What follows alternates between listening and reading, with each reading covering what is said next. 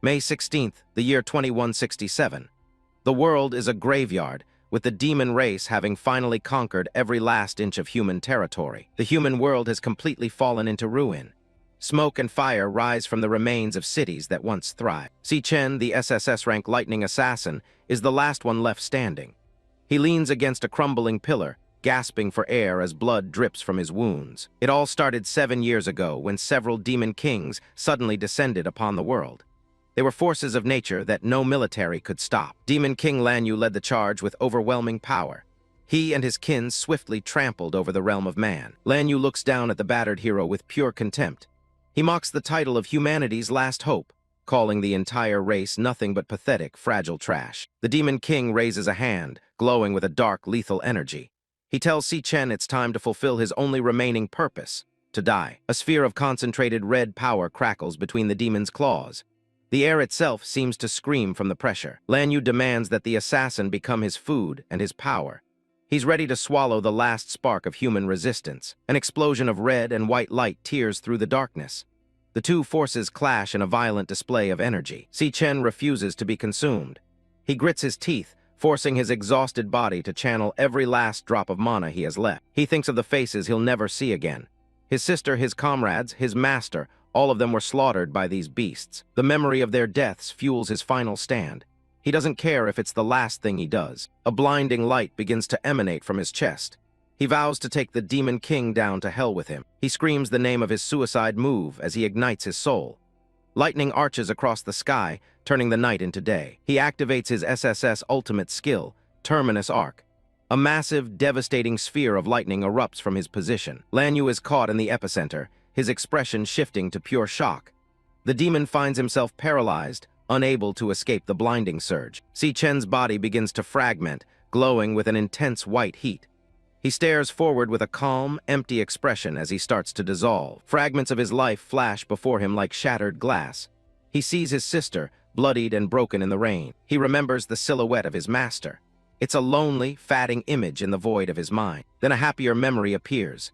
His parents and his sister when they were still a family. It's a world that feels like a lifetime ago. With his final breath, he whispers that they'll see each other soon.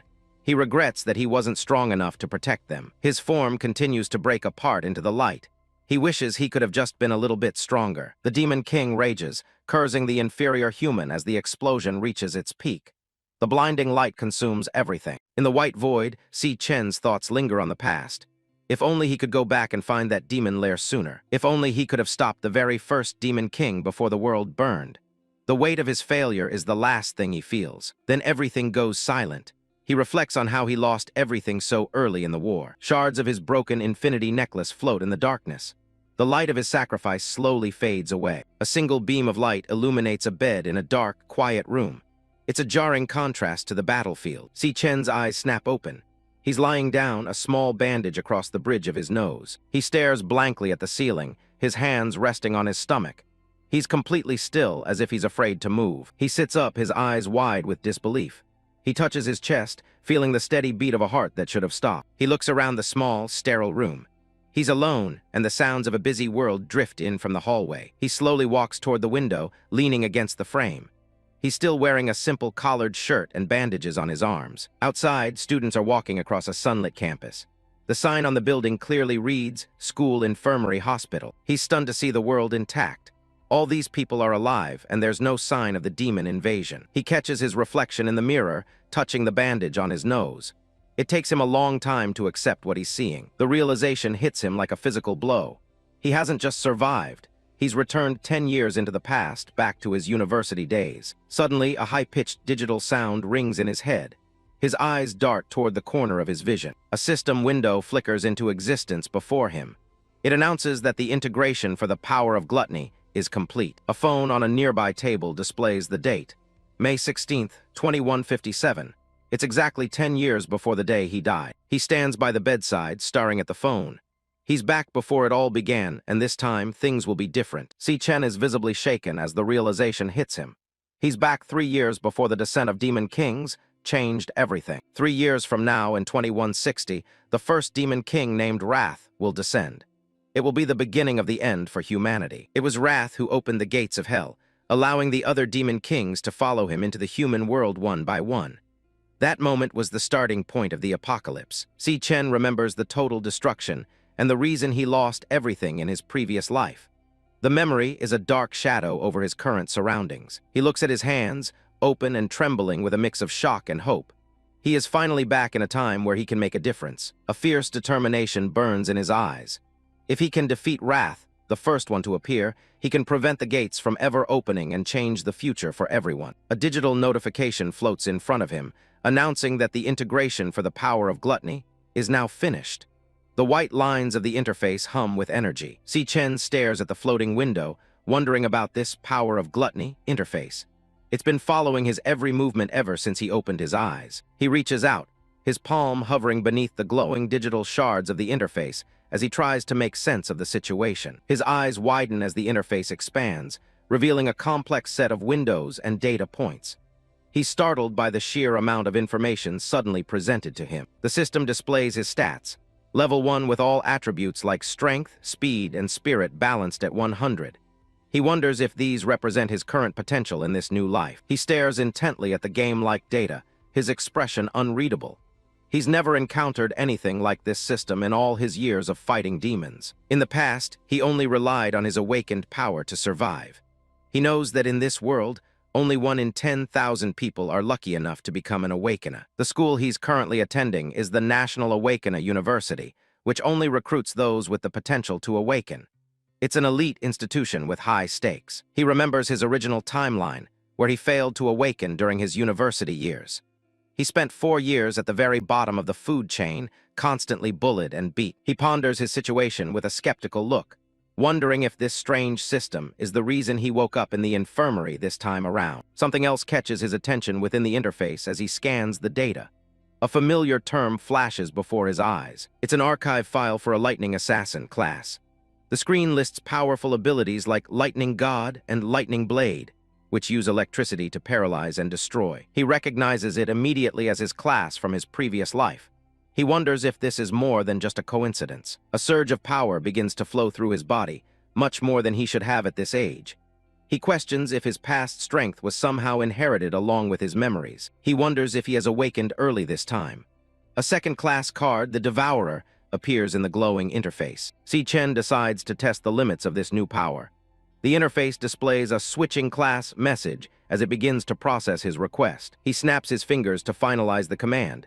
The system hums with a sharp digital sound. Suddenly, a student with glasses bursts into the room, looking surprised. This is Ma Long, a rank E flower chanter. Ma Long rushes to Si Chen's side, relieved that his buddy is finally awake. He frantically asks if his body is feeling okay after the beating he took. Si Chen realizes that he's the only one who can see the system interface floating between them. He reassures Ma Long that he's feeling fine. Ma Long is completely shocked, looking Si Chen up and down.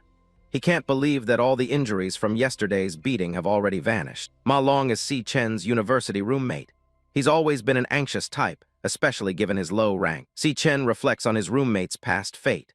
Ma Long was a bottom-tier Awakener who died tragically just 3 days after the Demon Kings arrived. Seeing him alive and well right in front of his eyes is a surreal experience. Ma Long adjusts his glasses, convinced that his friend has somehow grown stronger. Si Chen smiles faintly as he takes in the sight of his old friend. In this moment, he truly feels that he has returned to the past. Ma Long reminds him that they can't waste time because tomorrow is the rank test. He insists they get back and start preparing immediately. He drags Si Chen toward the door, emphasizing that the graduation evaluation is crucial even if he hasn't awakened yet. The roommate is full of nervous energy. The sun sets over the National Awakener University, casting a warm glow over the sprawling campus. It's a peaceful scene that feels like a dream. Students are gathered in groups across the campus, chatting and practicing their minor abilities. It's a lively environment filled with normal light. On the training field, a student demonstrates his strength by kicking a ball with such force that it creates a shockwave. Si Chen watches, taking it all in. Si Chen walks through the crowd, admitting to himself that it's been a very long time since he's seen so many living people. Ma Long looks at him with a confused, worried expression. Ma Long suggests they just take a walk around the playground to clear their heads. He's clearly weirded out by his friend's strange comments. Si Chen walks with a solemn expression, his thoughts returning to the future he once knew. He can never forget the day everything was lost. He looks back at a mental vision of the ruined future. He knows that if he does nothing, that same desperate fate will eventually come back for them all. A cold resolve settles over him. He knows he must take action immediately and increase his level as fast as humanly possible. In this era, there's only one proven way for an awakener to grow stronger. He must hunt and kill the monsters lurking within the demon lairs. Si Chen reflects on the current state of the world, where almost all demon lairs are monopolized by major guilds. This system leaves outsiders with virtually zero chance of leveling up on their own. He looks at the glowing system screen displaying his name and attributes. If these are indeed his current stats, he wonders how he measures up against other awakeners and the monsters he'll face. To regulate the distribution of power, the government has classified both awakeners and monsters into ranks. The hierarchy goes from S at the highest down through A, B, C, D, and E at the lowest. He notes that the vast majority of students at the university never progress past E rank. Only the occasional genius or those with substantial guild backing manage to reach D rank. Although he can estimate his strength based on his memories, he wonders what official rank he would be assigned today. The question of his current potential lingers as he walks. Si Chen glances at Ma Long, who is looking at him with a confused and curious expression. He is confident that his own power is already far beyond that of his roommate. Without warning, a soccer ball streaks through the air and strikes Ma Long directly in the face with a sickening thud. The impact is forceful enough to send the boy reeling. Ma Long collapses onto the ground, his glasses shattered and blood spilling from his nose. He groans in pain, clutching his face while the world around him blurs. A group of students watches from the nearby stairs, their laughter ringing across the courtyard. One of them shouts out, mockingly identifying Si Chen and Ma Long. The leader of the group is Gong Cheng, a muscular student with a buzz cut and dog tags hanging from his neck. He leans back with a smug grin, nodding that the two of them recovered surprisingly fast. Ma Long looks up at the group in pure terror, the realization of who they've encountered sinking in. He stammers about their terrible luck as he recognizes Gong Cheng. Si Chen remains silent, his back to the camera as he stares at the bullies. He recognizes these faces from his past, the ones who made his university life a living hell. Gong Cheng laughs, boasting to his friends that he knew these two were tough enough to handle a little fun. His eyes are fixed on the pair below with predatory interest. His tone turns sharp as he demands to know why they didn't bring him any drinks when they knew he'd be playing ball here. He expects absolute submission from those he deems weaker. Panic-stricken, Ma Long immediately begins to apologize, his voice shaking. He offers to run and buy the drinks for them right now, just to avoid further violence. Si Chen steps forward, his eyes burning with a cold fire as he tells Ma Long that he isn't the one at fault. He looks directly at Gong Cheng, refusing to back down. Chap 2, Gong Cheng watches from his seat on the stairs, surrounded by his laughing lackeys. He enjoys the feeling of power that comes from intimidating others. He repeats his comment about their fast recovery, his words dripping with a malicious edge. He's clearly looking for an excuse to start another fight. Ma Long is still trembling, his face a mask of fear as he laments their bad luck. He's already defeated in his own mind, conditioned by years of abuse. Si Chen doesn't look away from the group sitting above them. He knows exactly what kind of people they are and what they are capable of. Gong Cheng smirks at his companions, reaffirming his belief that these two are the perfect targets. He treats their suffering as nothing more than a source of entertainment. Si Chen's red eyes glow intensely as memories of the past begin to surface. The sight of Gong Cheng triggers a flood of dark, buried images from his previous life. A traumatic memory flashes back. Si Chen is underwater, bubbles rising as he struggles to breathe. The sounds of the world are muffled and distant as he panics. The flashback reveals Gong Cheng and his friends in a school bathroom. They are laughing as they forcefully hold Si Chen's head down into a sink full of water. In the memory, Ma Long is on the floor nearby, frantically begging the bullies to stop. He is helpless to do anything but watch as his friend is tortured. Gong Cheng looks back at Ma Long with a cruel smile, asking why he should stop. He mockingly claims that he's only helping Si Chen awaken his latent powers. He shoves Si Chen's head deeper into the water, ignoring his desperate struggles. He taunts him for being a failure who hasn't awakened even after all this stimulation. The bullies' laughter fills the room, a sharp and mocking sound that contrasts with the victim's silence. They find joy in the absolute control they have over their peers. Growing bored with their toy, the group decides to leave, joking about how pathetic Si Chen is. They walk away without a single shred of remorse for what they've done. Ma Long rushes to Si Chen's side as he lies gasping on the wet bathroom floor. He calls out his name, his voice filled with worry and relief that his friend is still alive. Drenched from head to toe, Si Chen's face remained shrouded in shadow. In a low, raspy whisper, he asked why people like this never knew when to let go, and why they were so hell-bent on tormenting others. He realizes that pure malice isn't something that only exists within the demon lairs. It's a force that is very much alive and well in the human world they are trying to protect. The thought hangs in the air against a backdrop of deep black. The realization that the world is inherently cruel is a heavy burden for him to carry once again. His question was like a spark striking the bullies' egos. Gong Cheng turned his head, his eyes flashing with an eerie green light as he smirked. He suggested to the group that they should play with Si Chen a little more. And that is how we end up with the scene of Si Chen lying broken in the infirmary. Cutting back to the present, the bulky student with the buzz cut and military tags leans back with a smug grin. He's demanding to know why his classmates didn't bring enough drinks for his ball game. Ma Long, a boy with messy brown hair and large round glasses, bows frantically. He stammers out an apology and offers to go buy the drinks right away to avoid more trouble. Si Chen, the black-haired student standing nearby, looks on with a sharp, cold gaze. He tells his friend that he isn't the one who should be apologizing. Gong Cheng's face drops into a dull, unimpressed stare. He can't quite believe what he just heard from someone he considers a nobody. Ma Long is visibly sweating, his eyes wide behind his glasses. He's terrified that Si Chen's sudden backbone is going to get them both into a world of pain. Gong Cheng steps forward, his body glowing with a sickly green energy as he activates his E-rank flower warrior ability. His arms transform into rough, bark-like wood, crackling with a primitive power. Si Chen's eyes flash a dangerous red as he focuses on his opponent. He doesn't look intimidated by the supernatural display at all. Gong Cheng is the type who only picks on the weak because his older brother is the student council president.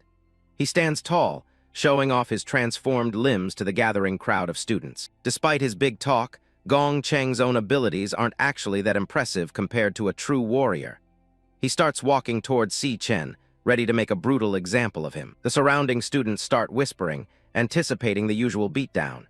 They fully expect Gong Cheng to stomp the two most useless guys in the school. It looks like a total mismatch. A low-rank awakener facing off against a weakling and a guy who hasn't even awakened yet. The onlookers can already see the outcome in their heads. Gong Cheng looms over Si Chen, his shadow stretching across the ground. The difference in their physical builds is massive, but Si Chen doesn't move an inch. Gong Cheng tilts his head back, glaring down at Si Chen with pure arrogance. He asks what exactly he just said, daring him to repeat it to his face. Si Chen looks him straight in the eye, his expression flat and unimpressed. He tells the bully simply not to come bother them ever again. That's all the excuse Gong Cheng needs to snap. He swings a massive, wood-armored fist towards Si Chen's head, determined to put the unawakened loser back in his place. A loud crack echoed across the court as the punch connected, but not with its intended target. Si Chen punched straight into the giant, wood-armored fist, stopping it dead in its tracks. A counterattack that was on a whole different level, executed with the ultimate cool of a young man. The impact sent a jolt of pain through the bully, forcing him to stumble back in agony. The crowd is stunned into silence, their eyes popping at the sight. No one can believe that an unawakened nobody just blocked a direct hit from Gong Cheng. Si Chen stands his ground, looking completely unfazed by the exchange. He watches the bully struggle to find his footing, his mind already calculating the next move. Gong Cheng's face twists in rage, unable to accept that he was just pushed back. He can't understand how an unawakened weakling could possibly challenge a ranker like him. Si Chen raises his hand, and a job switching notification appears in the air. He decides it's the perfect time to test out his new system on this loudmouth. The interface flashes, job switch complete, as Si Chen's stats are updated. He's now a level 1 electric assassin, and bolts of lightning begin to dance across his skin. Ma Long is absolutely losing it, his jaw hanging open as he watches his friend transform. He's never seen anything like this, especially not from someone who was supposedly powerless. Si Chen stands wreathed in crackling yellow electricity, looking every bit like the SSS-Rank killer he used to be. The air around him hums with lethal energy. Gong Cheng refuses to back down and activates his indestructible demon armor. His wooden arms grow spikes and thicken into a much more defensive, heavy form. He charges forward again, throwing what he calls his killer jab.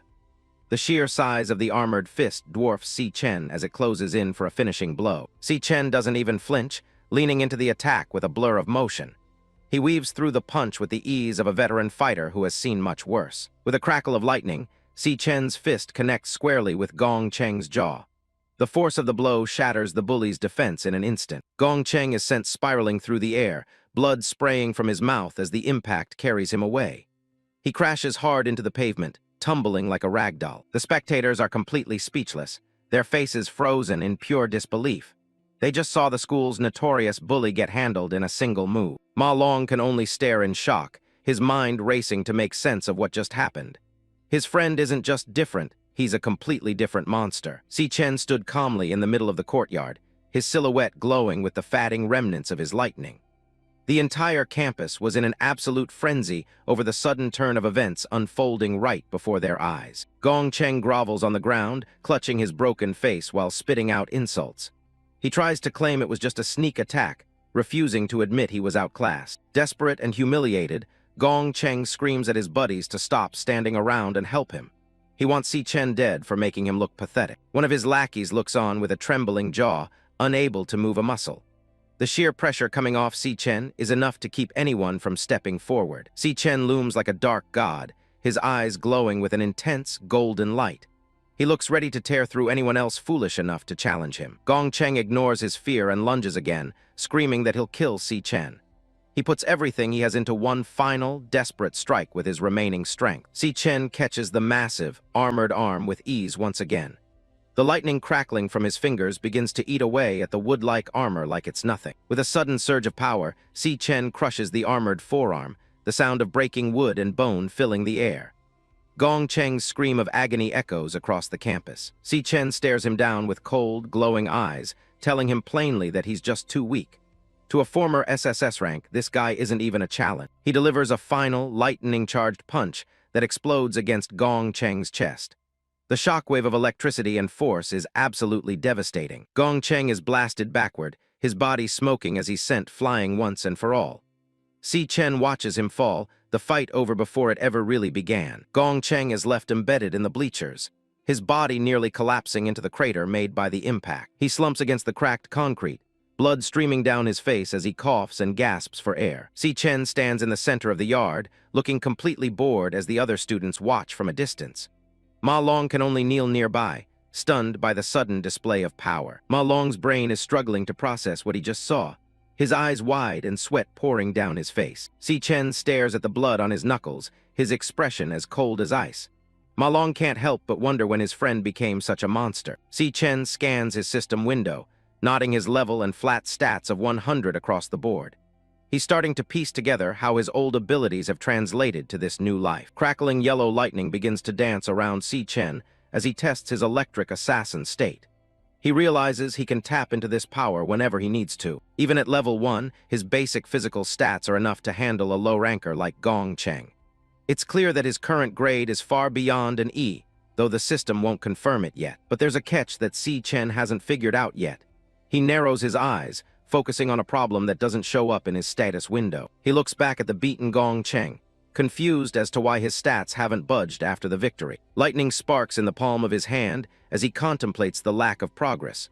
Something about the way he's gaining power in this timeline is different. Ma Long and the others are in a state of pure panic, yelling for Si Chen to stop before things get even worse. Si Chen doesn't listen, grabbing a terrified Gong Cheng by the throat while bolts of electricity arc across his arm. His eyes glow with a lethal, yellow light as he wonders if the method for gaining experience is the same as in his past. He raises a fist, the air humming with high-voltage energy as he prepares to deliver another brutal blow. A woman in a sharp blazer and black skirt approaches, her heels clicking against the pavement as she calls out to him. Lanyue, the vice president of the student council, steps in with a playful but firm smile. She tells Si Chen that Gong Cheng has had enough and that it's time to stop. She leans in with a wink, promising that the bully won't be bothering anyone again after a beating like that. Si Chen stands over his victim, his silhouette dark against the setting sun as Lanyue watches him closely. He meets her gaze with a flat stare, wondering why the student council is so quick to step in for a guy like Gong Cheng. As he walks away with Ma Long, Si Chen knows that mere deterrence isn't enough for people who don't know their place. If they aren't completely broken, they'll just keep coming back. Gong Cheng's lackeys cowered in a corner, paralyzed by fear.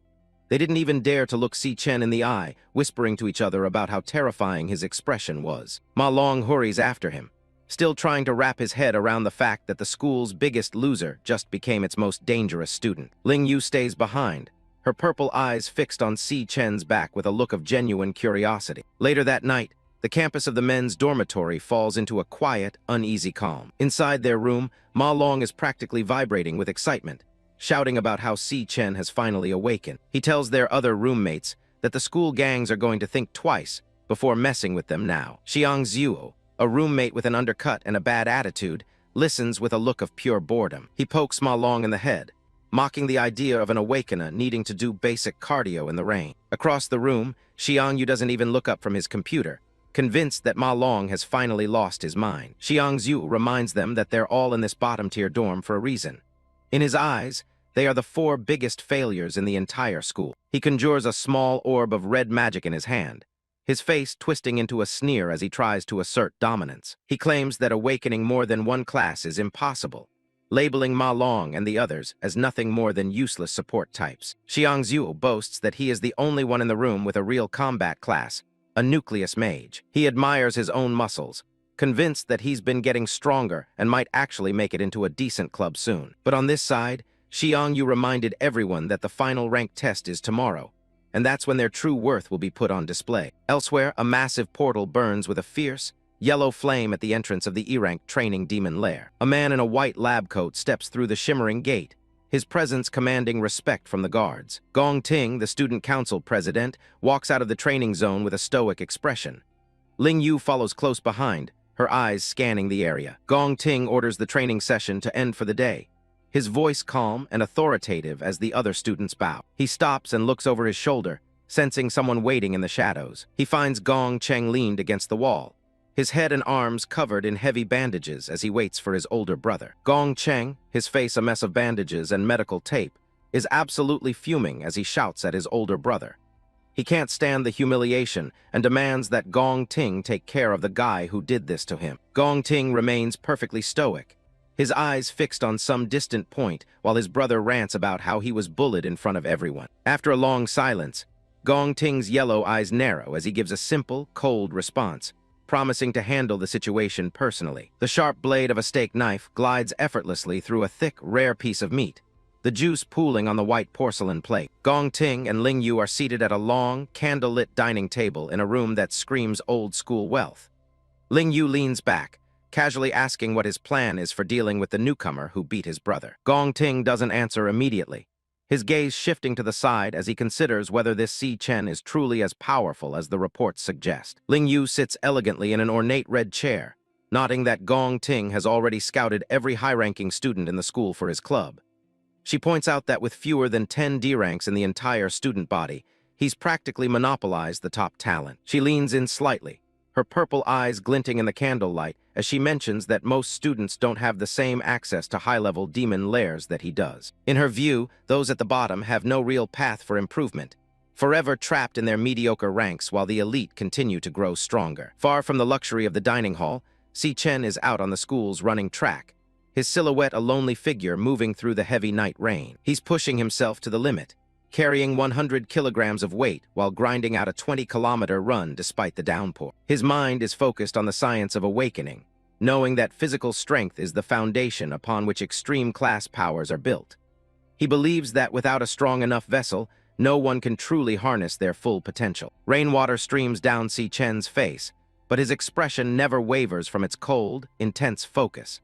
He knows that his current level of training is still nowhere near what he needs to face the horrors of the future. His thoughts drift back to the year 2160, a time of utter despair when the Demon King known as Wrath emerged from the demon lair to bring ruin to the world. In his memory, the sky is a hellish shade of red, filled with the massive, writhing tentacles of the Demon King as it begins its slaughter of humanity. The most painful memory is of his sister, Si Yun, lying lifeless in his arms under a gray, rain-slicked sky.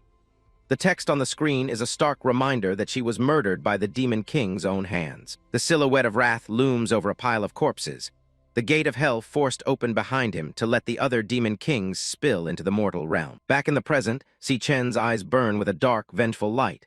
He has set a singular, absolute goal for this first stage of his new life. A demonic, star-marked eye stares back from the darkness of his memory, representing the monster that took everything from him. His mission is clear. he must kill Wrath. He calculates the time he has left, knowing that there are only 3 years before the Demon King's descent.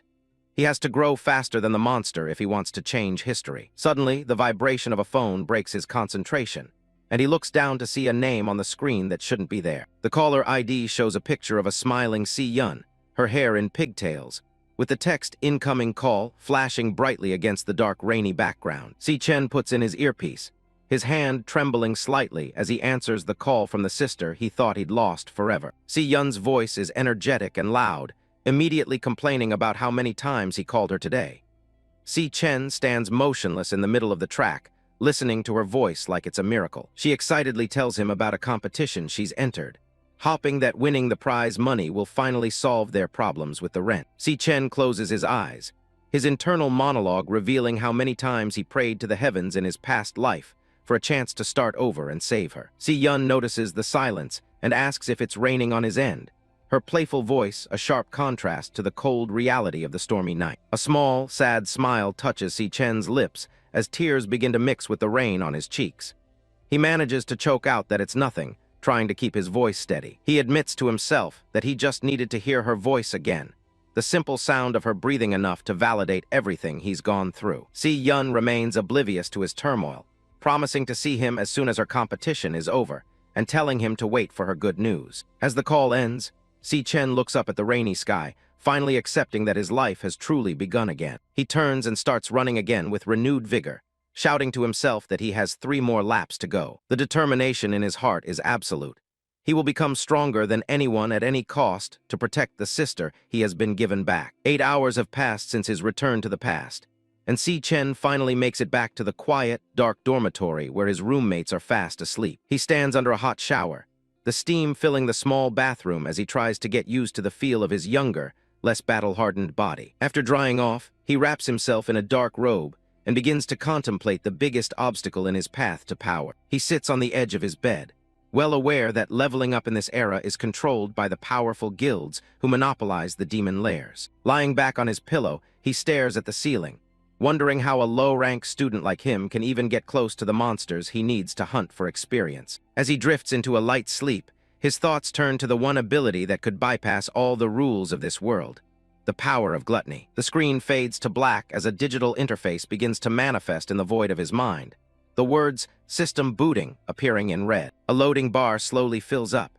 signaling the activation of a hidden part of his soul that has been dormant until now. The loading is complete, and the consciousness of Si Chen is plunged into a vibrant, red digital space, his body falling through a sea of data and fragments. The Gluttony System interface flashes across the screen in bold white letters, signaling the successful boot-up of the mysterious power. In the background, Si Chen is a tiny, falling figure against the glowing pink gradient of his subconscious mind. As he accelerated through the void, Si Chen's face was filled with shock, his body tensing up in preparation for the unknown transition. The wind from his descent shrieked past him as the digital space began to solidify. He lands with a dynamic crouch, dark energy splashing up from the ground like liquid fire around his legs. The impact sends a shockwave through the thick red mist that blankets the floor of this strange dimension. A colossal, thorn-covered pillar rises from a sea of blood-red water, its jagged peak lost in the swirling purple clouds far above. Si Chen stands at its base, a small black silhouette completely isolated in the middle of this vast, nightmarish landscape. Si Chen looks around in disbelief, his brow furrowed as he tries to piece together how he traveled from his bed to this hellish space. He stands in his dark robe, his red eyes scanning the unfamiliar horizon for any sign of life or an exit. Cutting back to the reality of the dormitory, the roommates wake up to find Si Chen's bed empty once again. Ma Long adjusts his glasses and awkwardly suggests to the others that Si Chen must have headed out for another one of his grueling runs. Si Chen woke up in the middle of a pitch-black void. One moment he was fast asleep in his dormitory, and the next, he found himself plummeting through an endless darkness. He sticks the landing on a vast, blood-red sea. Behind him, a massive, jagged tower of bone and stone pierces the crimson sky. He looks around in total confusion. He was just in his bed a second ago, and now he's standing in a nightmare. The tower looms over him, its surface covered in twisted, demonic carvings. He wonders what kind of place he's stumbled into. Suddenly, something stirs beneath the red waves. A pair of skeletal, pale creatures crawl out of the water, eyes fixed on him. The system identifies them as death hounds. They're only E-rank, but they look hungry enough to rip a man apart in seconds. A screen pops up. The system is switching his class. Yellow lightning begins to spark and coil around his hands. The switch is complete. Si Chen is now a level 1 lightning assassin, and he's not waiting around to see what the hounds do next. The monsters lunge at him from all sides. They're fast, but the lightning surging through his body makes him faster. Si Chen blurs into a streak of electricity.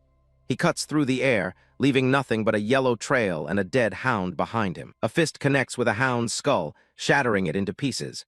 A notification confirms he's already picking up loot from the kills. He keeps moving, a whirlwind of strikes and electric shocks.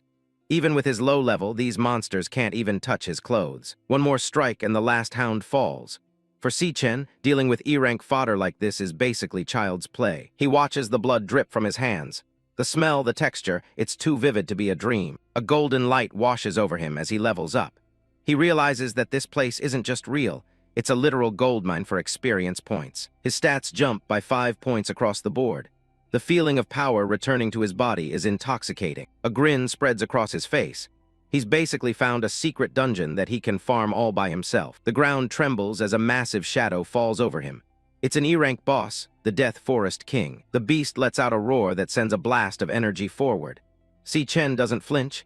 He's ready to see how far he can push himself. He dodges the attack and delivers a series of lightning-fast counters. Each hit drains the boss's health, and the experience points start rolling in. The boss goes down, and another golden light signals his third level up. He's climbing the ranks faster than anyone in history. The victory screen pops up, showing off his new loot.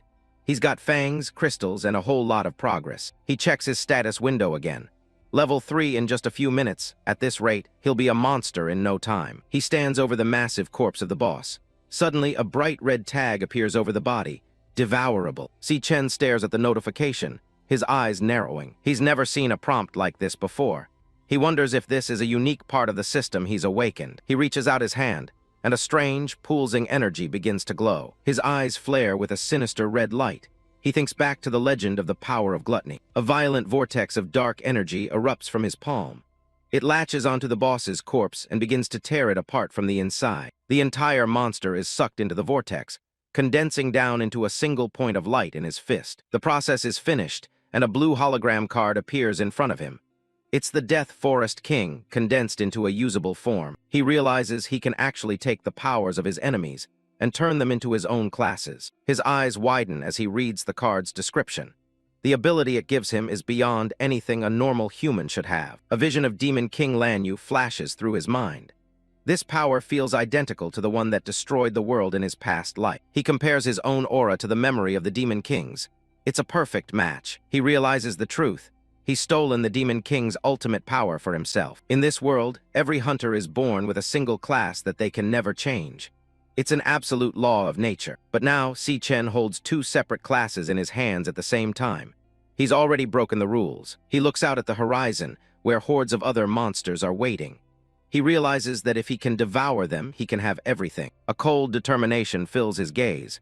He won't just be a hero, he'll possess every class in existence. He looks up at the sky, wondering why he was chosen to carry this terrifying burden. He turns back toward the massive demonic tower. It stands there like a silent challenge, waiting for him to step inside. Si Chen is immediately hit with a heavy, suffocating pressure as a massive silhouette looms over him. He can barely stand under the weight of the raw power radiating from the figure. He looks up, sweating, as he realizes he's outclassed. He wonders what could possibly be generating this much killing intent in a place like this. A towering figure in tattered robes emerges from a burst of purple flames.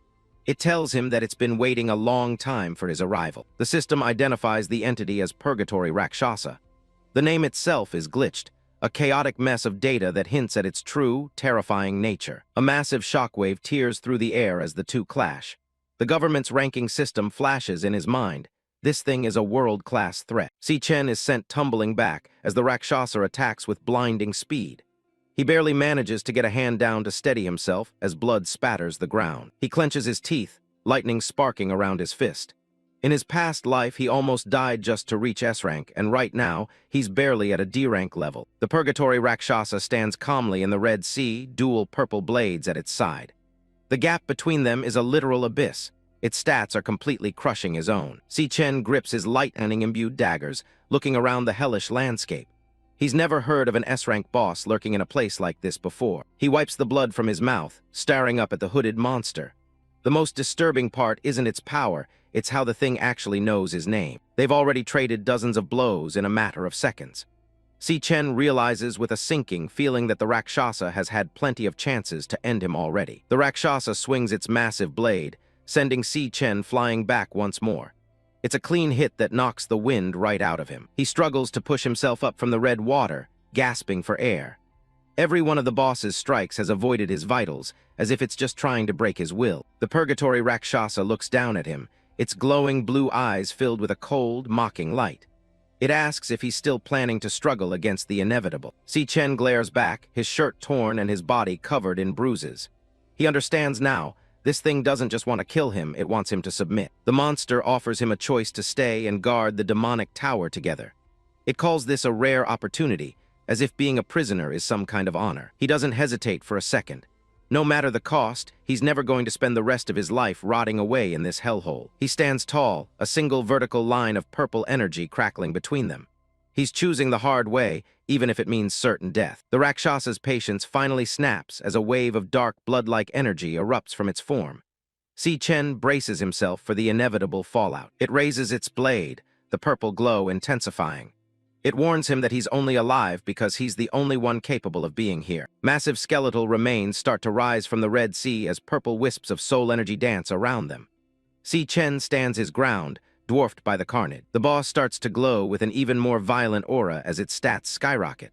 It gives him one last chance to either stay or be crushed into a pulp. Colossal boulders are ripped from the ground, hovering in the air behind the Rakshasa. It looks like a god of destruction preparing to wipe out an ant. Si Chen's eyes glow with a fierce yellow light as lightning starts to dance across his skin. He makes his final choice right then and there. He chooses to kill it. He launches himself forward, a blur of electricity cutting through the crimson air. The Rakshasa called his effort ridiculous, as it controlled a barrage of dark energy and floating boulders, sending them hurtling straight towards Si Chen to crush him. The entire area was consumed by the collision, but Si Chen didn't flinch for a second. He transformed into a streak of lightning, using the floating boulders as stepping stones to charge straight ahead. The boss prepares another swing, its massive blade raised high. Si Chen keeps his eyes locked on the target, analyzing every single movement. He's been watching closely since the very beginning of the fight. He's already seen through the monster's attack patterns. He's timed it down to the millisecond.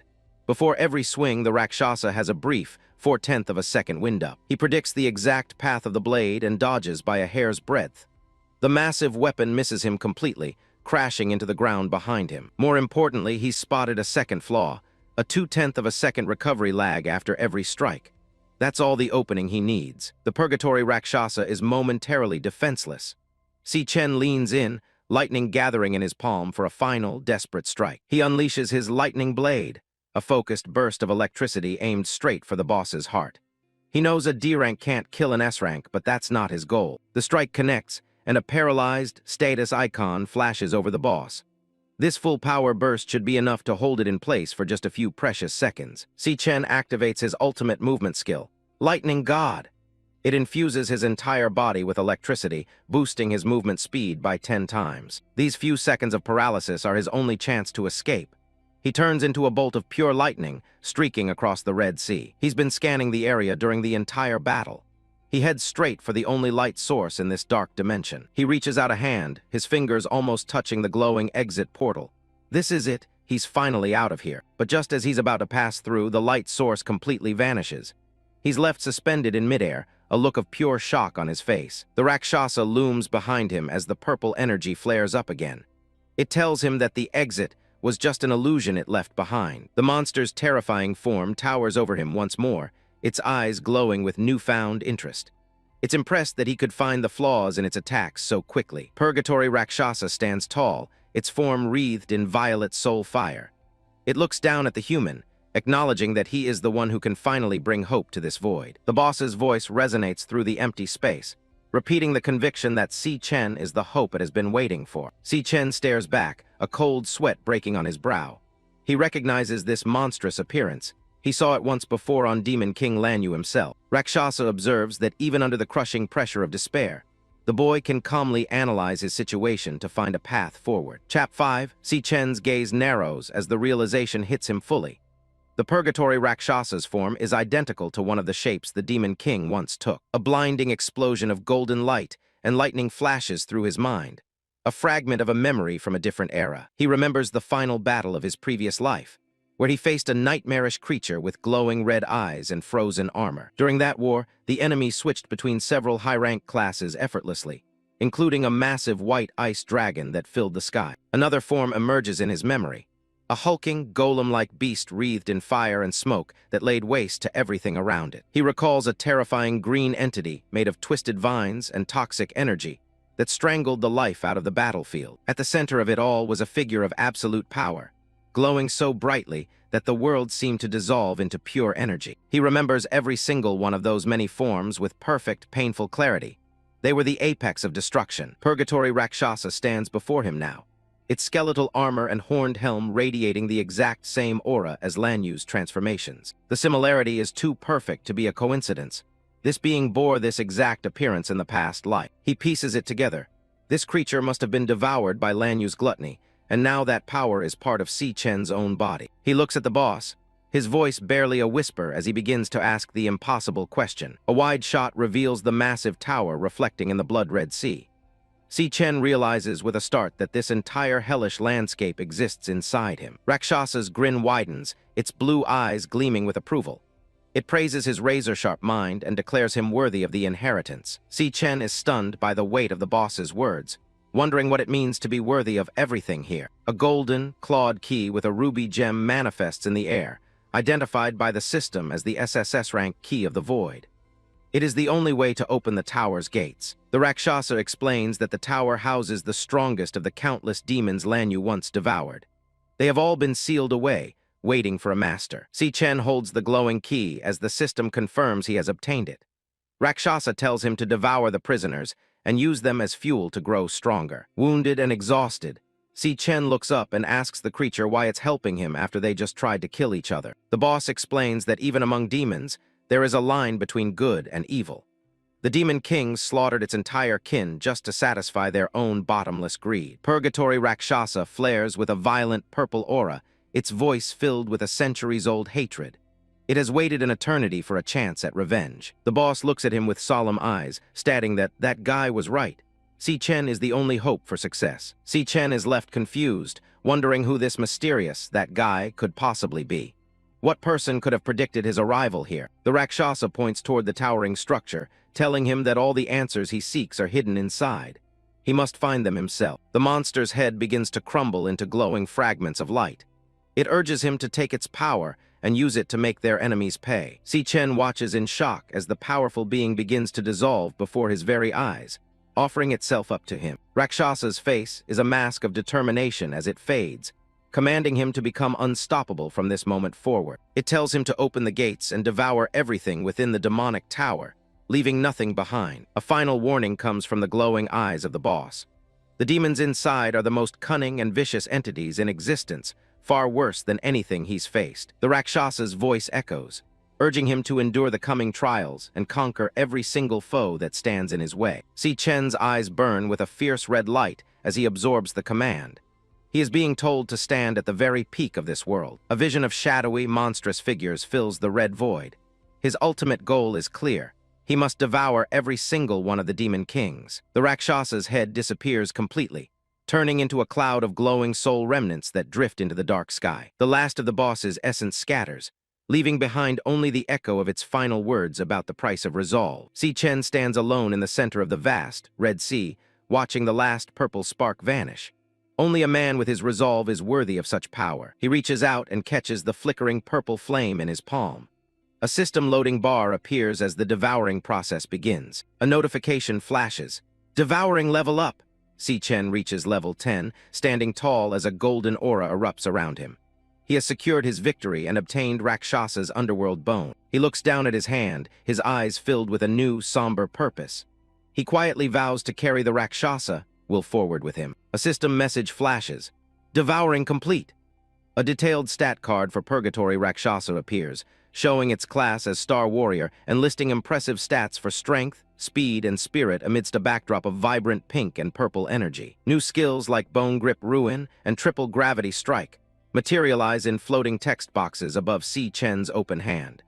He stares at his palm, his resolve hardening as he promises to make his enemies pay in blood. Sunlight streams through the dormitory window, marking the arrival of a high-stakes morning. Si Chen's eyes snap open as a booming voice echoes through the room, demanding everyone get out of bed immediately. He sits up in his bunk, his mind a blur as he tries to process the shift from the chaotic tower back to the quiet dorm. The room is a flurry of activity as students scramble to get ready, while Si Chen remains frozen, questioning if his return is real. He pulls back his shirt to inspect his chest, finding that every brutal wound he sustained in his dream has completely healed. A system window flickers into view, confirming his level has jumped to 10, and showing all the rare class cards he scavenged are still in his possession. His stats have seen an incredible boost, leaving him curious about how the school's official evaluation will rank him now. Suddenly, a sharp call from across the room cuts through his thoughts. It's Xiang Zuo, his arrogant roommate, who starts mocking him with a predatory grin about some big talk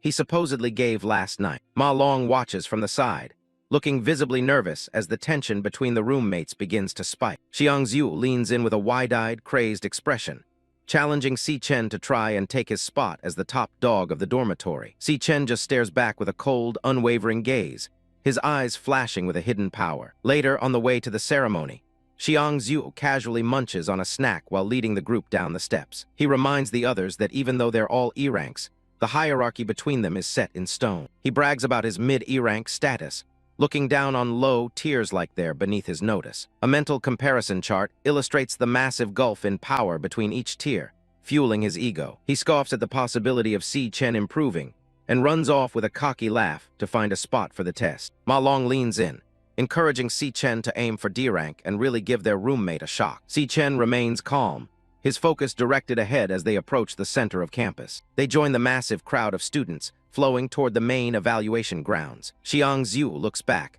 appearing annoyed that his boasting hasn't drawn more of a reaction. The plaza is packed for the official rank test ceremony, with a giant blue screen announcing the day's events. Near the entrance, a group of students is causing a scene by aggressively shoving others out of their way. These are the lackeys of Gong Cheng, known for being the most notorious bullies in the school. But the moment Xiang Zuo caught a glimpse of this crowd, the big brother of the dorm, tough guy act he'd been putting on instantly shattered. Si Chen walks past them without a word, his expression as cold as ice. The bullies look like they've seen a ghost, sweating profusely as they tremble in his presence. In a shocking display of submission, they drop into deep bows and shout a respectful greeting to their big brother. Xiang Zuo is frozen in place, his mouth hanging open as he tries to process what just happened. Ma Long and the others can only watch in disbelief, as the school's meanest students treat Si Chen like royalty. Si Chen doesn't slow down, his gaze shifting as another voice calls out to him with clear hostility. A student council officer named Jiang Jian steps forward, sporting a smug smile and a loud, floral shirt. He mentions an incident from the day before, making it clear he's here to remind Si Chen of his place. The surrounding students start to panic, recognizing the high-ranking officer in their midst. Xiang Zuo and Ma Long whisper among themselves, terrified of Jiang Jian's reputation as a D-rank powerhouse. The air feels heavy with pressure as the officer closes the distance between them. Jiang Jian leans in, claiming his sense of smell is sharp enough to detect a true powerhouse from miles away. He gets right in Si Chen's face, his expression twisting into pure contempt as he continues his taunt. He repeats his boast about smelling true strength, making sure everyone around can hear him. Then he drops the insult, telling Si Chen that all he smells is the sour stench of a permanent bottom feeder. Si Chen doesn't flinch, looking him dead in the eye and asking if he's some kind of dog. The officer's smug mask shatters instantly, his face turning red with explosive rage at the insult. A voice rang out, stopping Jiang Jian in his tracks before the confrontation could escalate any further. Gong Ting, the student council president,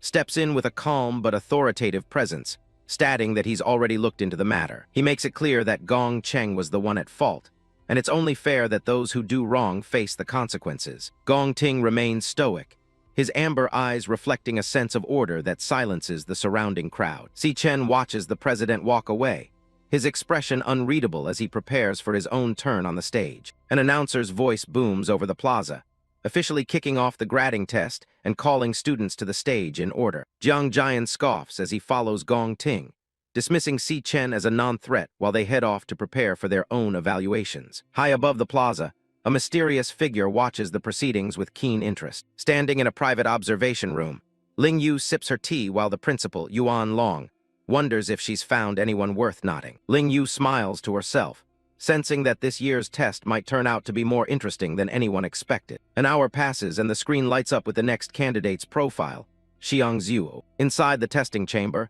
Xiang Zuo focuses all his energy into his hand, his face strained from the effort. He enters the dimly lit room, his silhouette illuminated by the strange blue glow of the equipment. The air inside crackles with power as he begins the activation process for the evaluation. In the center of the lair hangs the demon heart, a grotesque cable-linked mass designed to absorb and measure an awakener's raw energy. Xiang Zuo lets out a shout, releasing every ounce of power he possesses toward the pulsating organ. A blinding flash of light erupts as the demon heart drinks in the energy.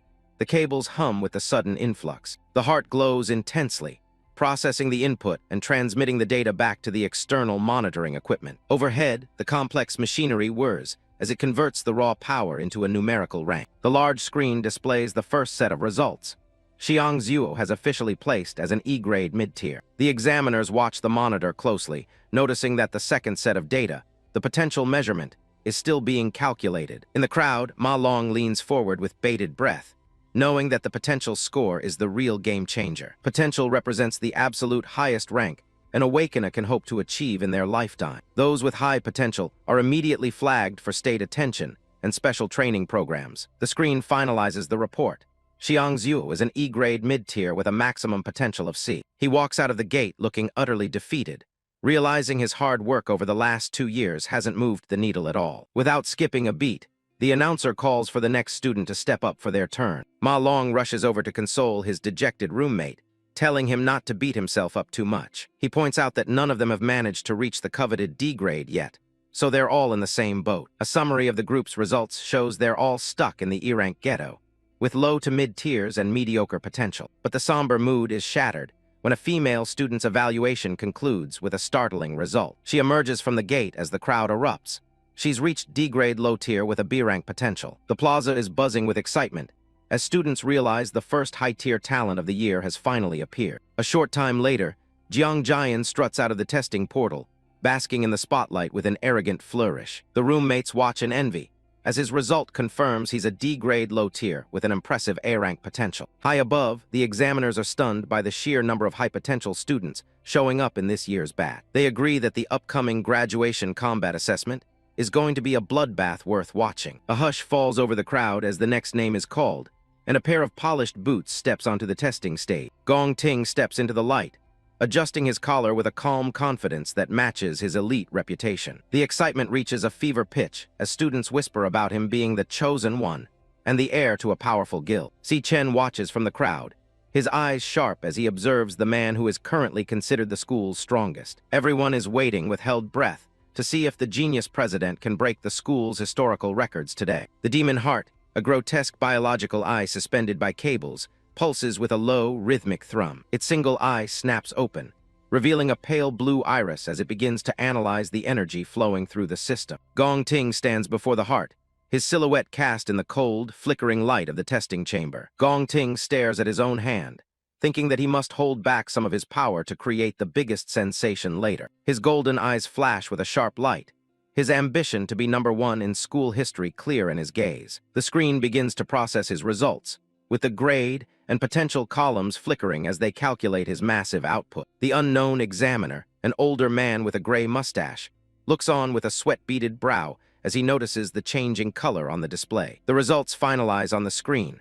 Gong Ting has achieved a D-grade high-tier rank with an unbelievable S-rank potential. A roar of disbelief and excitement erupts from the crowd as this rank flashes brightly, signaling a talent level never seen before. Jiang Jian and other students scream in pure shock, chanting "Long live the president," as they witness what they believe is a historic moment. Ma Long stares at the screen with his jaw dropped, unable to believe that their school has actually produced an S-rank potential user. The examiners are equally stunned, discussing whether they should report this directly to their superiors. The crowd continues to cheer, with many students realizing that Gong Ting will now be considered a national treasure and protected by the state. Gong Ting steps away from the stage, a faint, knowing smirk on his face as he hears the news of his Imperial Guild lineage being mentioned. From the high observation deck, Yuan Long and Ling Yu look down at the bustling plaza, noting the sheer number of talents appearing this year. Yuan Long, the National Awakener University principal, smiles through his gray beard,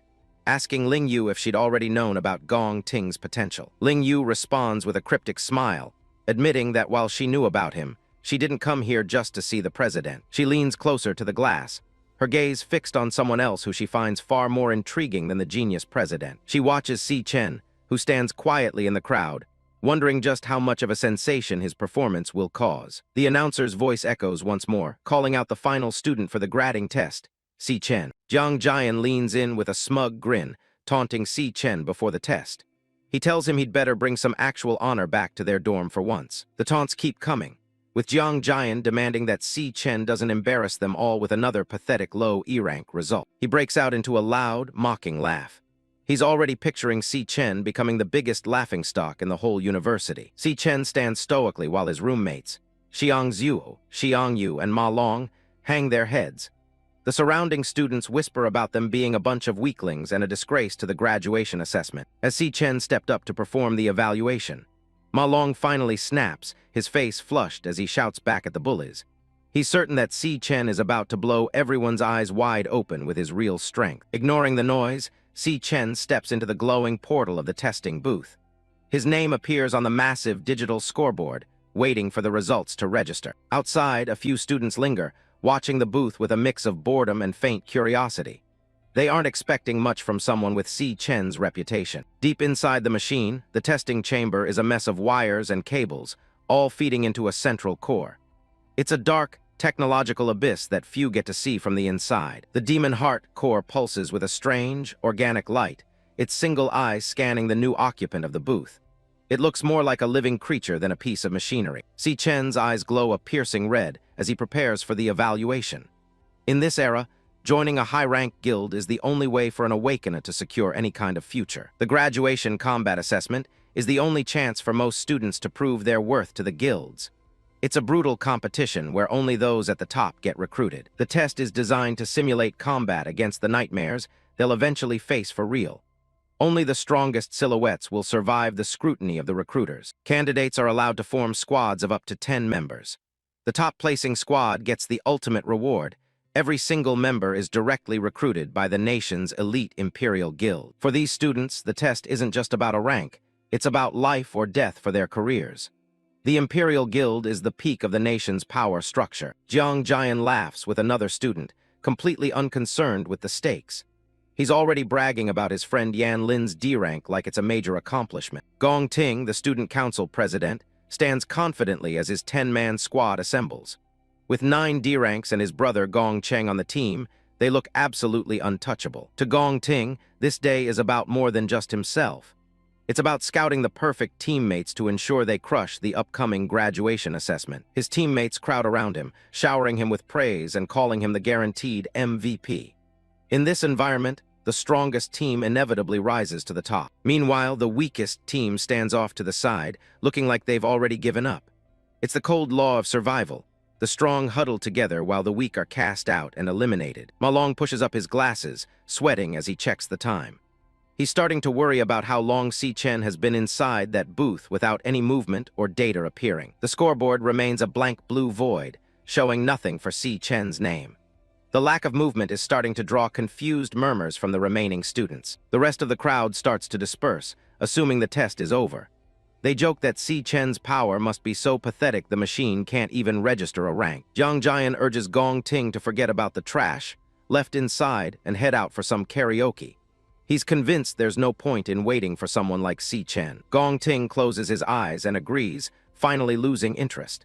He tells Jiang Jian to call the rest of the team together so they can leave. Suddenly, a loud static buzz fills the air as the scoreboard begins to flicker violently. The system seems to be struggling to process a massive influx of data. A bold D slams onto the screen, labeling Si Chen as a high D rank. The unexpected result stops everyone in their tracks. Ma Long and the others stare at the board, their eyes wide and jaws dropped in absolute shock. They weren't expecting this kind of turn around. Ma Long points at the screen and screams in triumph. He knew Si Chen wasn't just some E-rank weakling, and now the proof is right there for everyone to see. Gong Ting and Jiang Jian whip around, their smug expressions replaced by pure confusion. A high D-rank result for a supposed loser shouldn't be possible. Inside the booth, the wires start to spark as the system detects instability in the demon heart. It requests a retest, unable to handle the sudden surge of energy from the candidate. Si Chen watches his level 10 base stats, 150 across the board, pop up on his HUD. Even in his basic, unswitched form, he's already at level 10 and equivalent to a high D rank. He reaches out his hand, initiating the class switching process as blue sparks dance around his fingers. The loading bar on his display quickly fills up. The transformation completes, and Si Chen emerges as the infernal Death King. His appearance shifts, half his face covered by a spectral bone mask as freezing energy radiates from his body. The scoreboard outside glitches again, the digital D fracturing as it tries to keep up with the new power spike coming from inside the booth. The rank jumps upward, settling on a solid C for mid-C rank. The crowd outside can't believe their eyes as the ranking continues to climb. A collective roar of "What?" erupts from the students. They're witnessing a rank jump that defies everything they know about the testing process. Gong Ting stares at the board with a look of genuine disbelief, his composure finally cracking. Next to him, Jiang Jian looks like he's about to have a heart attack. The professors and examiners are sweating, frantically checking their equipment.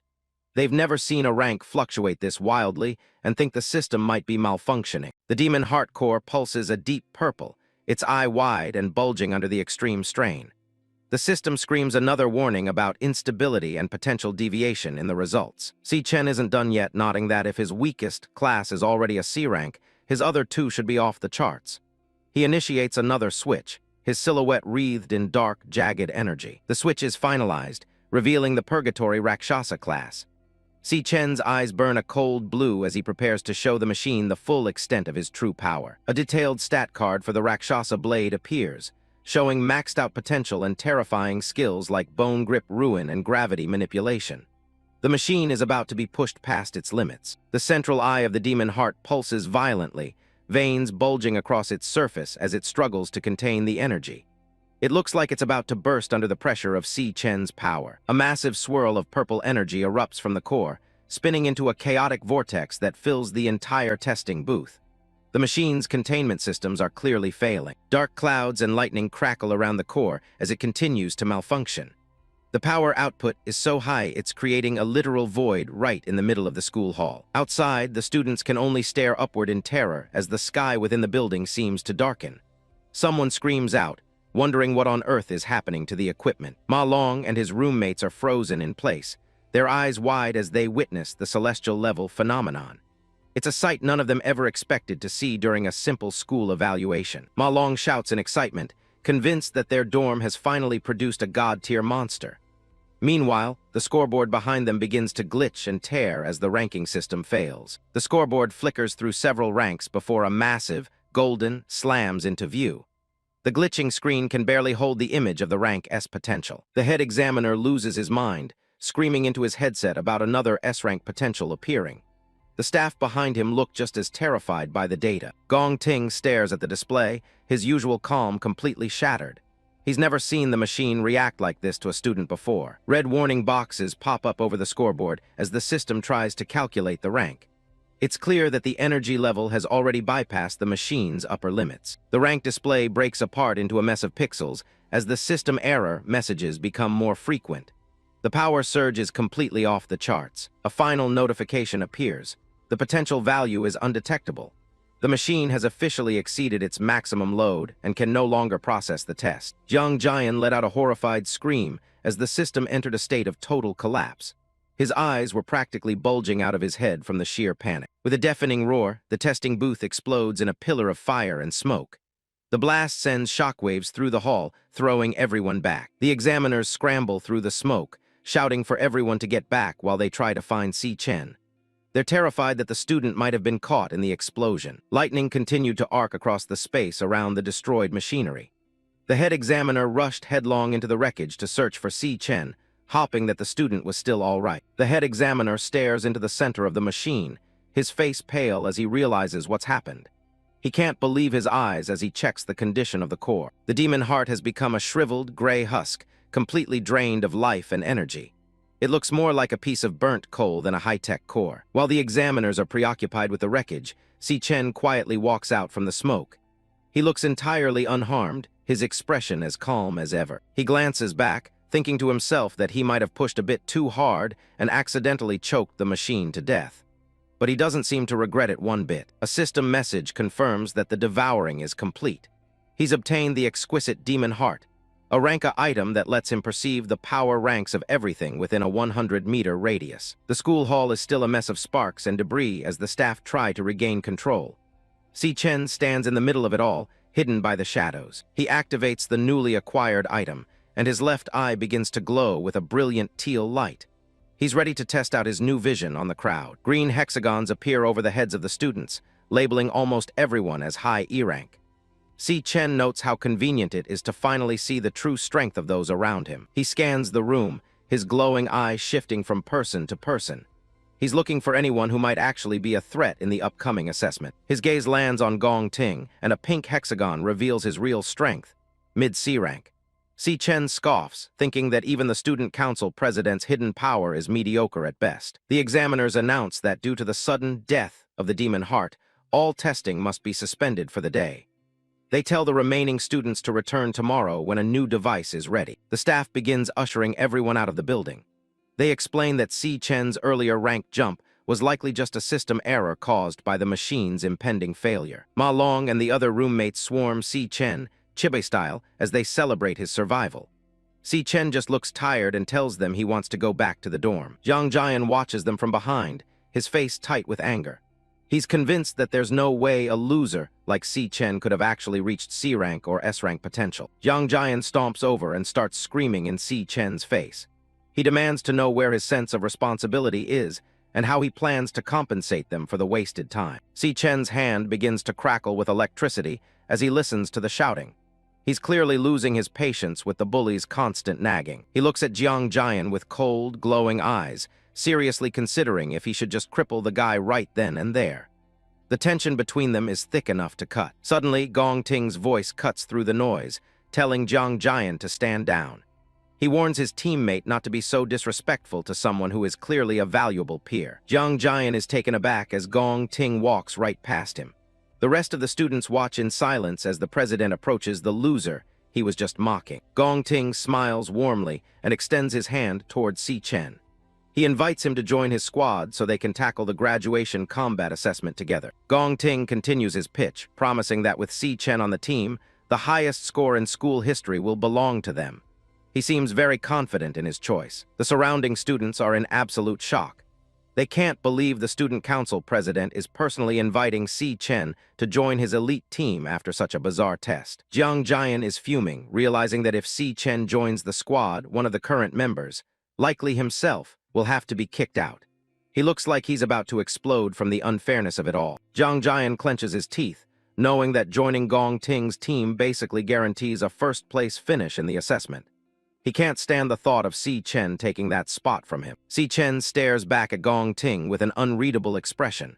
He doesn't look particularly impressed by the offer or the prestige that comes with it. Despite his rage, Jiang Jian realizes he has to give face to Gong Ting and can't openly object.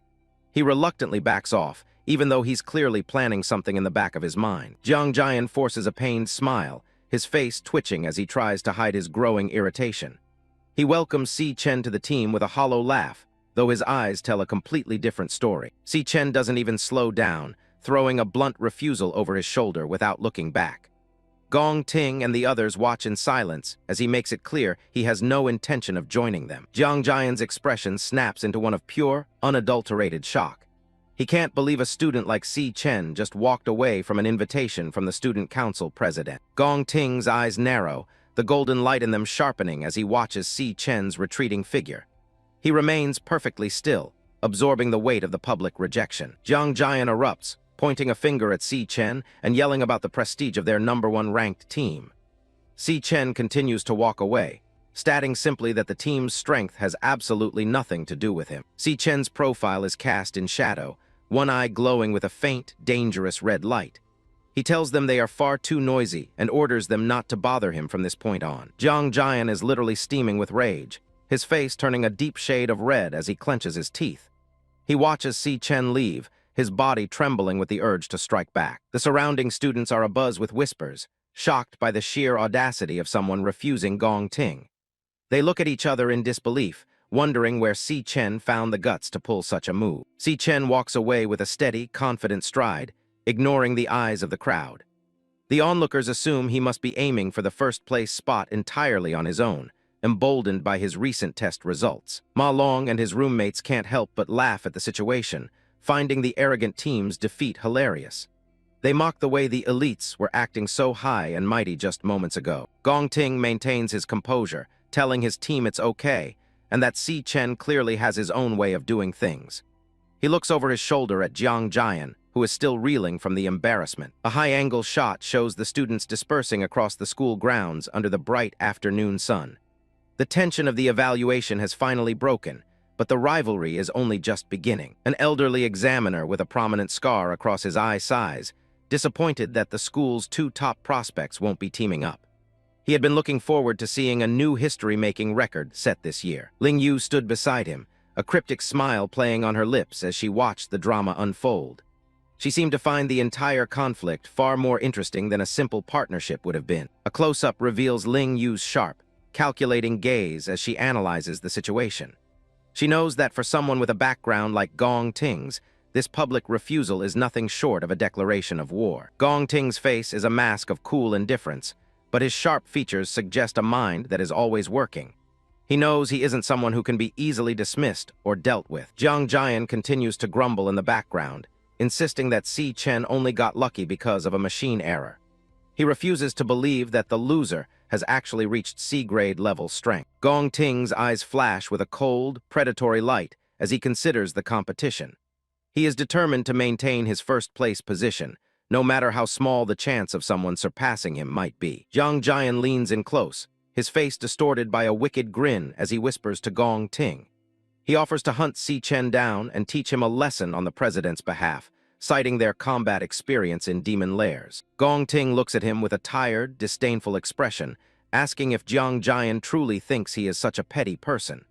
Jiang Jian immediately recoils, stuttering out an apology as he realizes he overstepped. Gong Ting turns his back on the group, stating that he's no longer in the mood for their planned karaoke outing. He walks away, leaving the rest of the team to handle their own arrangements for the day. A close-up of Gong Ting's eye shows a piercing yellow glow as he makes his final stance clear. He declares that whatever Si Chen does from now on is irrelevant and has nothing to do with him. Jiang Jian stands frozen, his mouth slightly agape as he watches his leader walk away. He feels the weight of the rejection, but his mind is already turning toward a different path. The shadow returns to Jiang Jian's face as a wide, sinister smile spreads across his lips. He whispers to himself that he understands, clearly interpreting Gong Ting's words as a green light for his own revenge. 10 minutes later, a white-haired student finds Jiang Jian sitting on a set of stairs outside. He reports that Si Chen has already left the school premises. The white-haired underling confirms that he overheard Si Chen saying he was going home for a bit. He adds that Si Chen didn't even stop to eat before heading out. Jiang Jian crushed an empty soda can under his boot with a satisfying crunch. He laughed to himself, feeling as though the heavens themselves were granting him a once-in-a-lifetime opportunity. Jiang Jian's eyes bulge with a manic intensity as his grin widens further. He's thrilled by the fact that Si Chen is now outside the protection of the school grounds. Si Chen walks calmly with earbuds in, unaware of the eyes on him, or perhaps simply indifferent. He reflects that being away from the school makes it much more convenient to deal with pests ruthlessly. He strolls along a chain-link fence, the urban landscape of the city stretching out around him. He seems focused on a goal far beyond the petty squabbles of the academy. A flashback reveals Si Chen's memories of his past life, where a Peak Guild team was conquering a demon lair in Saint He country. The ground is cracked, and the atmosphere is heavy with dark energy. The silhouette of the guild team is shown entering a massive, cavernous demon lair. Inside, they encountered a powerful entity that no one had ever seen before. A giant, swirling pink eye of pure malevolence fills the frame, pulsating with a terrifying power. This is the demon known as Wrath, one of the greatest threats from Si Chen's previous existence. Massive, multi-eyed tentacles erupt from the ground, effortlessly tearing the elite guild team apart. It was a complete annihilation, with the demon eventually descending upon the human world to wreak havoc. Si Chen considers the limited information he currently possesses about wraths, location, and arrival. He knows he must act quickly if he wants to change the future. Standing alone in the present, Si Chen begins formulating a plan to locate the demon lair early. To start this plan, he realizes he first needs to secure a specific resource. Si Chen arrives at a large, classical-style building with a gold sign reading Mithril Monster Exchange. He acknowledges that his first priority is to acquire a large sum of money. He walks through the grand entrance, nodding that this exchange will eventually become the largest material hub in the country. For now, it's just a place for him to offload his loot. The interior is filled with racks of medieval-style weapons, shields, and armor pieces for sale. Si Chen walks toward the counter, looking out of place in his school uniform. He places several sharp, curved monster claws and teeth onto the padded counter. These are the drops he managed to scavenge, and they are his ticket to quick cash. The appraiser, a man in a bow tie and glasses, stares at one of the claws through his lens in absolute shock. He looks up at the student, demanding to know where such a high-quality item came from. Si Chen stands calmly at the counter, explaining simply that the items were dropped by a monster. The appraiser and his assistant exchange confused glances, unable to believe a student would possess such rare materials. Little Li, the pink-haired assistant, identifies the item as a drop from an E-grade cloud-type monster. She recognizes the material as Sangson's Fang, a common but useful monster part. The appraiser waves his hand dismissively while lecturing Little Li on the uses of the Fang. He explains it can be used for scepters or ground into powder, but he clearly thinks it's beneath his expertise. He continues his haughty lecture, adjusting his red bow tie with a gloved hand. He boasts about the exchange's VIP system and how he usually only handles high-grade goods of D-grade and above. A close-up shows the appraiser's eyes narrowing behind his glasses as he laments the lack of high-grade customers recently. He's obsessed with his promotion to supervisor and sees Si Chen as a waste of time. Si Chen looked down at his phone with a look of pure boredom, completely ignoring the appraiser's posturing, even as the man continued to stare at him and lament his own bad luck for constantly running into troublesome pests who offered zero benefit to his promotion plans. The appraiser turns his back and walks away, carelessly tossing the responsibility of finishing the transaction to Little Li. He gives her a backhanded encouragement, telling her he has high hopes for her while he ducks out of the minor task. Little Li leans over the counter and hands Si Chen a sleek black bag with Mithril Monster Exchange, printed in gold. She politely hands over the payment and asks if there's anything else he needs assistance with. Si Chen stares at the digital display on his phone, showing a balance of $18,000 for 18 fangs. He knows this sum is exactly what he needs to solve his immediate rent problems. He raises his hand, and a surge of pinkish-white digital energy begins to gather around his palm. He prepares to bring out his real reason for visiting the exchange today. With a sharp sound, Si Chen summons a massive, jagged greatsword with a purple glowing blade that hums with power. He asks Little Li to take a look at this next item, catching her completely off guard. Little Li's eyes go wide, and her jaw drops as the sheer weight and aura of the weapon fill the room. She can barely find the words to describe the intimidating purple blade. A close-up of the sword's guard reveals intricate, tooth-like spikes and a dark, organic texture. Little Li stammers that she's never seen anything like it, guessing it must be at least B-grade, or maybe even A-grade. The appraiser rushes back, sweat beads forming on his forehead as he yells at Little Li for even dreaming of an A-grade weapon.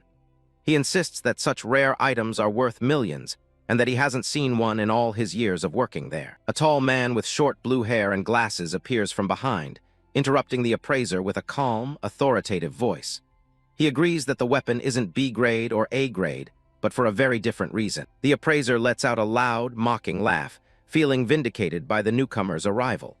He assumes the boss is just going to confirm that Si Chen is bringing out junk. Qingzhai adjusts his glasses, his sharp gaze fixed on the greatsword with professional intensity. He identifies the weapon as S-grade equipment, forged from materials found only in the Purgatory lands. The appraiser's face turns pale and his eyes bulge out of his head as the reality of the situation hits him. Little Li covers her mouth in shock as the word S-grade echoes through the room. A close-up shows Qingzhai's hand firmly grasping Si Chen's in a formal and respectful handshake. The power dynamic in the room has shifted instantly. Qingzhai breaks into a professional, welcoming smile as he greets Si Chen as a distinguished guest. The appraiser can only watch from the background with a look of utter defeat and disbelief. He gestures toward a back hallway, inviting Si Chen to follow him to a private VIP room for a more serious discussion. Little Lee struggles to carry the massive purple greatsword behind them as they move through the store. Si Chen watches the blue-haired man with a faint, knowing smirk playing on his lips. He thinks to himself that the person he was waiting for has finally shown his face. A focused profile of Qing Zhai shows a man of calm intelligence and high status within the Mithril Guild.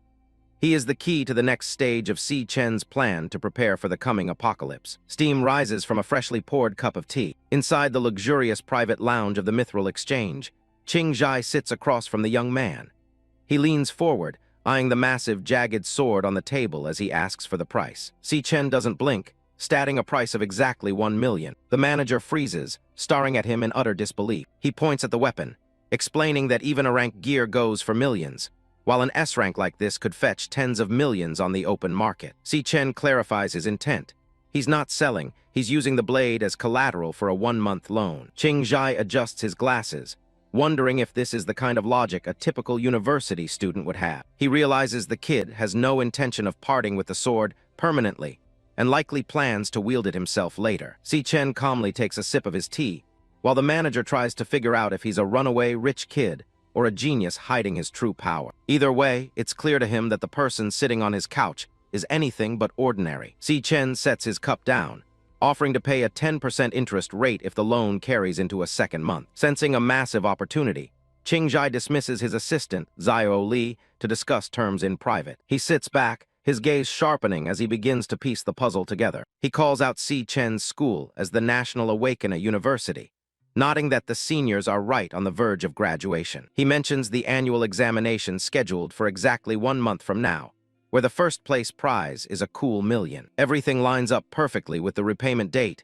and amount Si Chen requested. A small smirk plays on his lips as he leans in. He asks if Si Chen is so confident he'll take the top spot that he's willing to bet an S-rank weapon on it. If that's the case, he questions why someone would go to such risky lengths just to get the money a few weeks early. To him, it screams of desperation, as if this loan is a necessary last resort for something urgent. He pauses, his expression turning calculating. Instead of playing hardball, he offers a better deal. 1.5 million in cash right now, with 0 interest for the first month. He stands and extends his hand, framing it as an investment in a new friendship. Si Chen looks back at him, weighing the offer. Qing Zhai promises to keep their transaction completely confidential. He asks that the exchange be his first stop for any future trading needs, promising the best deals in the business. Si Chen watches him with a knowing look, well aware that this man is destined to turn the Mithril Exchange into a global empire. They seal the deal with a handshake, Si Chen realizing that brute strength alone won't be enough to take down his ultimate target. To succeed this time, he'll need to start surrounding himself with powerful and trustworthy allies. A glowing magic circle hums to life as the contract is finalized. The transfer goes through instantly, and Si Chen checks his phone to see the 1.5 million hit his account. Before he leaves, the manager asks a practical question.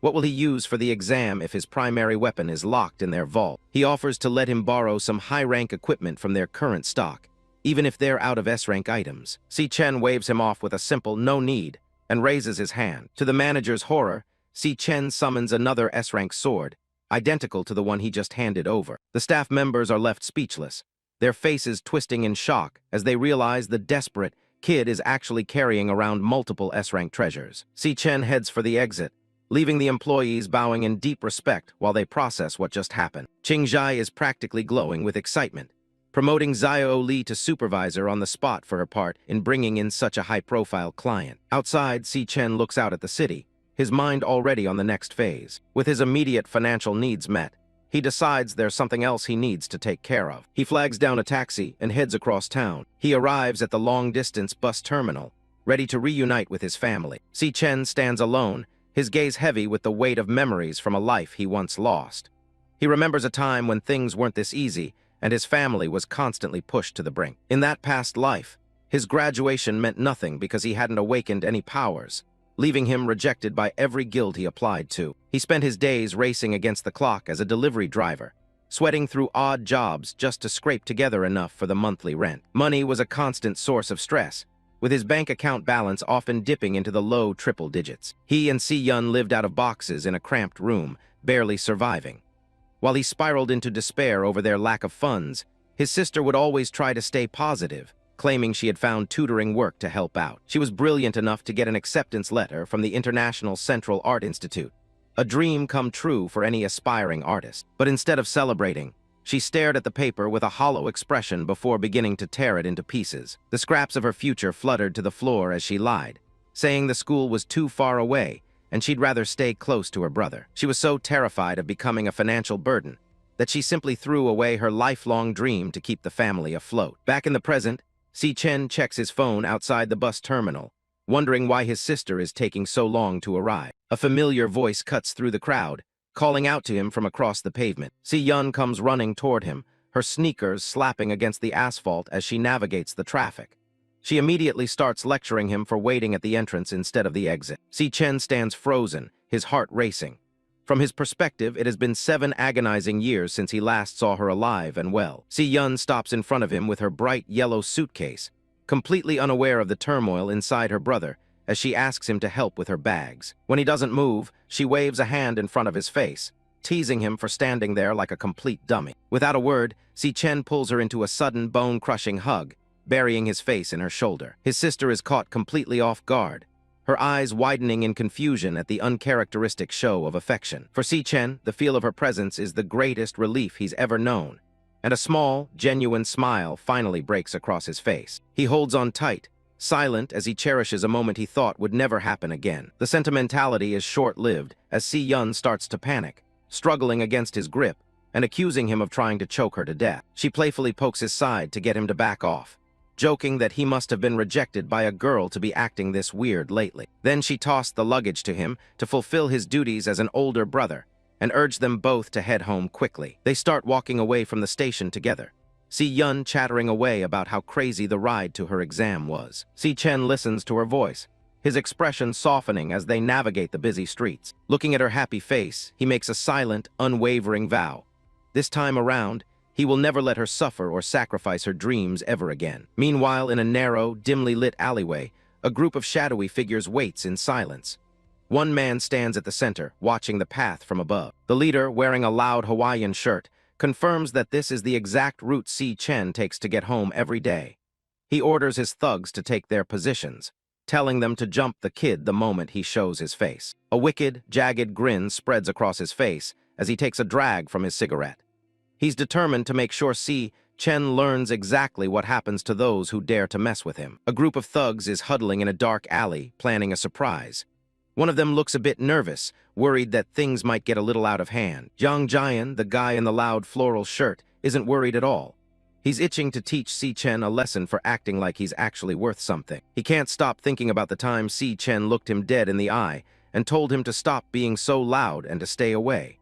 That kind of disrespect doesn't go unpunished. The rest of the gang is ready for blood, bats in hand. Their goal is simple: wreck him so badly he won't even be able to make it to his graduation exam in 2 weeks. Jiang Jian flexes his status as a D-rank cloud assassin. He's convinced that some E-rank nobody is about to have the worst night of his life. Meanwhile, Si Chen is just taking a peaceful stroll with his little sister, Si Yun. They look like any other pair of siblings heading home after a long day. Si Yun's been eyeing him over her drink the whole time. She can tell something's different about him and asks if he's just stressing over the upcoming exams. She teases him, calling him a simpleton who usually doesn't let his emotions get the better of him. She even starts quoting his own advice back at him, telling him to pull himself together because life's a long journey with plenty of chances. As they walk, a light song starts playing. Si Chen's just vibing while his sister remains skeptical of his quiet mood. He smiles to himself, impressed by how perceptive she is. She still has no idea he's actually awakened and that their days of being broke are long gone. He promises her he's okay, but she's not buying it. She figures it's just his male pride talking. Si Yun keeps pouting, teasing him about getting older and building up emotional walls. From the shadows of the nearby buildings, a dark figure watches their every move. The thugs spot them from the darkness. They notice Si Chen isn't alone and realize he's brought a girl along. For them, this is the perfect setup.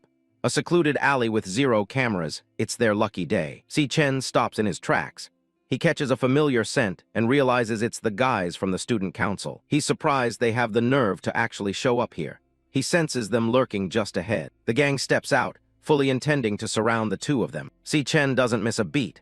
He reaches into his pocket and pops open his earbud case. He gently reaches over and places one of the earbuds into Si Yun's ear. He tells her he's been listening to this song on repeat and wants her to hear it too. She's confused but goes along with it. She closes her eyes, deciding to just enjoy the music and maybe learn a little more about what her brother likes. Si Chen looks on, his expression shifting as he prepares to deal with the unwanted guests. With his sister's world now filled with music, Si Chen's eyes flare with a dangerous blue light. It's time to go to work. The entire gang shows their faces, their ranks hovering above their heads. Jiang Jian leads the charge as a D rank, supported by a handful of E ranks. Si Yun is completely oblivious, getting lost in the lyrics as she sways to the beat. The thugs charge in, weapons raised, completely unaware of what they're walking into. A flash of the past hits him, back to the year 2160, when he lost the last member of his family. He spent 7 years trying to get back to this moment. He's finally reunited with his family, and he is absolutely livid that these punks would dare to try and ruin it. Lightning crackles across his face. The thugs keep coming, weapons ready to strike, but they're way out of their league. Si Chen slams the first guy into the ground with enough force to crater the pavement. It's an absolute beatdown from the very first second. One goon goes flying, his weapon spinning uselessly out of his hand as the impact ripples through the alley. Si Yun is still in her own little world, peacefully listening to the music while the chaos unfolds just a few feet away. Si Chen's fist glows with a blinding energy as he prepares his next move. These guys never stood a chance. The other thugs can only watch in absolute terror as their companions are dismantled one by one. One of them lets out a panicked cry. It's a masterclass in violence. Si Chen moves like a ghost, landing heavy blows that sound like thunder against their bones. He sends them flying into the air, tossing them aside like they're nothing but trash. The speed and power he's showing is terrifying. Another punch connects with a sickening thud, the sheer force behind it sending a shockwave through the alleyway. He reaches out and grabs one of the goons by the arm, his grip like a steel vise. There's no escaping this. With a brutal twist, he snaps the guy's arm. The sound of bone breaking echoes through the alley as a sharp crack rings out. The thug lets out a blood-curdling scream of agony, his face twisted in pure pain. But for Si Yun, everything is still perfectly silent. The thug barely has time to scream, as his arm is crushed by a single, powerful move. A massive shockwave ripples through the alley. Si Chen is a blur of movement, sending the gang members flying while a song about protecting a fragile star plays in his sister's ears. Jiang Jian watches in total shock, sweat dripping down his face. He can't wrap his head around how a supposed E-rank student is doing this. Si Chen's eyes glow with an intense light as he lunges forward again. The sound of bones cracking fills the narrow space. He lands another brutal punch, sending a thug spiraling backwards. He follows up with a heavy strike that levels another attacker instantly. Desperate and terrified, Jiang Jian pulls out a combat knife. He screams at the top of his lungs, trying to convince himself that as a top cloud-type assassin, he still has a chance. He lunges at Si Chen with the blade, swearing and lashing out in a blind panic. Si Chen delivered a final, decisive strike right to the loudmouth's face. The knife spun through the air, splattered with Jiang Jian's blood. A powerful shockwave erupted, tossing the loudmouth aside like a ragdoll. Not stopping there, Si Chen continued to charge forward with blinding speed, leaving a trail of energy in his wake. He followed up with a vicious uppercut, a single blow that sent his teeth flying and left his mouth a bloody mess. A close-up of the uppercut sends Jiang Jian flipping backward, as his front teeth bid a mass farewell to their owner. This guy really hit the jackpot by drawing the full fury of the god-tier protagonist, all for the crime of daring to lay a hand on the boss's family. A wide shot shows the body tumbling away, kicking up a thick cloud of dust in its wake. His body slammed straight into the wall, looking like a literal explosion had gone off. He tried to open his eyes, only to find Si Chen looming right over him, his eyes burning with a menacing red light. He stands over Jiang Jian, holding the very knife the thug tried to use on him.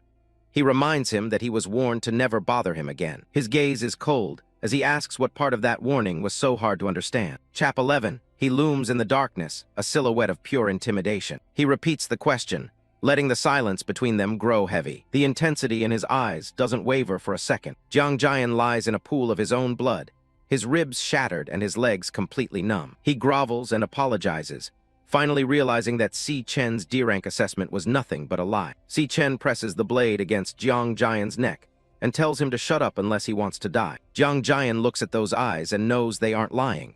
This guy really is prepared to kill him. A shadowy, demonic figure seems to rise behind Si Chen.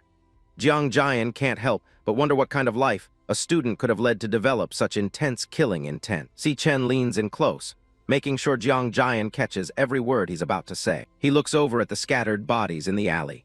He tells them they can all rot, but if they ever try to harm his sister, things will get much worse. He draws the knife across Jiang Jian's cheek and promises that if they even show up near her, he'll hunt them down one by one. He finishes with a final chilling promise. He'll make every single one of them disappear permanently. Jiang Jian can only nod frantically as the blade nicks his skin, tears streaming down his face. Si Chen turns his back on the broken gang and walks away as the song in Si Yun's ears comes to an end. Si Yun is still swaying to the music, but the lyrics about a lonely sky are hitting her harder than she expected. The song talks about shadows disappearing at dawn, mirroring the melancholy she feels. Tears start to run down her cheeks. She doesn't understand why a simple song is making her feel so much grief. Suddenly, she thought about how much he had changed in just a few days, as if he were someone who had lived through an entire lifetime of hardships. It hurts her to think he could feel so lonely when she's been by his side this whole time. She calls out to him, her voice breaking as she asks if he's taking a joke too far. Si Chen has returned. His cold expression vanishes in an instant. He turns back to her with a warm smile and holds out a small red box. He calls her Yunny and offers her the gift, his eyes showing none of the killer intent from moments before. She's stunned to find a high-end magic holographic pen inside. It's the latest model, exactly what she's been wanting. Si Yun stares at the high-end pen, her eyes wide with shock at the massive price tag.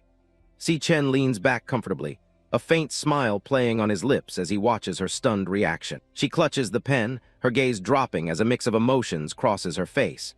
Behind his calm mask, Si Chen reflects on the failures of his previous life, where he couldn't protect her or her aspirations. His hand, hidden behind his back and stained with the blood of the men he just crushed, clenches into a tight fist. He is determined that this life will have a different ending. The scene shifts back to the dark alley, where the broken bodies of the thugs lie scattered on the ground. Despite the violence he just committed, Si Chen's thoughts are purely on his vow to safeguard his sister's future. Si Yun carefully touches the tip of the pen to the open air. A vibrant, glowing holographic fish materializes and begins to swim through the air. The sight fills her with wonder, momentarily wiping away the stress of their difficult lives. Back in their small apartment, Si Chen eats a bowl of noodles with obvious enjoyment. He praises her cooking, declaring that her fried egg noodles are second to none. Si Yun looks down at the expensive pen, her mind returning to their financial reality.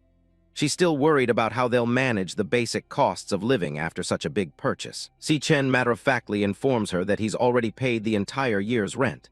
Si Yun stands in stunned silence, her eyes practically popping out of her head. He laughs awkwardly and rubs his neck, spinning a tale about a successful business venture he started with a friend. Si Yun isn't fooled for a second, her expression turning flat as she tells him he's an awful liar. She folds her arms and stares him down, her suspicion only growing.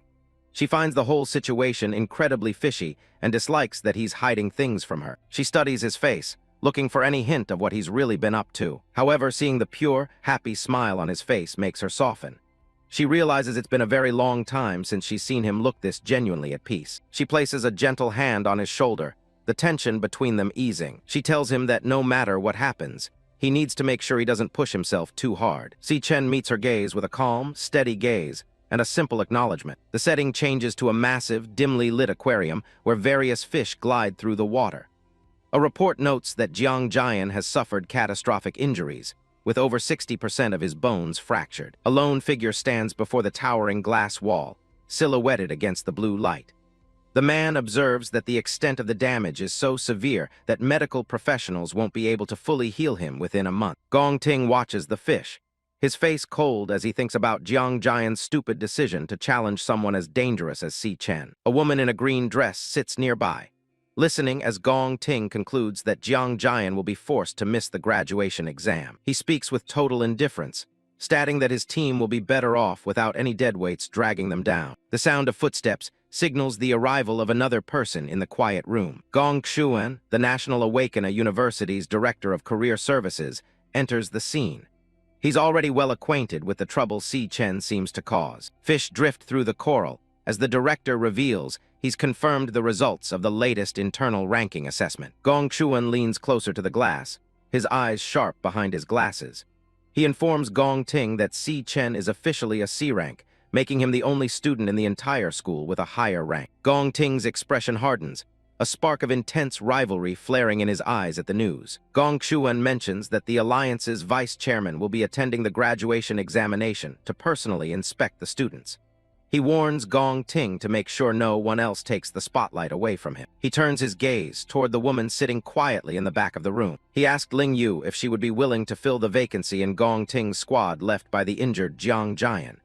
Instead of answering, she simply gave a calm, confident smile. Gong Ting dismisses the director's warnings, telling him he's making a mountain out of a molehill. His eyes flare with a sharp green light as he asks if the director truly believes he was using his full power during the assessment. Inside the aquarium, a shark lunges forward and swallows a small fish whole.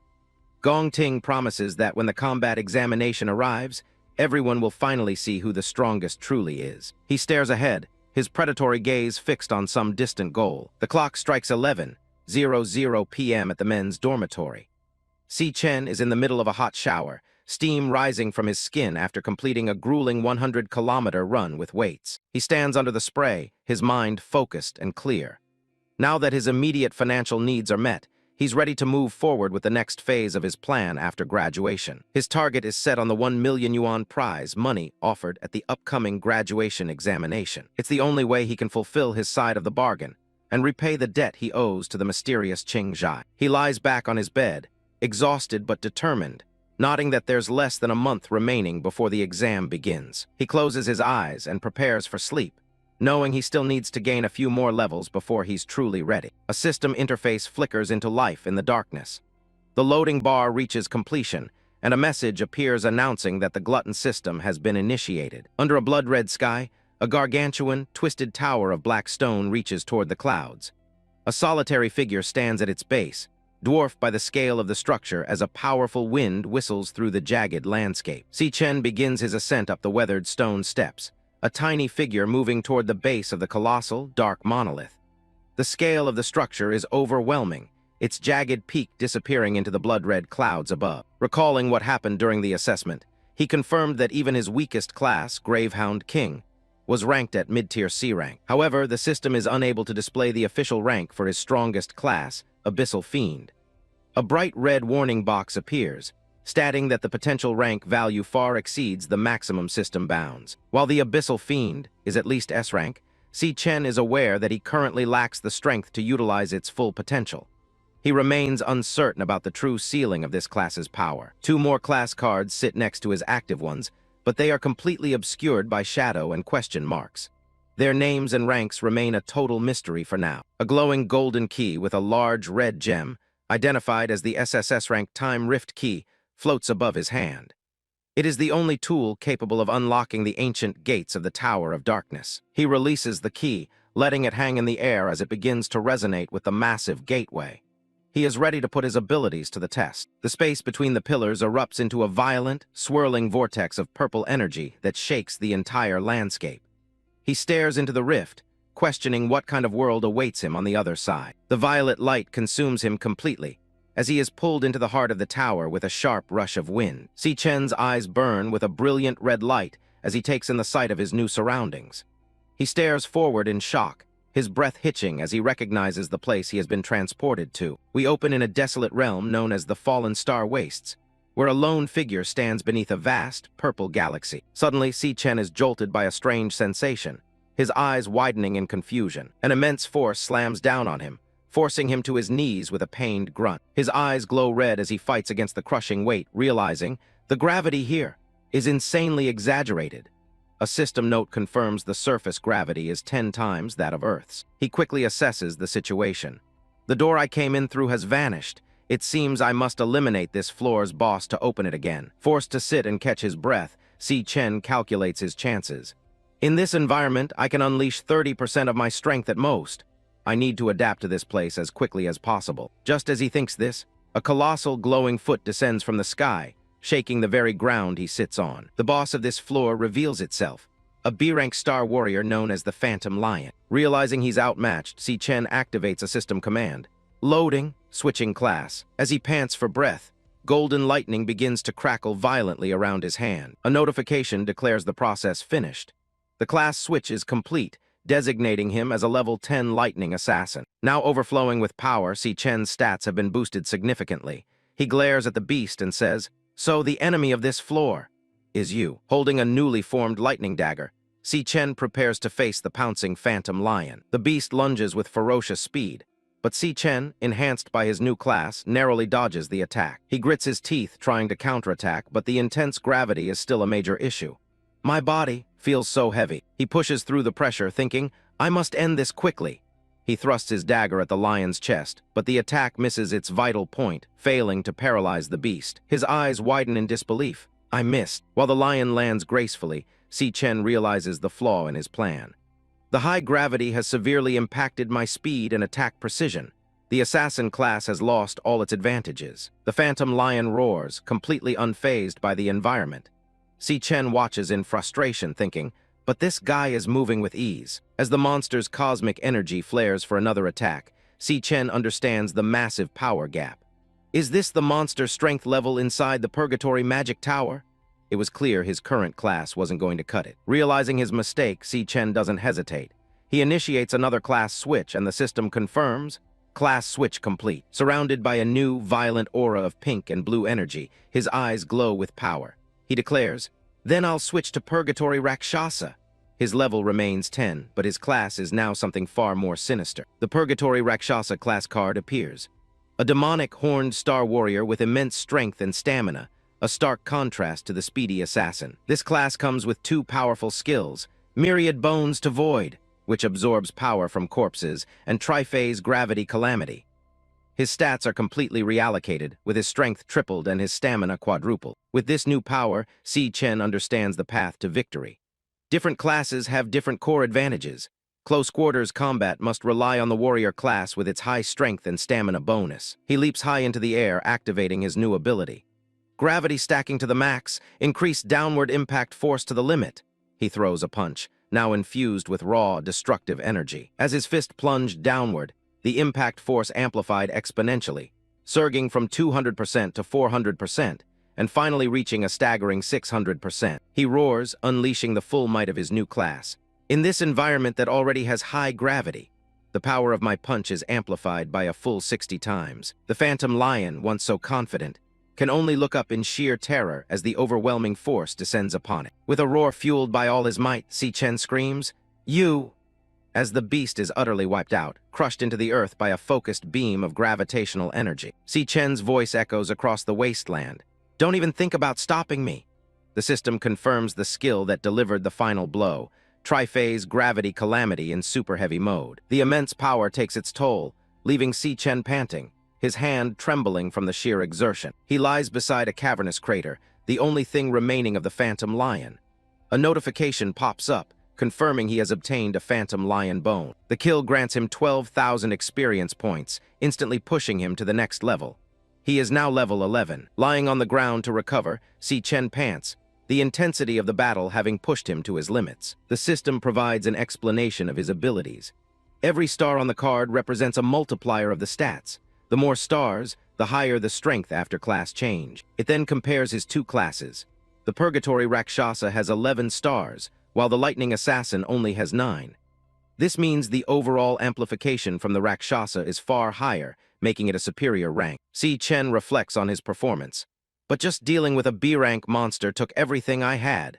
It seems both of my current classes haven't broken through the B-rank limit yet. As he thinks about his classes, another thought suddenly strikes him. He looks at the monster's dissolving remains and wonders, why is it that after killing the monster this time, the system didn't show the devourable mark? He pants, catching his breath as he stands on the desolate landscape, and the gate to the next floor. But then a chilling thought crosses his mind. Could it be? Just as he thinks it, a rift tears open in the fabric of space before him. The rift widens into a massive, swirling black hole, a gateway to something terrible. From the darkness within the portal, countless pairs of menacing, glowing eyes stare back at him. The horrifying truth dawns on him. Could it be that the real lord hasn't appeared yet? A whole pack of phantom lions pours out from the gate. Si Chen finally understands.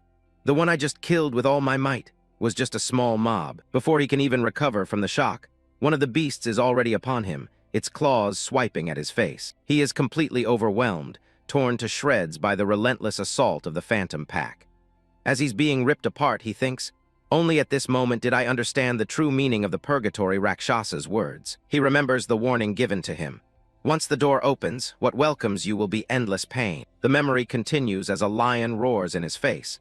But you must endure everything. Bloodied and exhausted, his will remains unshaken. It isn't just about enduring anymore. The warning echoes once again. You must conquer everything. With a grunt of pain, Si Chen jolts awake, drenched in sweat. He sits up in his dorm bed, breathing heavily. The brutal fight was all a hyper-realistic nightmare, a training simulation within his own mind. His roommate below is startled by the sudden movement. He clutches his arm, the phantom sensation still fresh. Muscles tearing, skin separating from bone, the pain in my dreams, is all incomparably real. His face hardens with resolve.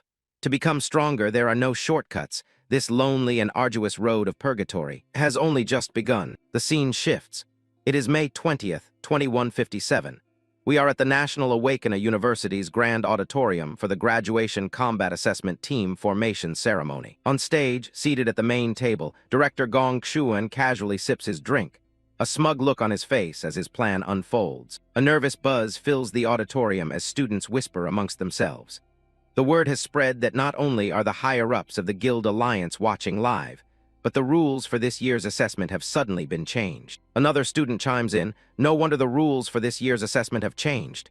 Yeah, his friend agrees. In the background, Si Chen sits alone, eyes closed, seemingly unfazed by the chatter. In previous years, there were no minimum requirements for team size or rank. But this time, every team must have at least 5 members. And at least one of them must be high E rank or above. One student speculates, is this change to improve the entertainment value? Another simply replies, who knows? Director Gong Xuan taps his thermos, clearing his throat to get the student's attention. He announces, the rank information of all students in this batch has already been sent to everyone's wristbands. Please check your wristbands and complete your team formation as soon as possible. Immediately, the students activate their wrist devices, and holographic displays of the rankings light up the auditorium. The list reveals Gong Ting at the top as a D-rank high tier, with a long list of other D and E ranks below him. One of Si Chen's friends, a boy with glasses, scrolls through the list and cries out, something's wrong. His friends are all listed as E rank, but what's shocking is the last name on the list. Si Chen, also ranked as a low E rank. He turns to Si Chen in disbelief. Si Chen, how can you be only low E rank? Si Chen remains silent, his expression unreadable. The news spreads quickly through the crowd. Didn't Si Chen test show C rank before? How did it turn into low E rank? A couple of other students scoff. So the demon heart really was broken back then. I was thinking since I couldn't get into President Gong Ting's team, I'd team up with Si Chen. I didn't expect him to be just a low E rank. The mockery continues. Perfect. Now there's no way anyone would want to team up with him. Si Chen's gaze darkens, a flicker of crimson flashing in his eyes as he overhears the whispers. The students continue to gossip. The graduation assessment is so important, who would want to carry a few low-level deadweights? That kid Si Chen refused Gong Ting's invitation back then. He must be regretting it to death now. Gong Ting, a handsome student with yellow eyes, glances over at the commotion, his expression stoic. He looks up at his uncle, Director Gong Xuan, who sits on the stage with a satisfied smirk, his plan clearly working. The director thinks to himself, my disappointing nephew. When will you learn how to truly utilize power and human nature? His glasses gleam as he continues his internal monologue. Let Uncle teach you a lesson. Your opponents won't even have the qualification to compete. Back on the floor, students are rushing to form teams.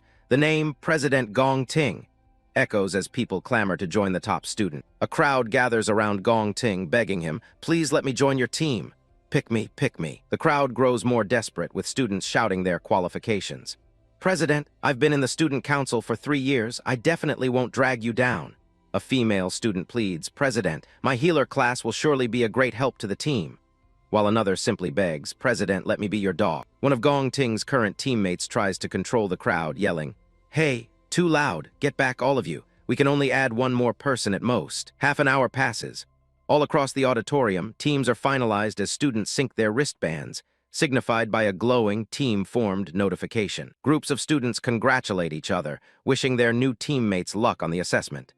In the midst of all the activity, Si Chen stands alone in a corner, isolated from the rest. One of Si Chen's dorm mates sighs in defeat, complaining, we asked around several times, no one wants to join us. The mood is grim as the students realize their predicament. We only have 4 people so far. Don't tell me we won't even be able to participate in the graduation assessment. Another teammate can't believe the results. This is too strange. How could Si Chen's performance result be the lowest rank? Si Chen looks on with cold eyes, understanding the trap laid for them. Registration requires at least 5 people and at least 1 high E rank. It feels like they are deliberately targeting our dorm. He knows exactly what's at stake. The graduation combat assessment is everyone's only chance to show their worth. Only by getting a high score with your team can you have good employment prospects. An explanation of the rules appears. In the final assessment, the number of monsters in the Devil's Cave will be determined by the number of team members. The infographic continues, illustrating that more team members simply mean more monsters to fight.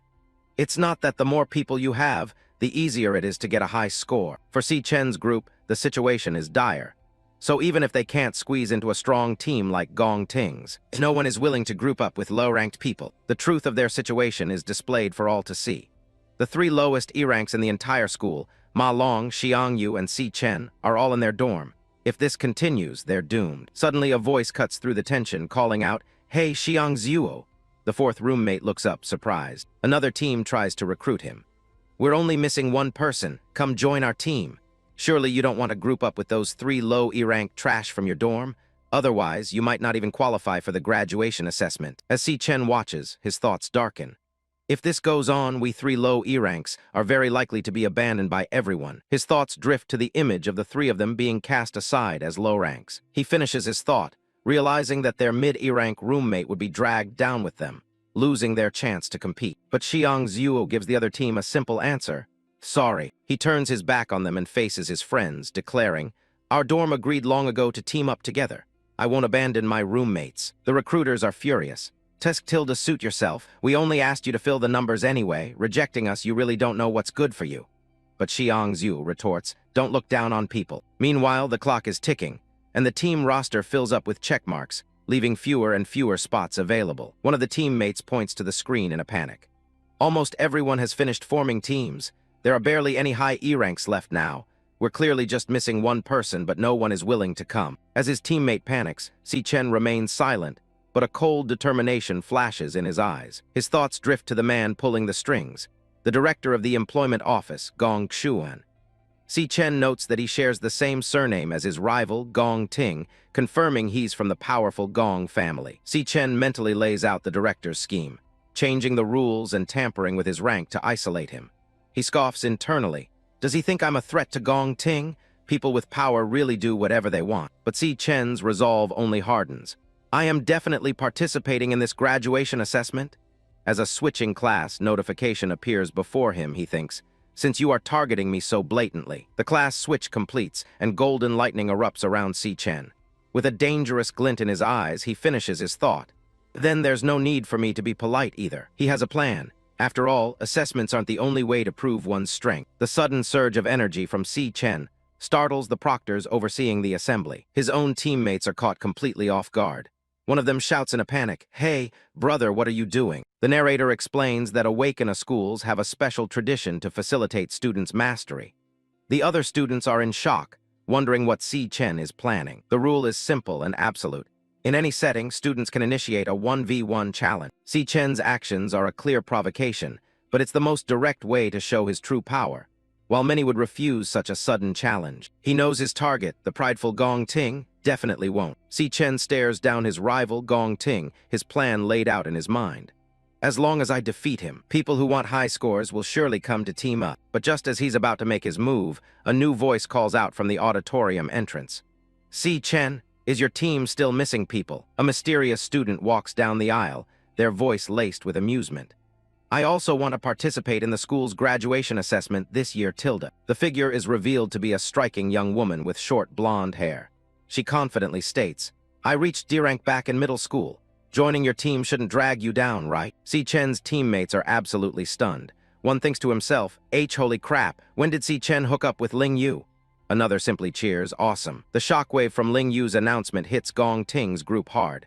One of them turns to his cousin, stammering in disbelief. Cousin W, what is she saying? Her words stun the entire hall into silence.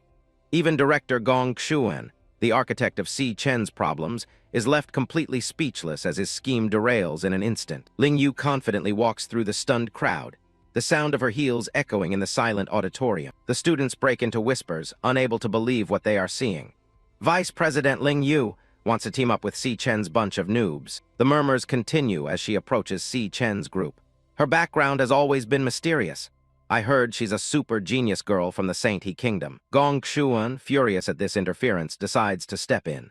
Student Lanyue, as an exchange student, technically you aren't qualified to participate in our school's graduation assessment. He continues, laying out the regulations he intends to use against her. Since you transferred here, you've never taken a rank test. Your participation is completely against the regulations. Suddenly, an imposing figure with a large scar over his eye appears in a flash of purple light. He speaks, but his voice is interrupted by a panicked proctor yelling, Principal, when did you appear? Director Gong Xuan is horrified by the unexpected arrival, thinking, why is the principal here too? The principal addresses Lanyue with an amused tone. Lanyue, you're only here at our school for a short exchange. What are you doing joining in on the fun here? Si Chen is shocked by the principal's entrance, thinking, I remember the principal's class is warrior. How can he have teleportation abilities? The principal and Lanyue engage in a battle of wits. He claims her participation would be unfair, but she retorts with a sly smile. Oh my tilde, what a pity then tilde. Si Chen watches the two powerhouses interact, a bead of sweat forming as his own power senses flare. He tries to use his ability to gauge their strength, but comes to a shocking conclusion. I can't detect the ranks of those two. Director Gong Xuan, seeing a chance to get back in control, eagerly agrees with the principal's initial stance. The principal is right. Our school has such a good reputation because we've always followed the rules, but the principal ignores him, instead addressing the entire hall. He reminds them that the university's purpose is to cultivate superclass awakeners and give them a stage to shine. His voice booms as he speaks of the graduation assessment, calling it a decades-old tradition and one of the most important turning points in a student's life. The principal's gaze becomes sharp as he delivers his final point directly to Gong Xuan. If a student loses this opportunity due to some special factors, how can the school afford that responsibility? Gong Xuan breaks out in a cold sweat, the principal's veiled threat hitting its mark. Is this old thing hinting at me? Did he realize I secretly tampered with things? The director looks from the principal to Lanyue and then to Si Chen, finally understanding the situation. Is it for that kid? Realizing he's been caught, Gong Xuan decides to retreat. HMPH, forget it. No need to butt heads with the old thing. He consoles himself with the thought that he has already done enough damage. Gong Ting, uncle can only help you this far. The high-ranked students have all formed their teams, leaving Si Chen dragging 3 trash teammates to compete. This time you should be able to win easily. Gong Xuan immediately changes his tune, bowing to the principal. Oh, principal, you are right. It was our employment office's lack of consideration. One of the proctors takes the stage to make the official announcement. I announce, teams with fewer than 5 members or teams without a high E-rank member can also submit their registration. The gates of the graduation combat assessment are forever open to everyone. With the rules changed, Si Chen's team is officially formed as their bracelets light up in unison. His roommates erupt in celebration. Yay, we can successfully participate in the assessment. They immediately turn to Si Chen, unanimously deciding, Si Chen, you be the captain. The principal observes the scene, then turns to the mysterious girl beside him. Lanyue, your interest in Si Chen is much stronger than I imagined. He muses on the coming battle. On one side, the strongest team in school history led by Gong Ting. On the other, Si Chen and his 3 lowest-ranked roommates. A smile spreads across the principal's face. It makes me curious. What devil's cave will they choose, and how many points will they score in the end? The proctor announces the next phase. After team formation is complete, the captain can proceed with the devil's cave selection. Before he can even finish his sentence, a notification chimes. Ding dong, submitted. The proctor is stunned. A team has already selected a devil's cave so fast. The crowd erupts in confusion as the choice is broadcasted. Ah, it's Si Chen. Si Chen's team has already selected a devil's cave. One of the students screams in utter disbelief at the screen. Holy shit, what they chose is actually. Even Si Chen's own teammates are sent into a panic, grabbing him and yelling, Si Chen, are you crazy? Retract it, retract it. My ancestor Si Chen, oh God. As his teammates scream, do you know what you chose? Si Chen simply stares forward, his red eyes glowing with an unshakable and terrifying confidence. The graduation battle examination. marks the first time that students form teams in order to enter a real dungeon. Students earn credit by defeating mobs and monster lords inside the dungeon. For dungeon completion, a maximum score of 10 points can be earned. Slaying all monsters within the dungeon earns 10 points, while each surviving monster deducts 1 point. Defeating the dungeon's boss earns 20 points for the boss slayer category, with no penalty for failure. And for completion time, finishing all tasks within 1 hour earns another 20 points. Every 5 minutes over the time limit deducts 1 point. Different dungeon ranks represent varying degrees of difficulty, with corresponding score multipliers. An F-rank dungeon has a score bonus of 1.5 times for a maximum of 75 points. An E-rank dungeon has a 2 times bonus, allowing for a maximum score of 100. Therefore, choosing an F-rank dungeon will yield a maximum score of 75 points, but choosing an E-rank dungeon will yield a maximum score of 100 points. Achieving 100% completion, slaying the boss, and finishing within the time limit in an E-rank dungeon results in a perfect 100-point score. All members of the team with the highest score will receive an offer from the prestigious Imperial Guild. Furthermore, the class MVP, selected through team voting and instructor evaluation, will be directly appointed to a management position within the Imperial Guild and receive a prize of 1 million yuan. The students buzz with excitement and strategy. One mentions, the highest score ever recorded in the graduation examination was 90 points.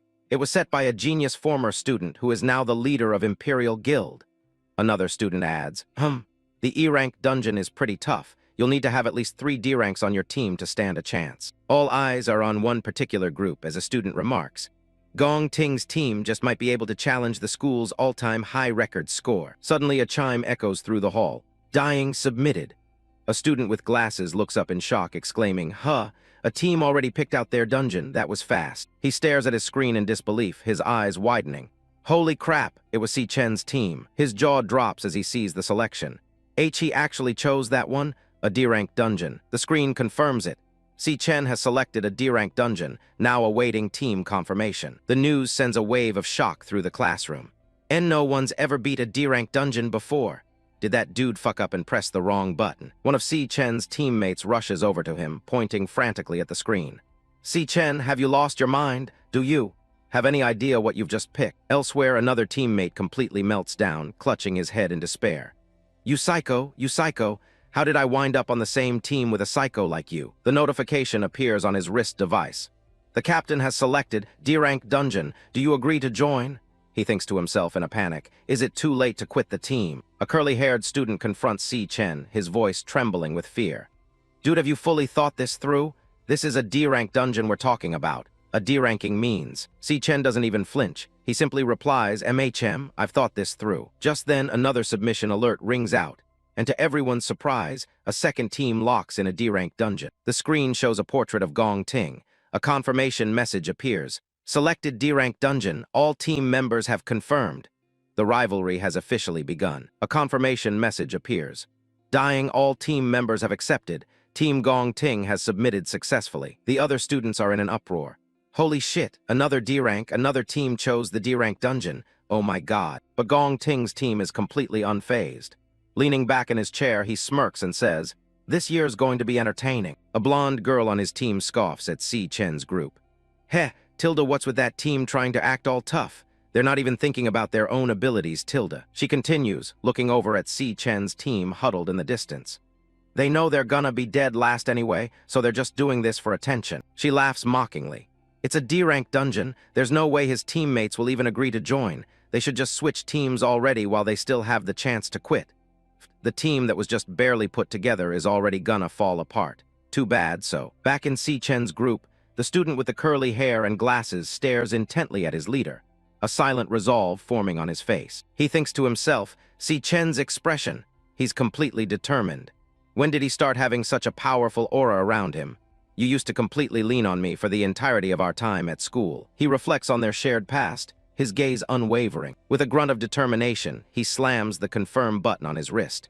We've already made it through the past 4 years together, so I'm with you till the very end. Another teammate follows suit, confirming his participation as well. It's all the same from last place. Whether it's a D rank or F rank, it doesn't matter to me. It is what it is, so we might as well go into the D-rank dungeon and see what it's all about. Seeing this, the third teammate grits his teeth, sweating nervously as he shouts, Hey, you guys. He leaps up, his previous fear turning into indignant rage. Are you serious? I'm clearly the top dog in this dorm, so how the hell am I the last one? He smashes the confirm button with newfound resolve. I'm joining too. Let's do this, we're all freaking graduating soon anyways. So let's go balls to the wall. With the final confirmation, the system announces their submission. Dying, all team members have accepted. Team Si Chen has submitted successfully. Si Chen looks at his 3 teammates, all of whom have chosen to trust him despite the odds. A small smile plays on his lips as he says, "Everyone." He bows his head slightly, his tone sincere. "I'm sorry. I chose the D-rank dungeon in order to get MVP." On the other side, Gong Ting clearly overheard what Si Chen said. "But now, I'm forcing you all to go down this path with me." A confident grin spreads across his face as he rallies them. "So let's aim for the top score together." From across the hall, a voice cuts through the air, sharp and challenging. "The MVP is mine."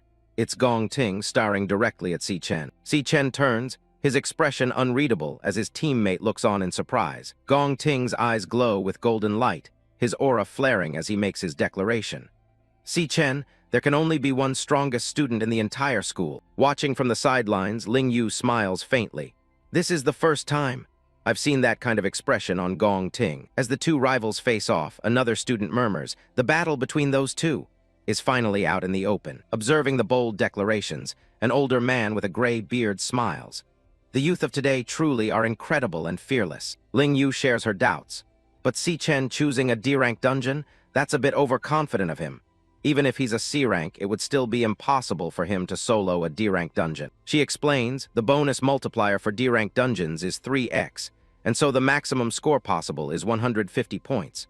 But the difficulty is several times higher than that of an E-rank dungeon. Looking at the silhouettes of Si Chen's team, she concludes, given his team's current capabilities, that choice clearly wouldn't be the best option. The older man smiles calmly.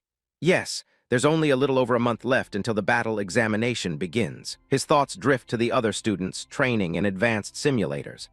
It will be impossible for them to develop the necessary capabilities in such a short period of time. As he watches the elite students practice in the combat simulation room, he thinks to himself, "I hope that when the time comes, Si Chen and his team are able to put on a decent performance." But Si Chen's team isn't using any simulators. With only 17 days left until the exam, they are out on the school field, exhausted and vomiting from a grueling physical workout. One of the teammates pants, trying to catch his breath. Hey, Si Chen. Everyone else is in the elemental power training room using the monster combat simulator. Why are you making us do all of this? He continues to complain. Dodgeball, shuttle runs, sprints, and long-distance runs. I mean, our graduation exam isn't a triathlon. So what's the point of doing all this stuff? Si Chen looks at them, a single bead of sweat on his temple. At this point, it doesn't matter how much you practice elemental abilities in a simulation training. In the end, it's all still just a simulation. He lectures his worn-out team. When you finally enter an unfamiliar dungeon, facing powerful monsters you've never faced before, when fear of the unknown instantly washes over you like a flood, it won't be the theories you drilled into your brain that determines your fate. A vision of a desperate battle flashes through his mind. And it won't be some makeshift attack combo thrown together at the last second. It'll be your instinct. As his teammates listen, finally starting to understand, he explains, "Physical endurance, explosive power, and reaction speed are what we're training right now. We're doing all this in order to heighten your physical instincts." He continues, his voice firm. "The benefits you get from using the school's simulation training are incredibly marginal. The only true effective training you can do is by entering an actual dungeon for battle experience." His eyes glow red with intensity as he delivers the final, harsh truth. "But ordinary people like us don't have access to actual dungeons to train in. Only those with status and privilege are able to. People who were never ordinary to begin with." With a blinding flash of light, Gong Ting's blade slices cleanly through a monster, demonstrating the overwhelming power of the elite. Inside a training dungeon, Gong Ting reflects on the nature of power. And they'll stop at nothing to widen the gap between themselves and us outsiders, in order to keep themselves in a position of power forever. His voice is cold and detached, a statement of fact from someone who has lived this reality. Since birth, they've already possessed what the rest of us spend our entire lives pursuing, but can only hope to attain. The words hang in the air, describing a chasm that seems impossible to cross. Back on the school grounds, Lingyu voices the group's doubt, his expression a mix of frustration and helplessness. "Well then, What can a bunch of nobodies like us do? A calm, determined voice cuts through the uncertainty. It's Si Chen. By entering the Imperial Guild, he states, his crimson eyes burning with intensity, we'll be crossing that social barrier right before their eyes. All three roommates felt the sheer weight of Si Chen's words, their eyes widening with a glimmer of newfound hope. This graduation exam is the one and only chance for us to surpass them, Si Chen emphasized. For Si Chen, this is more than just an exam. It's personal. It'll be my best chance to surpass them as well. He looks at his teammates, a silent promise in his gaze. And that's why I'll do my absolute best to fulfill this promise to everyone. We'll absolutely win. To keep that promise, Si Chen pushes himself to the limit, battling spectral beasts in the Dream Tower's Starfall Barrens. The training is brutal. He takes a vicious slash to the chest, blood spraying from the wound. He's knocked back by another savage blow, the impact rattling his entire body. But he doesn't stay down. 10 days until the exam. Si Chen puts his team through a grueling physical regimen. While he leads the pack with ease, his teammates struggle to keep up. 5 more laps, keep up, one shouts as another collapses, gasping, "No, I can't go on." Back in the Dream Tower, pain only fuels his resolve. Gritting his teeth, Si Chen retaliates, lightning crackling around his fists as he strikes back against the phantom creature. Meanwhile, Gong Ting continues his own training, effortlessly dispatching monsters with a confident smirk. For him, this is just another day. Only 5 days left. Si Chen's training intensity only increases, never wavering. He powers through push-ups with a massive weight strapped to his back, while his teammates practice supporting heavy weights with both hands, counting every single rep. 101-102. 3 days to go. Gong Ting stands alone, surrounded by the smoldering remains of his enemies, the picture of calm and collected power. With only 2 days left, Si Chen's relentless grind pays off. As he strikes down the last of the phantom beasts, a notification appears. He's leveled up, becoming a level 16-volt assassin. One day, the final day of preparation. Bloodied but unbroken, Si Chen's eyes glow with fierce determination. The real battle begins now. June 17, 2157. It's the day of the graduation combat exam. A floating drone activates, its robotic voice echoing through the hall. Beep, beep. Hello, examinees. I'm your escort drone for this exam. In the waiting area, a figure in a dark, hooded jacket calmly fastens his combat gloves, making final preparations for the battle ahead. Si Chen stands confidently among the other students, his equipment gleaming. The drone gives its final instructions. Please check that your wristbands and equipment are worn correctly. The drone's announcement rings out as a blinding teal light erupts before the assembled students. Attention, everyone. The graduation exam officially begins. The camera pans over the prestigious National Awakened University, where the future of the world's hunters is about to be decided. Outside, limousines signal the arrival of very important spectators. Stepping out to meet the convoy was a man with a scarred face and an overwhelming aura of authority. The school principal greeted him with deep respect. It has been a long time, Chairman Gong. This distinguished man is Gong Lin, co-founder of the Imperial Guild and Gong Ting's father. He greets the principal with a smile. Sorry to keep you waiting, principal. Watching from the windows, the students couldn't hide their amazement. That's one of the founding members of the Imperial Guild. He looks so incredibly sharp. The onlookers buzz with excitement and confusion. Who's in the car behind them? To think even an Imperial Guild founder and the principal came personally to invite them out. A bodyguard opens the door to the limousine, and a man with pinkish-red hair dressed in an elegant suit steps out. Adjusting his cufflinks, the man's identity is revealed, sending a shockwave through the crowd. He is Carl Cavendish, the vice chairman of the World Guild Alliance. The teachers are floored, their jaws dropping in disbelief. The Alliance vice chairman. The Guild Alliance vice chairman actually came to our school. One of them continues, still reeling from the shock. Damn, people like that you might never see once in your life. No wonder they cleared out the whole admin district today. The stakes of this exam have just been raised to a global level. The Guild Alliance is the most powerful organization in the world right now, if they notice you. As the VIPs are escorted inside, the onlookers can only dream of the possibilities. The live broadcast of the graduation combat exam is about to begin. Please head inside. And no, even just getting in contact with the Guild Alliance, your whole life could change in an instant. Inside the observation room, the vice principal begins the briefing. This year, 184 students are participating in the graduation combat exam, divided into 28 teams. He continues, standing before a wall of monitors showing the students' choices.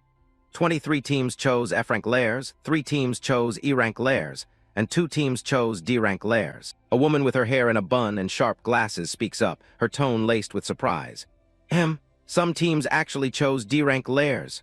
This is Sigrid, the Secretary General of the Guild Alliance. She turns to the school staff, her expression serious. Even for pro-guild parties, D-rank lairs are considered dangerous. Did you properly warn the students about how dangerous lairs are? All the while, Carl Cavendish relaxes, seemingly unimpressed. The vice principal reassures her. Of course, we explained everything clearly in advance.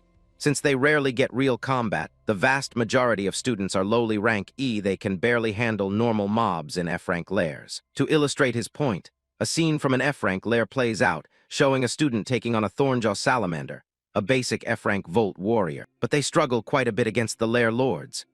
The students are shown giving their all just to face a large Thornjaw salamander, proving that a lord's strength far surpasses regular mobs of the same rank. Students have to give everything they've got to defeat an F-rank lair lord, but E-rank lairs are on a completely different level. Inside one such lair, a team of students looks terrified. Every mob in an E-rank lair is as strong as an F-rank lair lord. The reason for their fear becomes clear as hordes of stag beetle spiders, E-rank flora assassins, crawl towards them. One student sweats profusely, his face pale with terror. How is an E-rank lair this hard? This is way beyond what we expected. The vice principal concludes, so for most students, clearing an E-rank lair is basically a mission impossible. Sigrid presses further, concerned for the students' well-being. If a student runs into danger, what safety measures are there? The vice principal's expression is firm and reassuring. Rest assured, Secretary General, students are our most valuable resource. He explains the precautions. Outside each lair, armed Imperial Guild personnel are standing by. If an extreme danger is detected, they'll intervene immediately. Plus, the examinees' wristbands already have a teleport function. Even as a monstrous bug attacks, the students have a way out. When faced with overwhelming danger, a student can simply quit. We see one scream in terror, I quit the exam, pressing the button on his wristband, which immediately flashes with a withdrawn notification. As soon as a student chooses to give up the combat exam, the principal explains, they'll be teleported out of the lair immediately. On screen, a team reappears in a safe room, shaken but unharmed. That was terrifying, wow. Sigrid seems impressed despite her concerns. Even so, there are still 2 teams that chose the higher difficulty D-rank lairs. Your school is really full of talent. I'm looking forward to seeing their performance. The vice principal's reply is grim, his eyes narrowing slightly. Yeah, I want to see how long they can last. He watches the live feed of Si Chen's team trekking through the snow, his skepticism clear. HMPH, those kids will bail out soon enough. The team enters the D-rank lair, the high-risk Cloud Forest summit. It's a treacherous, icy landscape of massive trees with shadowy figures lurking on the branches. One of the teammates stammers, what the hell is that thing? Perched on a cliff edge is a ghost bat monkey, a D-rank cloud assassin. Its grotesque features and sharp claws are enough to terrify anyone. That thing looks creepy as hell. Si Chen, however, remains calm, analyzing the threat. Ghost Bat Monkey Cloud-type monster, specializes in group attacks with extremely fast aerial dash speed. You have to watch out for their dive attacks at all times. From above, the monsters have already spotted their prey, their shadowy forms looming over the unsuspecting students. Without warning, a whole swarm of Ghost Bat Monkeys dives down from the trees, screeching as they descend upon the team. Si Chen's eyes sharpen. He's the first to react to the ambush, yelling out a single word of warning. Incoming. The attack was lightning fast. One of the students leaned aside to dodge, completely blindsided by the terrifying speed of the ambush. Another teammate scrambles to get out of the way, tumbling desperately through the snow to evade the attack. A third leaps through the air, barely managing to avoid the deadly dive bomb thanks to Si Chen's warning and their grueling physical training. His teammates collapse onto the snow, breathing heavily in a mix of terror and relief. Holy sh*T, we actually just dodged a D-rank monster's attack, another exclaims. I'm still alive. Just as they recover, another monster charges forward, kicking up a massive wave of snow. But this time, someone is ready for it. One of the teammates watches in stunned silence, his eyes wide as he tries to process what he's seeing. Si Chen, lightning crackles around Si Chen as he stands over the bloody corpses of 3 ghost bat monkeys. His teammate finishes his thought in utter disbelief. Took down 3 D-rank monsters in an instant. Si Chen, his eyes glowing with power, turns to his roommates. Your current strength isn't enough to handle them, he warns coolly. Just protect yourselves here, with a final command to leave the rest to me. He explodes forward, launching himself into the horde of monsters like a bolt of lightning. But the danger isn't just in front of him. A piercing scream of "Watch out!" echoes as a winged creature ambushes the others, forcing them to dive out of the way. The attack connects, slamming one of the students hard against a frozen tree trunk with a sickening thud. Watching the chaos, Ma Long has a sudden, dawning realization. So that's why he was training our reaction speed and explosiveness before. He never expected us to provide any actual help. It was just so we could protect ourselves. The self-proclaimed leader of their dorm seethes with frustration, thinking to himself, "Damn it! I've clearly been the boss of this dorm the whole time, yet now I have to rely on this guy to get me to graduation." While they grapple with their wounded pride, Si Chen is already deep in battle, tearing through the demonic bats with brutal efficiency. The creatures swarm him, a chaotic flurry of claws and fangs descending from all sides. But Si Chen is faster. He moves like a phantom, his golden energy slicing through the monsters before they can even touch him. He becomes a whirlwind of destruction, each movement precise and deadly, leaving a trail of defeated monsters in his wake. Watching the one-sided slaughter, the dorm leader is stunned. "I didn't believe Ma Long when he said Si Chen was strong," he thinks, "but seeing it with my own eyes now. This guy is so strong he doesn't seem like a graduate at all." Si Chen's eyes burn with cold focus, every ounce of his being concentrated on the fight. The spectacle of golden light carving through the darkness solidifies the crushing truth in his mind. He's clearly a battle-hardened warrior. The gap in their power is undeniable. When did this guy suddenly become so reliable? He despairs. I've truly been left behind. While Ma Long is lost in thought, a stray monster breaks off from the pack. Ma Long spots it charging towards them and shouts a warning to the team. "Watch out! Another one is coming from behind." The bat-like creature lunges. But at the last second, Xiang Zhu manages to perform a series of rolls to dodge the attack. Having narrowly escaped death, Xiang Zhu immediately counterattacks, channeling blazing fire energy into his hand before grabbing the monster's leg and yanking it back. With both hands ablaze, he pins the monster's legs down and shouts to his friends. "Hey, Xiang Ma Long, we can't just keep acting like punching bags and relying entirely on Si Chen forever." His words ignite a spark in the others. This isn't just Si Chen's fight, he reminds them. This isn't just his graduation assessment. With a furious roar, his eyes blazing with determination, Xiang Zhu declares, "It's OUR graduation assessment too." Inspired, Ma Long's spirit soars. "You're right," he agrees, as green light begins to emanate from his outstretched hand. He unleashes his own power, casting a spell. "Flora chant, Vine Lock," he yells. "Have a taste of this." Thick, twisting vines shoot out from the ground, wrapping around the ghost bat monkey and constricting it tightly. But their opponent is a D-rank monster. It lets out a piercing screech, and with a single flex of power, the thick vines snap like twigs, knocking Xiang Zhu back. Ma Long stares in disbelief, his confidence shattered as he cries out, "Ah!" It broke free instantly. Just as the monster breaks free, a blast of cold air hits it. Another teammate, Xiang Yu, has joined the fight, casting Cloud Chant, Frost Breeze, which visibly slows the creature down. With his hand glowing from the ice magic, Xiang Yu yells, "I slowed it down. Let's attack together." Ma Long, his determination returning, charges his fist with green energy and shouts, "Let's see you run now." This time their powers combine.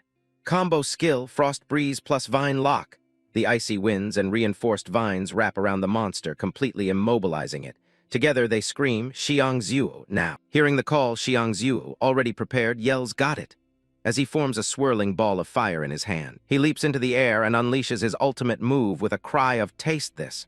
It's the signature skill of a nuclear mage. Burst Flame Bullet. The attack hits the frozen monster head-on, with a massive explosion of fire and force. The ghost bat monkey lets out a final, agonizing howl as it's engulfed in flames. But incredibly, it's still standing. Xiang Zhu can't believe it. Shit, it's this tanky." He unleashes a rapid barrage of smaller fireballs. The monster is battered by a relentless series of explosions, pushing it back. The combined hold is starting to fail. Ma Long strains, sweat pouring down his face as he yells, "I can't hold it back anymore." Xiang Yu is also fatting fast, his face contorted in pain. I'm at my limit," he gasps. Seeing his chances about to disappear, Xiang Zhu makes a decision. "FCK it, I'm going all out." He begins to gather every last bit of his energy into a single, massive sphere of fire above his head. His face becomes a mask of pure rage and effort as he bellows, "This is my nuclear mage, converged burst flame bullet." With a final scream, he hurls the supercharged attack, and the entire area is consumed by a cataclysmic explosion. As the smoke clears, a small drone floats over the monster's remains, its cheerful voice cutting through the silence. Congratulations! Congratulations! Successfully killed a ghost bat monkey. Exhausted but victorious, the three of them collapse onto the snow, laughing with relief and pride. We did it, we actually took down a D-rank monster. Drawn by the massive explosion, Si Chen watches them from a distance, a silent observer. Lying on the ground, one of them spots him and calls out, "Hey, Si Chen, did you see that?" Below them, the monster's corpse dissolves, leaving behind a single item, a ghost bat monkey finger bone. Still giddy with success, Xiang Zuo props himself up with a smug grin, boasting, "It was a piece of cake." Si Chen stands surrounded by the corpses of dozens of monsters he defeated alone. He offers a slight smile, "Yeah, good job." Just then, the drone announces, "Congratulations, all mobs within this devil's cave have been killed." Meanwhile, in a dark observation room, an examiner stares at his monitor, his face pale with shock. How is this possible? These trash students with zero combat experience. He watches the live feed in utter disbelief, stammering to himself. Actually killed a D-rank monster above their level. Behind the frantic examiner, other, more imposing figures watch the same screens in silence, their expressions unreadable. One of them, a relaxed young man with pinkish hair named Carl Cavendish, finally breaks the silence. He muses. This young man is performing quite excellently. His eyes are fixed on the screen showing Si Chen's face. He continues, and a small, knowing smile plays on his lips as he finishes his thought, a statement that hangs heavy in the air. He looks a lot like an old acquaintance. Carl Cavendish leans against the wall, a slight smile playing on his lips. He finally remembers where he heard that name before. It was Si Chen. Gong Lin stares at the monitors with intense focus. His face couldn't look more displeased with the way things are playing out. Gong Chuan observes from the side, his expression filled with anxiety. He realizes that if Carl continues to focus only on Si Chen during the exam, the Gong family's plans will be completely ruined. "Look, everyone!" Gong Chuan shouted, pointing excitedly at one of the main displays. He drew everyone's attention to a team that was making record-breaking time. The screen shows Gong Ting's team already halfway through their D-rank dungeon.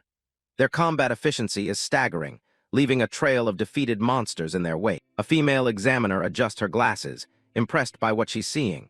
Their coordination is so flawless it's as if they're a professional guild raid team rather than just students. Carl Cavendish finds the whole display quite interesting.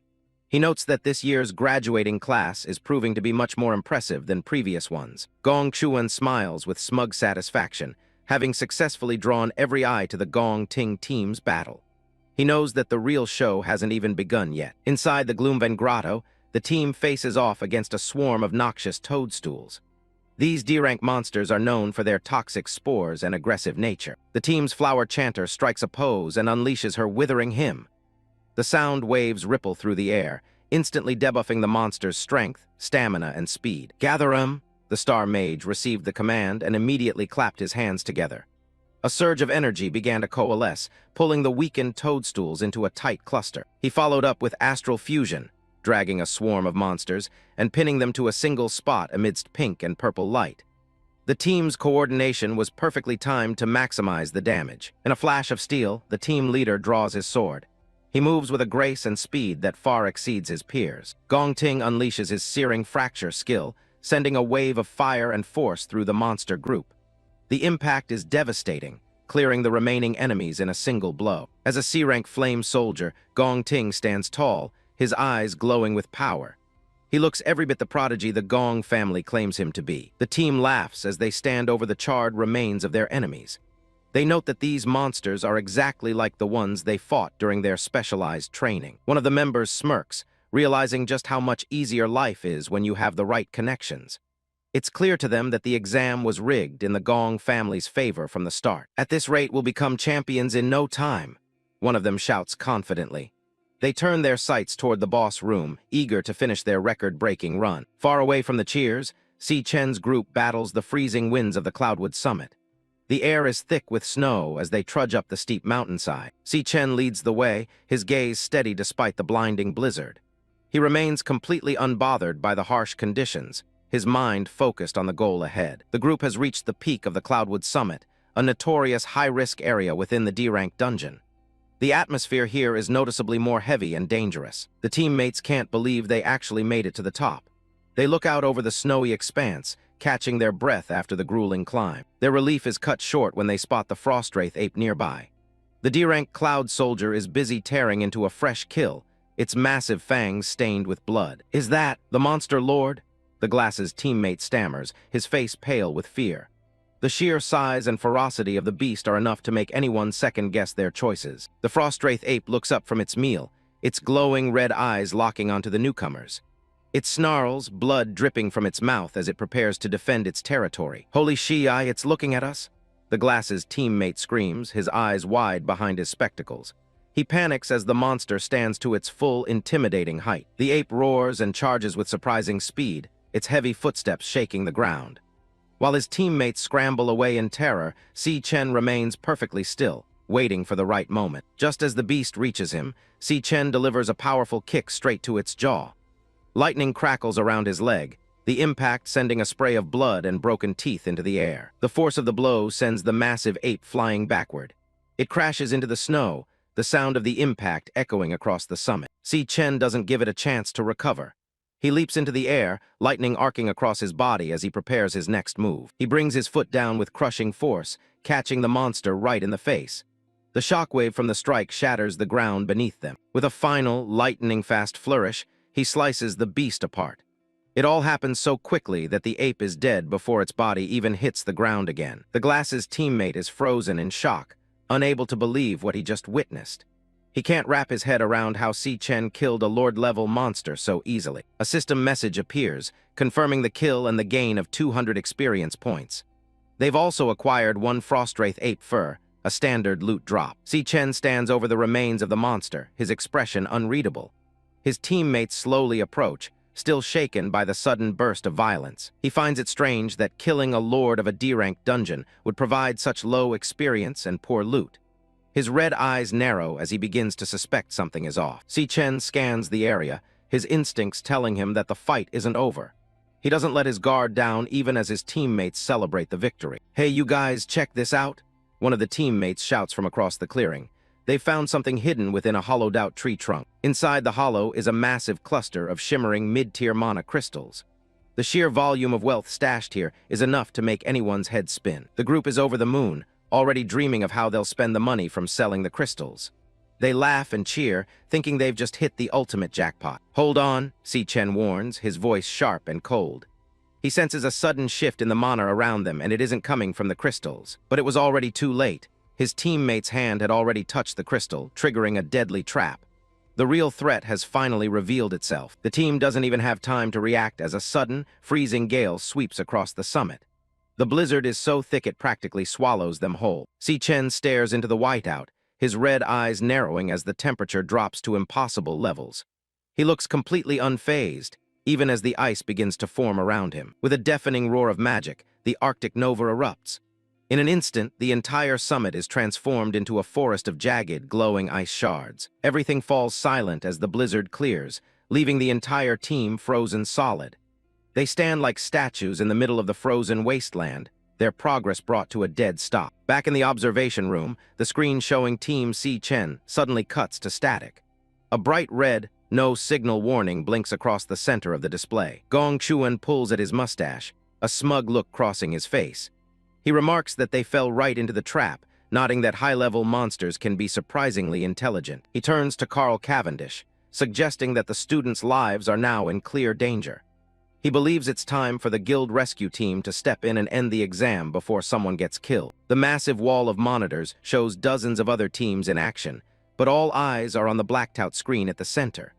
The atmosphere in the room has shifted from excitement to concern. The principal remains unbothered, pointing out that their wristbands are still reporting stable vital signs. He adds that there's no indication in their neural data that they've lost the will to fight. He insists that the choice to withdraw should be left entirely in the hands of the examinees themselves. He believes they've earned the right to decide their own fate. Back on the mountain, the Glass's teammate lets out a violent sneeze, his breath coming out in clouds of frost. He's barely clinging to consciousness as the cold bites into his skin. Huddled against the wind, Ma Long realized he was the only one who hadn't been frozen solid after the initial blast, thanks to his own resistance as a cloud class. If it hadn't been for that, he would have been frozen stiff along with the others. He isn't alone on the summit, however. A dark, towering shadow looms over his hunched form, its presence heavy with the smell of old ice and death. The Bone King of Frozen Remains reveals itself, a terrifying skeletal figure draped in tattered robes and a jagged, icy crown. A bright blue core of mana glows within its ribcage. Ma Long looked up, his eyes wide with horror. He whispered to himself, wondering if this monster was the true lord of the dungeon. The creature's eerie laughter echoes through the snow, a dry, rattling sound that seems to come from everywhere at once. It looms over its prey like a silent sentinel of death. It stands as a grim reminder of why this dungeon is ranked so high.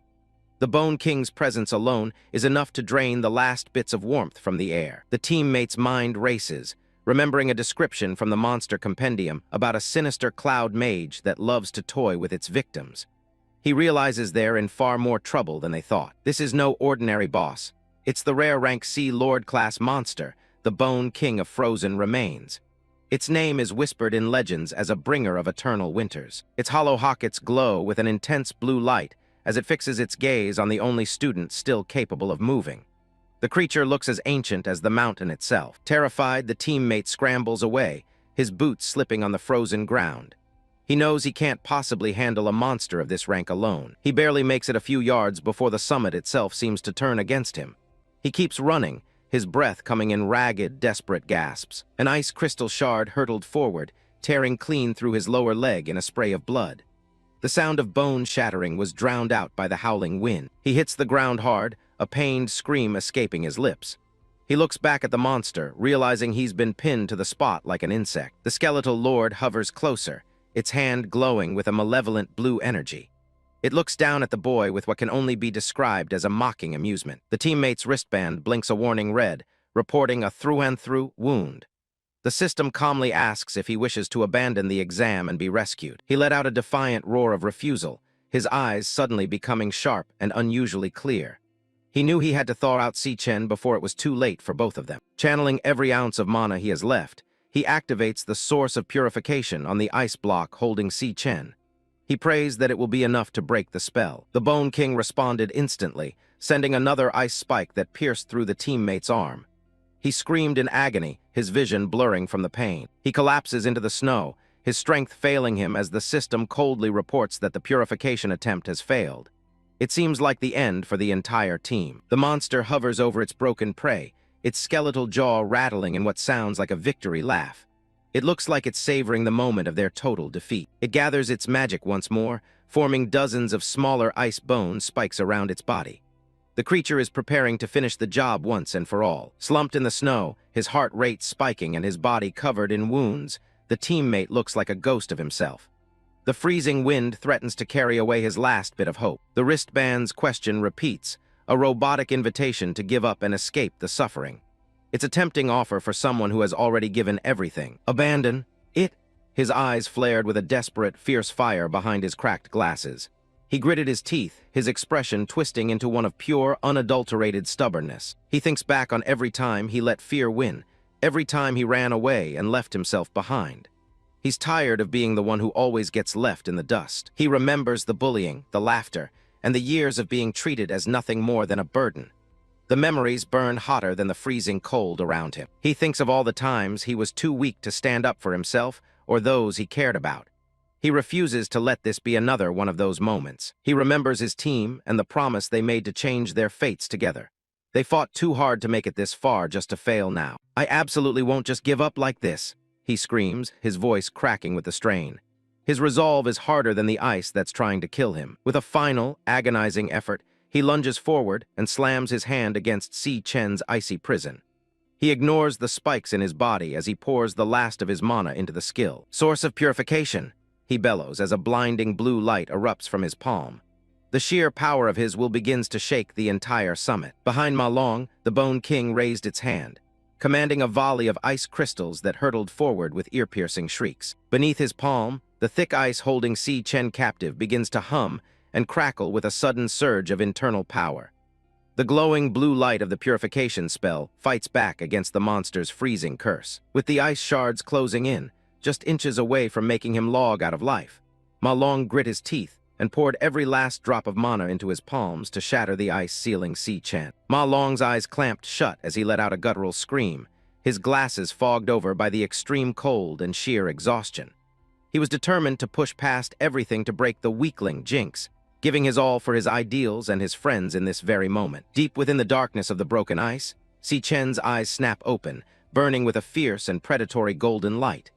The air around him seems to vibrate with a sudden, overwhelming pressure. A massive shockwave of blue mana and ice debris erupts from the center, blowing back the surrounding snow as Si Chen fully awakens. The sheer force of his awakening clears a wide circle on the mountain peak. The Bone King's skeletal jaw hangs open, its glowing blue sockets flickering with what can only be described as shock. It clearly did not expect its prey to break free so violently. Moving with blinding speed, Si Chen catches his falling teammate, his silhouette wreathed in a strange, golden-hued energy. He stabilizes the injured boy before the frost can claim him. The teammate manages a weak smile, looking up at his leader through the haze of his exhaustion and relief. He whispers that Si Chen managed to break the control all on his own. Si Chen looks down with calm, red eyes, his voice steady as he asks if the other boy's injuries are life-threatening. The teammate reassures him, nodding that the bleeding has stopped for now. Shivering and clutching his side, the teammate warns him about the monster, a rank C cloud-type lord known as the Bone King of Frozen Remains. He stresses that they cannot let it freeze them again. Si Chen listens in silence, his expression hard and serious as he turns his gaze toward the skeletal monarch. A low hum of power begins to emanate from his body once more. Infuriated by the interruption, the Bone King conjures a massive sphere of jagged ice above its head, the devastating Ice Burst Bomb. The spell crackles with an intense, freezing mana. The colossal orb of frozen energy looms over the summit like a small, pale moon, casting a deep and chilling shadow over the two survivors. Si Chen looks up, seemingly unbothered by the scale of the attack. The monster's skull splits into a wide, maniacal grin as it lets out a rattling laugh. It prepares to unleash the full, crushing weight of its magic to end the exam then and for all. Terror returns to the teammate's face. He shouts that the attack is too large and fast for them to possibly evade in their current state. He braces himself for the inevitable impact. With a flick of the Bone King's wrist, the Ice Burst Bomb hurtles toward the ground, accelerating with terrifying speed. It leaves a trail of frost in its wake as it screams through the air. A blinding flash of white light consumes the entire peak as the explosive spell impacts the center of the mountain. The sound of the explosion is deafening, shaking the very foundations of the dungeon. The Bone King floats calmly in the aftermath, its tattered robes fluttering in the freezing wind as it stares down at the smoke-filled crater.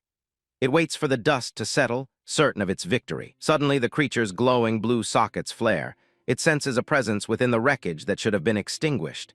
It leans forward, its skeletal hand trembling slightly. Si Chen stands perfectly still in the center of the blast zone, his body encased in a shimmering blue aura. He appears completely unharmed, having absorbed the elemental essence of the attack. A partial skeletal mask has formed over his face, and his status screen reveals he has attained a frost body. He is now a cloud warrior, immune to the very cold that once trapped him. The Bone King shrieks in a mix of fury and confusion, its mouth agape as it witnesses its own elemental mastery being turned against it. The air around Si Chen begins to boil with conflicting energies. From the sidelines, the teammate watches in utter disbelief, confused by the strange, icy power emanating from a teammate he thought was a Volt assassin. He can't wrap his head around what he's seeing. He wonders aloud if Si Chen is one of the legendary dual-class awakened, a 1 in 10,000 individual capable of holding two distinct roles at once. The realization leaves him speechless. Si Chen looks over his shoulder, the bone-white mask giving him an increasingly demonic appearance amidst the swirling snow. His red and blue eyes pierce through the haze of the battle. He apologizes for his miscalculation, admitting he shouldn't have put the three of them in such a dangerous position. A class switching in progress loading bar appears before him. His clenched fist begins to glow with a dark, purplish fire as he declares that the monster's reign ends here. The icy blue aura of the frost body is quickly being replaced by a more sinister heat. A system notification confirms that the class switch is finished. The environment itself seems to recoil from the sudden spike in dark, necrotic mana emanating from the protagonist. Si Chen stands fully transformed into the Purgatory Rakshasa, wielding a massive scythe that pulses with pink and purple energy. He has reached level 17, and his intent to kill is palpable as he stares down the Bone King. Si Chen stands amidst swirling energy, apologizing to his team for the danger his misjudgment caused. A class change loading bar appears before him as he prepares to escalate his power. His eyes glow with a sharp blue light. He declares that the struggle ends now. The system confirms the process is complete. The class change is finished. Si Chen emerges in his abyssal fiend form, clutching a massive, glowing energy blade. He promises to finish the fight in an instant. The glasses-wearing teammate can only stare, his jaw dropping in absolute disbelief at the transformation. Normally, an awakener is limited to a single class throughout their entire life. There's only a 1 in 10 million chance that someone can awaken a second. These rare individuals are known as dual classers. Once discovered, these talents are immediately hunted and recruited by every major guild in the world. The teammate screams in shock, realizing that Si Chen isn't just strong, he's something else entirely. 1 class, Lightning Assassin. Si Chen's eyes burn with golden energy. 2 classes, Abyssal Fiend. His form shifts as blue energy pulses around him. But the truth is even more impossible. He has 3. He grips his giant blade as strength and stamina stats skyrocket. Each one of his classes is terrifyingly powerful on its own. Now, he's hitting his maximum limits. His eyes glow bright as his stats max out, prepared for a final strike. A massive blast of blue energy erupts from his position. Si Chen launches himself into the air, a streak of light aiming straight for the massive boss. His teammate watches, frozen in awe of the raw power on display. The Bone King's skull rattles as Si Chen's blade descends with overwhelming force. The skill triple calamity, Overload mode, is activated, tearing through the air. Si Chen becomes a dark silhouette against a blinding flash of pink and white light. Everything else vanishes. The skeletal lord is obliterated, its massive crown falling into the snow. The giant sword dissipates as Si Chen kneels in the center of the impact crater. He's finished. Experience points flood in, pushing Si Chen to level 17. He secures a victory and loots the frostbone skewers. The glasses-wearing teammate approaches the skull, stammering about how Si Chen just one-shotted a C-rank lord like it was nothing. Si Chen looks back casually, asking if the guy still has enough energy to defrost the rest of their squad. Realization hits him like a truck. He'd completely forgotten about Xiang Zuo and Xiang Yu. He scrambles toward the ice blocks. With his teammates busy, Si Chen stands over the remains.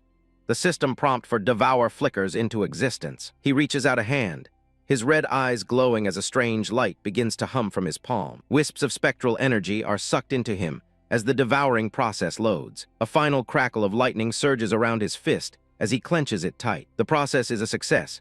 He receives the Frostbound Lick King card, granting him the Cloud Mage class. Si Chen notes that this is the first time he's gained a new class outside of the Dream Realm. He stands silently in the snow, looking completely unfazed by his growing arsenal. He realizes the Robocam was likely frozen by the Arctic Nova earlier, so his secret should still be safe from any onlookers. In the distance, his teammate is hard at work using his powers to free their frozen allies while the broken drone lies nearby. A sudden buzzing sound draws Si Chen's attention as a system glitch effect appears over his chest. His Lightning Assassin class reaches 100%, and he's awarded a star to allocate to his stats. The reward is unexpected, leaving Si Chen momentarily confused by the floating icons. Meanwhile, in the Gloomven Grotto, Team Gong Ting is facing a very different struggle.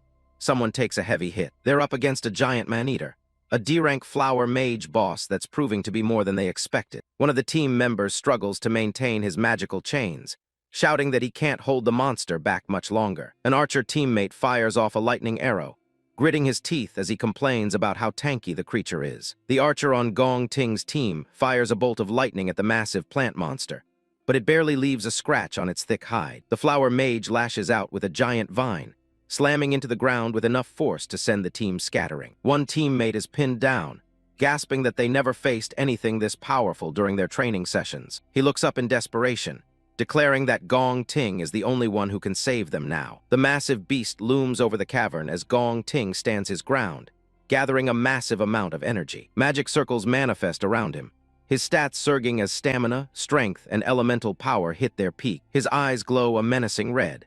He grips his blade, deciding that he's built up more than enough power to end this. Gong Ting blurs into motion, a streak of white light cutting through the dark cavern in a high-speed dash. With a single fluid strike, he severs the monster's neck mid-lunge, sparks flying from the impact. He roars a command for the beast to split apart as he delivers a final, crushing blow. A blinding explosion of energy consumes the remains of the flower mage as the skill, Sorrow Blade Burst activates. The cavern is bathed in fire and light, obliterating everything in its path. His teammates erupt in cheers, praising their president as an absolute legend. An announcement rings out. Team Gong Ting has cleared the D-rank dungeon in a record 35 minutes. Gong Ting stands amidst the burning ruins, while his teammates scoff at the mere thought of anyone being able to beat their record time. He celebrates a perfect score of 150 points, certain they've just set an unbreakable school record. Gong Ting slides his sword back into its sheath, his arrogance on full display as he walks away from the wreckage. They head for the exit, convinced that any other students who haven't finished must be struggling in the lower-tier caves. Arriving at the results hall, the team laughs, assuming anyone already there must have forfeited early. They walk past other students who look completely broken and traumatized by their own assessments. One girl is left in tears, unable to shake the horror of the monsters she encountered. Gong Ting's lackeys strode into the waiting area with their heads held high, completely ignoring the misery of those around them. They smirked, basking in the thrill of sitting at the top of the leaderboard. Suddenly, they spotted Si Chen's group huddled together under blankets, and assumed they had chickened out and fled. Si Chen looks on with a cold, piercing gaze,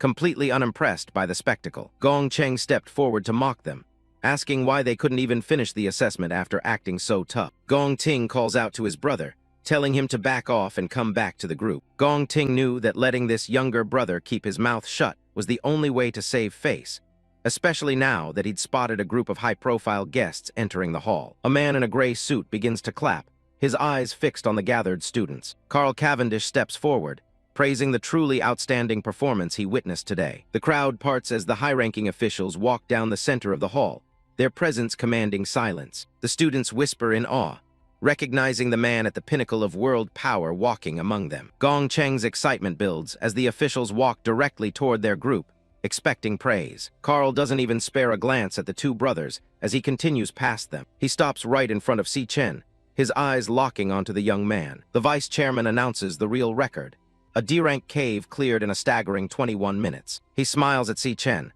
calling the feat truly brilliant even for a professional raid team. Gong Cheng's face twists into a mask of pure shock, his jaw dropping as the announcement sinks in. Si Chen remains silent, but his teammates lean in with smug smiles as the tables turn. Si Chen studies the man, recognizing Carl Cavendish as the second most powerful figure in the world. Carl addresses Si Chen by name, pleased that his trip turned out to be worthwhile after all. He offhandedly mentions that Gong Ting also performed quite well, before focusing back on the real star. Gong Lin smiles and bows slightly, thanking Carl Cavendish for the flattering words about his son's performance. He remains silent for a moment, his eyes hidden behind his glasses as he watches the students in the hall. Carl Cavendish decides it's time to conclude his visit, nodding that the hour is getting late. Carl walks alongside the principal, teasing the old man for hitting the jackpot with 2 rare prodigies in a single year. Gong Xuan wipes a bead of sweat from his forehead as he steps forward to announce the official assessment results. He declares that since there is a tie for a perfect score,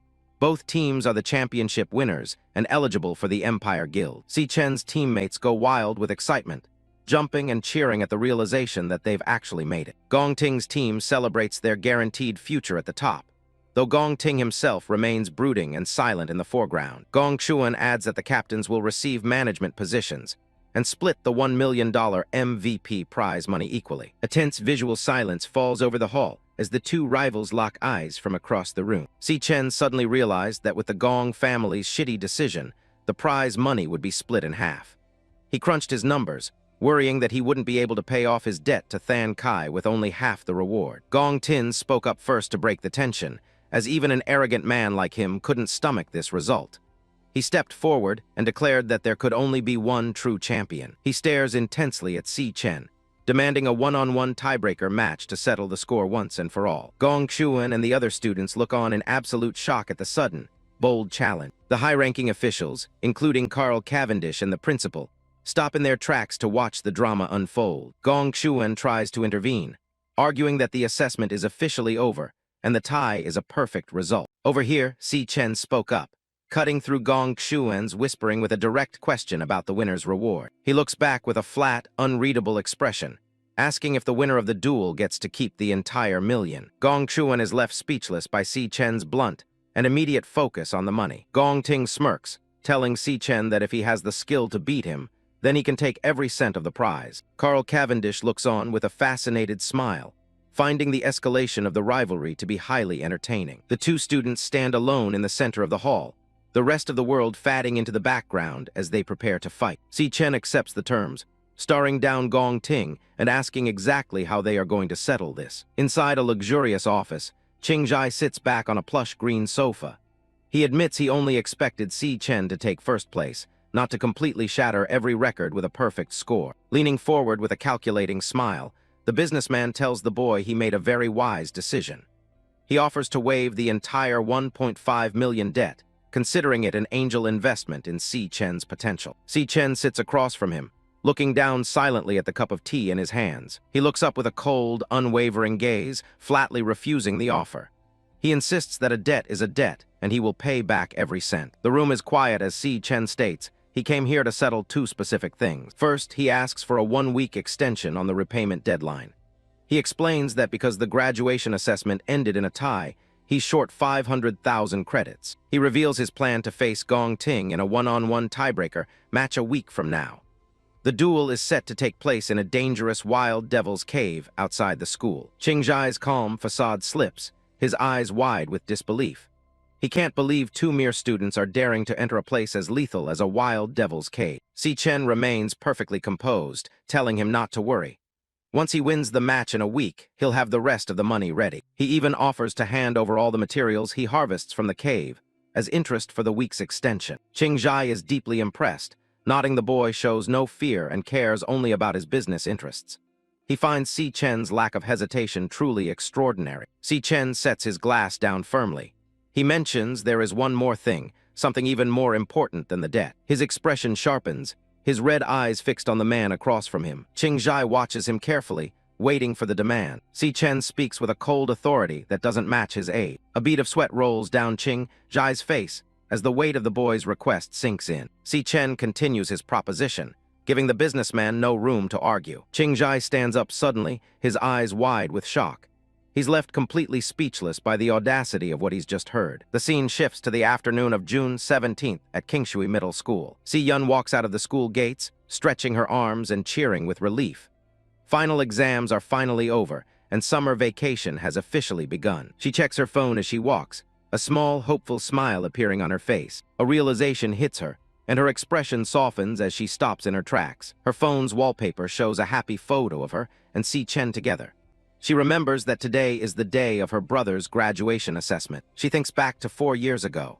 A younger Si Chen was beaming with joy, holding up an admission letter for the National Awakener University. A much younger Si Yun looked up at him with sparkling eyes, thrilled that her brother was finally going to be an Awakener, just like their parents. Si Chen held her tight, promising to join a top guild and make enough money to give her a better life. He was so full of hope back then, determined to uncover the truth about their parents' disappearance. Si Yun cheered him on with everything she had, fully believing her brother was the absolute best. But the memory turns bitter. Not too long ago, she saw him sitting in the shadows at the table, crushed by the fact that he still hadn't awakened. Seeing him so broken, she tried to reassure him that everything would be okay. Si Chen forced a smile for her, trying to hide the pain of being the only one in his class who failed to awaken. Back in the present, she looks at the date on her phone. She knows how hard he worked, and she hates that he had to suffer through that loneliness while everyone else moved on. She sighs, her heart aching for the brother who always tried so hard just for her sake. Suddenly, a girl runs up and startles her out of her thoughts. The classmate excitedly asks if she's heard that the National Awakener University produced 2 incredible geniuses this year. She rambles on about how both of them led their teams to perfect scores and were personally praised by the vice chairman of the Guild Alliance. The friend then asks if Si Yun's brother goes to that school. Si Yun can only give an awkward, sweat-dropped response, clearly not realizing her brother is one of those geniuses. A pink-haired student named Jin Duozin suddenly leans in with a charming smile, greeting Si Yun. Jin Duozin, the school idol, casually mentions he's booked a private penthouse room for a celebratory dinner tonight. He asks if she's free at 8 p.m., flashing a confident grin. Si Yun's friend is completely shocked, gasping and wondering how she could possibly know the most popular boy in school. Si Yun just stands there in silence, looking deeply uncomfortable. Without saying a word, Si Yun suddenly bolts, running away as fast as she can. Jin Duozin is left leaning against the wall, watching her leave with a confused expression. Si Yun is walking so fast, she doesn't even notice Jin Duozin calling out to her from behind. She's lost in thought, remembering how her brother's classmates were making the news for their perfect scores, while her brother supposedly couldn't even manage to awaken. Her heart breaks thinking about him failing, picturing him as a small, crying boy in her mind as she runs home with tears in her eyes. She wipes her face and resolves to hurry home, wanting to cook a massive feast to cheer Si Chen up after such a hard day. The sun sets on June 17th, and lights begin to flicker on in their rented apartment building as night falls. Inside, the table is covered with an incredible sukiyaki hot pot, steaming and filled with premium ingredients. Si Chen is stunned by the sight, asking his sister how on earth she found the time to prepare all of this food. They sit down together, and Si Chen's face lights up at the smell of the meal. Si Yun watches him silently, her expression a mix of pity and concern. In the background, the evening news begins with a report on the successful graduation combat assessment at Dongsin National Awakening University. Si Chen starts eating happily, as the news anchor mentions that Vice Chairman Carl Cavendish was there in person to interact with the students. Si Yun watches him, convinced he's just putting on a brave face to avoid worrying her after failing his assessment. The broadcast continues, reporting a highly rare dual-champion outcome and the discovery of twin geniuses. On the TV, Carl Cavendish is seen praising the assessment to the media, specifically singling out one team leader for praise. The reporter's voice echoes through the room as she says the name, Student Si Chen. The shock hits Si Yun like a physical blow, and her bowl and chopsticks slip from her hands in slow motion. Si Yun's eyes are wide with shock, sweat beads forming on her brow as she repeats the name in her head. Meanwhile, in a dimly lit room, a thick black whip lies coiled on the floor next to splatters of blood. A cold voice says the stage was set for a specific person. Gong Lin stands before a massive aquarium, whip in hand. He turns toward a wounded man, saying he even invited an audience to witness the failure. Gong Lin's face is cold and filled with disappointment as he scolds the person before him for botching the performance. Gong Ting is standing there, shirtless and covered in red scratches, his breath coming in ragged gasps as his father yells that he lost to some no-name brat. Leaning in close, Gong Lin tells his son that from now on, he won't be making any of his own decisions. Gong Ting hangs his head, sweating and frustrated, as his father looms over him and mentions a combat tiebreaker in a week. Gong Lin's eyes are sharp behind his glasses, as he declares that first place can only belong to the Gong family, by any means necessary. Back on the TV, the news continues to report on the rare twin prodigies that have emerged. Carl Cavendish is back on screen, repeating his high praise for the student who led their team to a perfect score. Si Yun stood frozen, her eyes glued to the TV as the name Si Chen echoed in her ears. Suddenly, she stands up so fast that her chair almost flies back, making a loud swoosh. She stares at the TV with an expression of pure, unadulterated shock. A perfect score? Her brother, the vice chairman on the screen, says the performance was impressive and hopes the country continues to produce such talent. Si Yun points a trembling finger at the TV and looks at her brother, asking if that Si Chen they just mentioned is actually him. Si Chen looks up calmly, his mouth full of rice, and just gives a casual "yeah. What about it?" as if it's nothing special. The shock finally breaks Si Yun, and her spoon hits the floor with a loud smash. Outside, a massive bolt of lightning cracks across the sky, echoing the explosion of news inside the apartment. Si Yun is speechless, her eyes bulging, her own flesh and blood. A genius in the graduation exam. She explodes with excitement, shouting that he got a personal shout-out from the vice chairman of the Guild Alliance. Si Chen just sits there quietly, completely unaffected by her outburst as they continue their dinner. After the initial shock wears off, Si Yun's eyes well up with tears again, but this time they are tears of joy. She leans her head on her hand, a soft, proud smile on her face as she tells him he actually went and did it. Si Chen stops eating for a moment, looking at his sister with a slightly surprised expression. Later that night, premium Wagyu beef is stabbed with a toothpick in a different luxury setting. Carl Cavendish, now in a casual red shirt, is enjoying his high-end dinner, thinking that nothing beats premium Wagyu. He looks off to the side with a knowing smile, asking someone how things are looking on their end. In a quiet, upscale restaurant, Kite sits with her eyes closed, listening to the ambient noise. She wears a beige trench coat over a high-collared sweater. Across the table, she meets with Carl Cavendish, sliding a sleek tablet across the table to him. She reports that this is the extent of the information they've managed to compile so far. On the table lies a black, top-secret envelope. Inside, documents labeled the Glutton reveal that the subject hasn't left even a single footprint over the past year. The file contains cryptic notes about the Glutton, suggesting that the entity may have already figured out that they are watching. Carl Cavendish leans back, looking at the file with a neutral expression. He acknowledges her hard work and tells her to eat her meal first. Kite doesn't touch her food yet, instead leaning in to mention that there is one more thing she needs to report. She reveals that she's had her eye on someone suspicious lately, someone who recently crossed paths with Carl.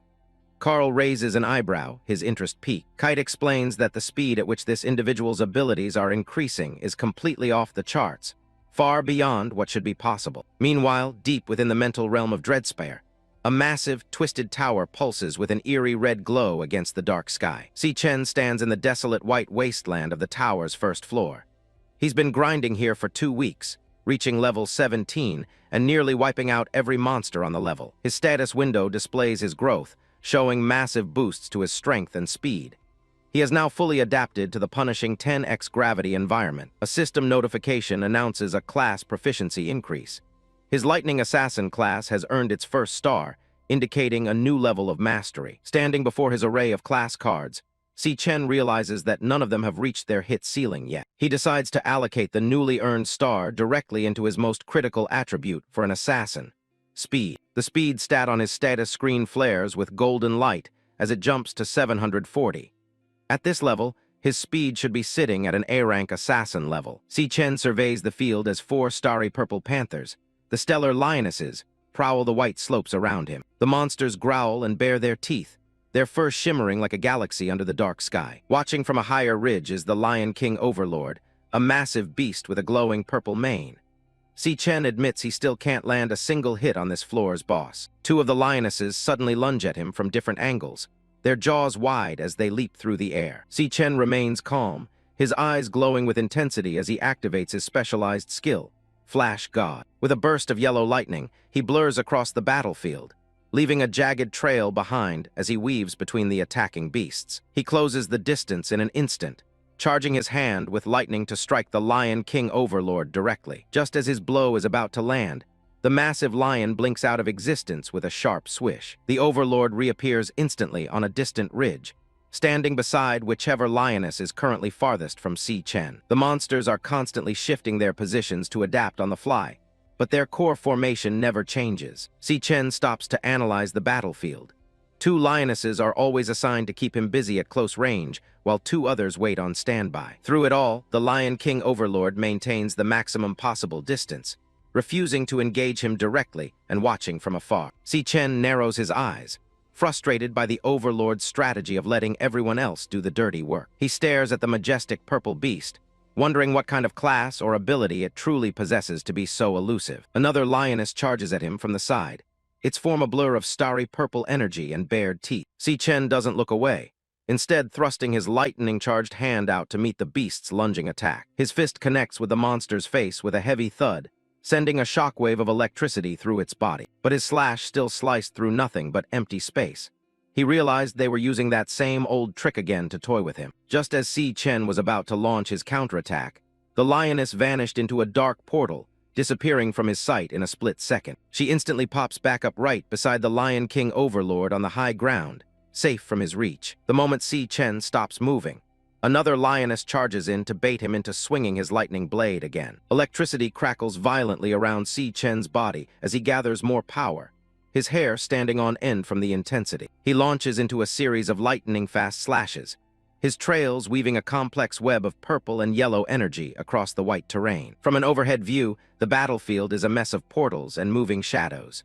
Si Chen notes that their coordination is so iron-tight it's almost beautiful. The high-speed chase continues across the cratered landscape, with the panther-like monsters constantly teleporting to stay out of reach. One of the lionesses swipes a claw at Si Chen's head, but he parries the attack with his own lightning-infused fist. He lashes out with a powerful lightning blade, but his target once again vanishes into thin air before the blow can connect. The panther-like monsters continue to reposition themselves across the snowy slopes, keeping a strategic distance from their target. Their forms flicker with starry energy as they move. Si Chen prepares for another strike, his eyes fixed on the nearest beast as it lunges through the air. He readies himself to attack again, refusing to let the pack overwhelm him. With a sudden burst of speed, Si Chen charges forward, his movement leaving a jagged trail of golden light. He aims a decisive blow at the monster, only for it to vanish once more into a dark portal. The cycle continues as the panthers leap and teleport in an endless loop, slowly grinding Si Chen's stamina down. He stands alone on the white field, surrounded by shadows that refuse to stay still. Si Chen pants heavily, sweat dripping down his face as he realizes the futility of his current approach. His brow is furrowed in concentration, his eyes glowing with a sharp, yellow light as he stares down his elusive foes. The Lion King Overlord watches from the ridge, its massive purple form radiating an aura of calm superiority.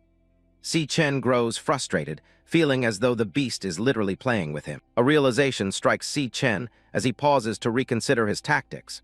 He wonders why he is even trying to beat these monsters at their own high-speed game. As a panther lunges toward him with a sharp swish, Si Chen leaps high into the air, narrowly avoiding its glowing claws. He decides it's time to change his strategy completely. In midair, a system notification appears before him as he initiates a class change. Brilliant blue energy erupts from his body, swirling around him as the interface begins loading. Si Chen decides that if the monsters won't meet him head-on, then he will simply force the engagement. His form begins to shift as ice shards crystallize in the air around him. He vows to pull out his mage class and tear them all apart from long range. His eyes turn a piercing icy blue as the transformation nears completion. The system confirms that the class switch is complete. The golden interface fades, replaced by a chilling aura that freezes the moisture in the surrounding air. Si Chen stands fully transformed into the Frostbone King, his body adorned with sharp, icy armor and skeletal antlers. Large, jagged icicles float around him, ready to be launched at his targets. The Frostbone King class card displays its impressive stats, specializing in elemental power and luck. It lists powerful skills like Frost Spike and Frost Bomb, signaling a major shift in the battle's dynamic. Si Chen initiates a class switch, suspended in a burst of blinding blue light as a loading bar appears above him. He's not just adapting, he's completely resetting the board. Shards of ice begin to crystallize in the air around him. If the enemy won't meet him head-on, he's more than happy to change the rules of the game and strike from a distance. His eyes turn a cold, glowing blue as the transformation finishes. He's pulling out his mage class to start tearing the pack apart from long range, where they can't even touch him. The switch is complete, and he stands as the Frostbone King, a level 17 cloud mage clad in jagged ice armor. The sheer cold radiating from him turns the air into a mist of frost. The system displays his new stat card, showing off high speed and mental stats. This form is built for tactical destruction, utilizing specialized Frost Spike and Frost Blast skills. He hovers high above the arena, unleashing a barrage of razor-sharp ice blades. A massive boom echoes through the chamber as the attack tears through the air toward its targets. The ice shards rain down on the lions below like deadly needles. They scramble to dodge the sudden hailstorm, but there's absolutely nowhere left to hide on the open floor. Explosions of frost erupt across the ground, sending freezing shockwaves through the entire battlefield. The impact is so violent it creates a localized blizzard that blinds the remaining beasts. Si Chen watches from above with a calm, analytical gaze. He knows the secret to winning. Mages might be fragile up close, but at this range, they own the entire battlefield. The Lion King Lord roars in pain as the ice storm clips its hide. It glares up at its attacker, frustrated by a fight it can't even hope to reach. A purple energy discharge sizzles on the ground where the ice hit. The power behind Si Chen's spells is so intense it's actually scorching the floor of the tower. The boss and its minions start retreating toward a dark portal. They've finally realized they can't survive an open fight against a long-range specialist who has them pinned down. Portals open all over the arena as the lions try to reposition, but the ground is already glowing with the marks of the previous bombardment. There's a pattern to their movement that he's already exploited. Si Chen raises his ice-covered hand, his fingers starting to curl in a crushing motion. He's been hurting them this whole time, forcing the entire pack right into his kill zone. The Lion King freezes up, its eyes wide with shock as it realizes it's walked straight into a trap. A single bead of sweat rolls down its fur as the mana in the air thickens. He summons a giant, glowing sphere of ice energy directly above the enemy. This is the Frost Blast bomb, and it looms over the pack like a miniature frozen moon. The sphere is massive, trapping the panicked lions with absolutely nowhere left to run. Multiple shockwaves are already hammering the area as the spell begins its final phase. His eyes narrow through the frosty air as he prepares to detonate. He's made sure there isn't a single corner left in the arena for them to hide in. The Lion King lets out one last, desperate roar as the bomb starts to collapse inward. It knows exactly what's coming, but it can't move fast enough to escape. The sphere detonates, unleashing a blinding explosion of blue and white light that consumes everything in its path. The tower floor shakes under the sheer weight of the impact. A massive shockwave slams through the arena, turning everything white. The force of the blast is heavy enough to momentarily clear the entire battlefield of any visible movement. When the light fades, The lions are left frozen solid in jagged pillars of ice. Cracks are already spiderwebbing across their bodies as the structural integrity of the ice fails. Si Chen doesn't miss a beat and switches classes again, transforming into his level 17 infernal Rakshasa form. Dark, demonic energy swirls around him as he prepares to deliver the final strike. With blue markings glowing under his eye and his hair standing on end, he looks down at his frozen prey. The first floor of the Dreadspire is about to be officially cleared. He glares at the frozen boss, baring his teeth in a savage grin. For these creatures, the fight is over, and there's no coming back from what's next. A vertical beam of purple light slams down from above, crushing the frozen lion into the ground. This is the triple cataclysm in crushing mode, leaving nothing but dust in its wake. Si Chen swings his weapon with a powerful swoosh, sending out waves of dark purple energy. The sheer force of the move clears away the last of the frozen debris and frozen corpses. The battlefield falls silent as the ice fragments finally settle on the floor. Si Chen stands tall in the center of the destruction, his weapon still glowing with residual energy. The boss's spirit begins to fade, dissolving into wisps of black smoke as its physical form vanishes. It's a quiet end for a creature that commanded a pride of hunters. The smoke swirls and disappears into the air with a soft whoosh. The main threat of the first floor has been neutralized, and the way forward is finally clear. Si Chen walks toward the site of the impact, his cape fluttering behind him. The frozen arena he's created is now a graveyard of ice and purple mana. His level shoots up to 24 in a massive jump, and he scores some serious loot. He's earned 4 Phantomane bones and a rare Phantomane heart from the victory. He looks down at the remains of the purple lion. The system confirms what he already knew. The body is ready to be devoured for its power. He stands over the glowing purple core, holding it up as it buzzes with residual energy. The light reflects off his chest as he prepares to analyze the prize he just fought for. He focuses his energy on the heart, demanding it reveal its secrets. He needs to know exactly what kind of class could hide behind its beasts so effectively. The core starts to smoke as it reacts to his mana, releasing a strange, purple vapor. The buzzing sound gets louder as the system begins the extraction process. Dark energy swirls around his hand, while the core continues to pulse and buzz. He's digging deep into the records left behind by the boss's essence. He clenches his fist, the red glow of the heart flaring up between his fingers. He's not just taking the loot, he's taking the boss's very identity and skills. A class card appears, revealing that the Lion King was actually a stellar tamer. It's got specialized skills like Stellar Pact and Stellar Warp, explaining its mastery over beasts. Si Chen stares at the card, surprised to encounter a class he's never seen before. The concept of a tamer adds a whole new dimension to his growing arsenal. It all makes sense now. The boss wouldn't engage him directly because its own stats were trash. It was a classic summoner, letting its contracted beasts do all the heavy lifting. He looks back at the portals the lions used during the fight. They weren't just random jumps, but specialized tamming skills used to protect the master while the pets fought his battles. Si Chen analyzes the tamer skills he just acquired. The teleportation ability, Stellar Warp, stands out as a genuinely powerful tool for battlefield control. He realizes that forming a contract requires more than just a gesture. It hinges on intimidation and a high level of deterrence.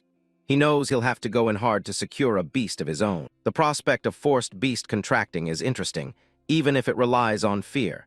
He continues reviewing the requirements, noting that a master's death means the end for their contracted beast as well. As the space around him shifts with a powerful whoosh, Si Chen senses a change in the tower's atmosphere. The icy arena is gone, replaced by a strange, shimmering light. He finds himself standing in a vast, desolate desert. This, he realizes, is what the first floor of the Dreadspire is actually supposed to look like without the boss's influence. Skeletal remains litter the dunes under a pale sky. He surveys the absolute wasteland, wondering what could have caused such utter devastation in this place. In the distance, a beam of orange light pierces the sky with a sharp clack. Si Chen watches as the environment continues to react to the floor being cleared. A massive pillar of fire and energy erupts from the ground, swirling into a vortex. The door to the second floor has finally opened, marking his progress deeper into the tower. Through the darkness, a pair of glowing pink eyes stare back with a low growl. Something is still lingering in the shadows of the first floor, even after the boss's defeat. Si Chen turns his head sharply at the sound of the growl. He remains on high alert, ready to react to whatever is hiding among the bones. He spots a small form tucked away inside a massive ribcage in the sand. A low, continuous grrr echoes from the shadows of the skeleton. A tiny, fluffy lion cub with glowing pink eyes and purple chains stands its ground. It lets out a defiant roar, showing teeth that are far from intimidating given its size. Si Chen looks down at the little creature with a surprised expression. He didn't expect to find a survivor tucked away in the aftermath of the battle. He stands before the ribcage, lightning crackling around his hand. He notes that this little one is the very last standing in the entire area. He realizes this wasn't one of the Lion King's contracted beasts, or it would have died along with its master. The cub is an independent entity that was trapped here all along. Looking closer, he sees glowing stellar chains wrapped tightly around the cub. He wonders if the Phantomane Lion King was the one who locked it in this cage. The lightning around Si Chen intensifies as he narrows his eyes. He's making a decision about what to do with this tiny prisoner. The cub's eyes widen in fear and shock as the energy surges around it. It cowers slightly, bracing for what it thinks is another attack. Si Chen strikes with a burst of energy, but not at the cub. He shatters the stellar chains, sending purple fragments flying through the air as the cub is knocked back by the force. The cub tumbles across the sand with a plop, the heavy chains finally falling away. It lies there for a moment, stunned by the sudden turn of events. Si Chen stands over it, telling the cub he's giving it back its freedom. He looks down with a calm, almost gentle gaze as the dust settles around them. He acknowledges that this wasteland was once the cub's home. He watches as the small lion shakes off the last of the exhaustion and looks up at him. Si Chen gives a slight, knowing smile. He talks about the pain of watching everyone you know die and seeing everything you love destroyed. He looks the cub in the eye, telling it that he knows exactly how that feeling feels. The cub stares back, silent and seemingly listening to every word. He tells it to stay alive and keep going, despite how much it hurts. With that, he turns away and starts walking toward the portal to the next floor. Suddenly, a sharp buzz of purple energy erupts behind him. He stops in his tracks, looking back over his shoulder at the sudden surge of mana. A system notification appears. A beast contract request is incoming. It lists passive skills that boost stats and provide a shared field of vision if the contract is accepted. Si Chen looks genuinely surprised, a bead of sweat on his face as he stares at the prompt. He didn't expect the cub to initiate the bond on its own. Lion King Leo sits on the sand, looking up with big, hopeful eyes. The system marks it as contractable and waiting for his response. The final prompt hangs in the air. Do you accept? Si Chen is faced with a choice that will give him his very first contracted beast. You want to follow me? Si Chen asks, looking down at the small creature. The white lion cub, Lion King Leo, answers him with a sharp, determined howl.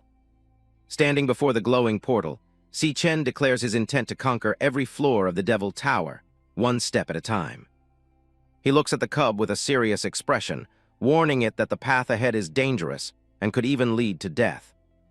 Lion King Leo doesn't back down, letting out another brave cry to show its resolve. Si Chen closes his eyes, sensing the cub's determination, and decides to move forward. He calls for the creature to consent to the contract, his eyes glowing with an intense purple light. A star-shaped mark appears in Leo's eye, as the system confirms the contract is officially established. The system interface updates, revealing the Star Beastmaster class along with a set of powerful passive and active skills.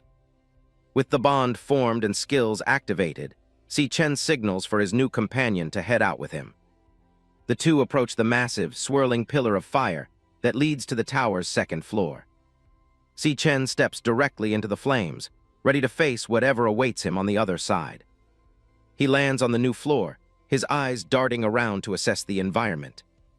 They've entered a volcanic nightmare, where molten lava cascades from floating rock formations under a blood-red sky. The heat is stifling, and sweat begins to roll down his face within seconds of arriving. Leo peers over the edge of the jagged cliff, staring down at the churning sea of fire below. Si Chen wonders what kind of monstrosities lurk on this floor, but his thoughts are cut short by a sudden movement. A blinding white flash suddenly erupts, consuming his entire field of vision. In a split second, he senses an overwhelming, lethal force closing in on him. A massive strike blasts through his chest, leaving a gaping hole in his spectral form. Blood splatters across his face as the simulation records a fatal hit. Si Chen bolts upright in his bed, gasping for air as he returns to the real world. He realizes he was killed instantly, without ever catching a single glimpse of the monster. Drenched in sweat, He wonders just what kind of terrifying power dominates the second floor. His sister's voice breaks the silence, calling him from outside to come and eat breakfast. On the table, she's laid out a steaming bowl of pork ramen and a colorful side of fresh fruit. Si Chen sits down, amazed by the absolute feast his sister has prepared for him. Si Yun stuffs a piece of toast into her mouth, reminding him to do the dishes and the laundry while she's out. She's in a hurry to leave for her summer job, ignoring her brother's concerned look. Si Chen asks why she's working, reminding her that he told her to leave the money matters to him. She smiles, telling him she can't fall behind now that her big brother has finally made it to the top. She waves goodbye as she heads out the door, leaving Si Chen to start on his chores. He starts by rinsing the stack of dirty dishes in the kitchen sink. Next, he moves on to hanging the fresh laundry up to dry by the window. He pauses to look at a framed photo of his sister, thinking about how she's always carried herself with such grit. Despite her determination, he knows she's still just a child who deserves to be protected. Checking his tablet, he feels a sense of irony that she's the one taking care of him. His mind wanders to the threat of the Demon King Wrath, knowing he won't be able to stay by her side forever. He looks back at the photo, knowing she's the only person in this world he truly worries about. He puts a hand to his head, wondering if there's a way he can manage his duties while keeping her safe. Suddenly, a purple rift tears open in the air above him, and Lion King Leo falls right through it. Si Chen stares in absolute shock as the creature from the tower actually manifests in his room. Si Chen stares at the cub, still processing that he actually managed to summon a beast from the Devil Tower into reality. Leo immediately makes himself at home, shredding tissues and pouncing on everything in sight. Looking at Leo's stats, Si Chen realizes the cub is the perfect candidate to watch over Xiao Yun while he's busy at the tower. The beast binding skill provides a mental link, ensuring he'll know the exact moment she's in any danger. With the astral orbit jump ability, he can warp to the beast's location or summon it back to his side instantly. He remembers how Xiao Yun has always been a softie for animals, constantly stopping to pet every stray she found. Si Chen smirks, confident that she'll have no problem accepting a small lion as her new companion. A sudden metallic crash from the other room breaks his concentration. He peeks through the doorway, his eyes widening at the mess unfolding in the kitchen. Leo is happily chewing through the ceramic plates, leaving a trail of broken shards across the floor. Outside, the sun begins its descent, casting long, orange shadows over the quiet streets. A security camera sparks and fails, leaving a secluded alleyway completely unmonitored. A wounded man gasps for air, his clothes torn and blood dripping onto the pavement as he retreats. A massive, swirling mass of black and red shadows looms over him, blocking any hope of escape. A shadowy claw pierces right through the man's shoulder, pinning him against the wall. He looks up in pure terror, his voice failing as the monstrous figure looms closer. A predatory red eye locks onto him, gleaming with a cold, malevolent hunger. The devouring process begins, white energy surging through the shadow as it consumes its prey. The sun hangs low over the city as the end of the workday approaches. Xiao Yun heads home, exhausted from her shift at the milk tea shop during the summer rush. She walks through a quiet alley, carrying a couple of drinks and wondering if her brother will like them. The long shadows of the buildings make the path feel narrower and more isolated. She pauses, her eyes darting to the side as she hears the distinct sound of footsteps following her. She spins around, her heart racing, only to be met with a wall of red roses. Jin Duozin steps into the light, greeting her with an arrogant, self-satisfied grin. He's been waiting for her, holding a massive bouquet and looking far too pleased with himself. He tries to smooth over her previous rejection, offering a fancy dinner date as if it's an offer she can't refuse. Xiao Yun stays silent, her expression cold as she stares him down. He boasts about his family's influence, mentioning his father's position to explain how easily he tracked her down. She doesn't mince words, telling him straight to his face that they are from two completely different worlds. She tries to walk past, but he reaches out and grabs her arm, his smile twitching with frustration. He starts yelling about the effort and money he spent, demanding she show him the respect he thinks he's earned. She looks him in the eye, her voice level and sharp as she asks why she should owe him anything. She calls him out for being incredibly creepy for stalking her home, but he only gets more aggressive. Jin Duo Xin snaps, his face twisting with a sense of entitlement as he towers over her. Before he can finish his threat, Zio Yun delivers a powerful headbutt right to his nose. He drops to the ground, clutching his face while she tells him to get his brain checked at his dad's hospital. She stomps away without a backward glance, her mood completely soured by the encounter. Back at the apartment, the warm glow from the window stands out against the darkening sky. Her anger vanishes the moment she sees the tiny, white cub waiting for her inside. Her eyes turn to hearts, all her exhaustion forgotten at the sight of the adorable creature. She scoops Leo up in a tight hug, beaming as she asks her brother where he found such an amazing little beast. Si Chen sits back and watches as Zio Yun cradles the white cub, informing her that Leo is now her responsibility. She beams with excitement, hardly able to believe she's allowed to keep a lion in their home. As she pets him, Zio Yun notices something strange. Despite his tiny size, Leo already has a long, thick mane. She wonders aloud if only adult male lions are supposed to grow them, but the cub just purrs contentedly in her arms. Zio Yun quickly brushes aside her confusion, deciding she'll head out tomorrow to get a magical beast adoption license and make everything official. Si Chen remains quiet, a faint smile on his face as he observes their immediate bond. Seeing how fond she is of the cub gives Si Chen a sense of relief. With Leo there to protect her, he can finally stop worrying about her safety at home and focus on his own path. A sharp chime cuts through the quiet moment as his phone vibrates against the table. Si Chen picks up the device, his expression shifting to one of focused anticipation as he waits for the screen to light up. The light of the display reflects in his crimson eyes, highlighting a cold, determined gaze as he reads the new message. An email from the Guild's Supervisory Bureau confirms that his application has been officially approved. He stares at the screen, knowing that his plan can finally move into its next phase. His focus tightens on the immediate future, the tiebreaker assessment scheduled for 6 days from now. Winning is no longer just an option, it's a necessity. 6 days have passed since the events at the hospital, and the sun finally rises on a pivotal day. It's time for the official tiebreaker assessment that will determine who truly deserves the title of top graduate. The scene shifts to the outskirts of Greenlight Forest at 15:10. The air is still, the silence of the ancient woods only broken by the distant, eerie rustle of leaves. Gong Xuan, the director of career services, steps forward with his signature round glasses and sharp mustache. He commands attention from the 2 candidates as he prepares to deliver the final briefing for the exam. The assessment is set to take place within the Wild Devil's Cave, a portal hidden inside the hollow of a massive, glowing tree. Gong Xuan warns that despite the setting, this is a dangerous D-rank dungeon. Si Chen and Gong Ting stand side by side at the cave's entrance, looking ready for the challenge. A small drone hovers above them, tasked with broadcasting every move of the 2 rivals for the examiners to see. Gong Xuan warns them that the internal environment of a wild cave is completely unknown. Unlike the controlled simulations at school, the risks in this untamed lair are far more lethal.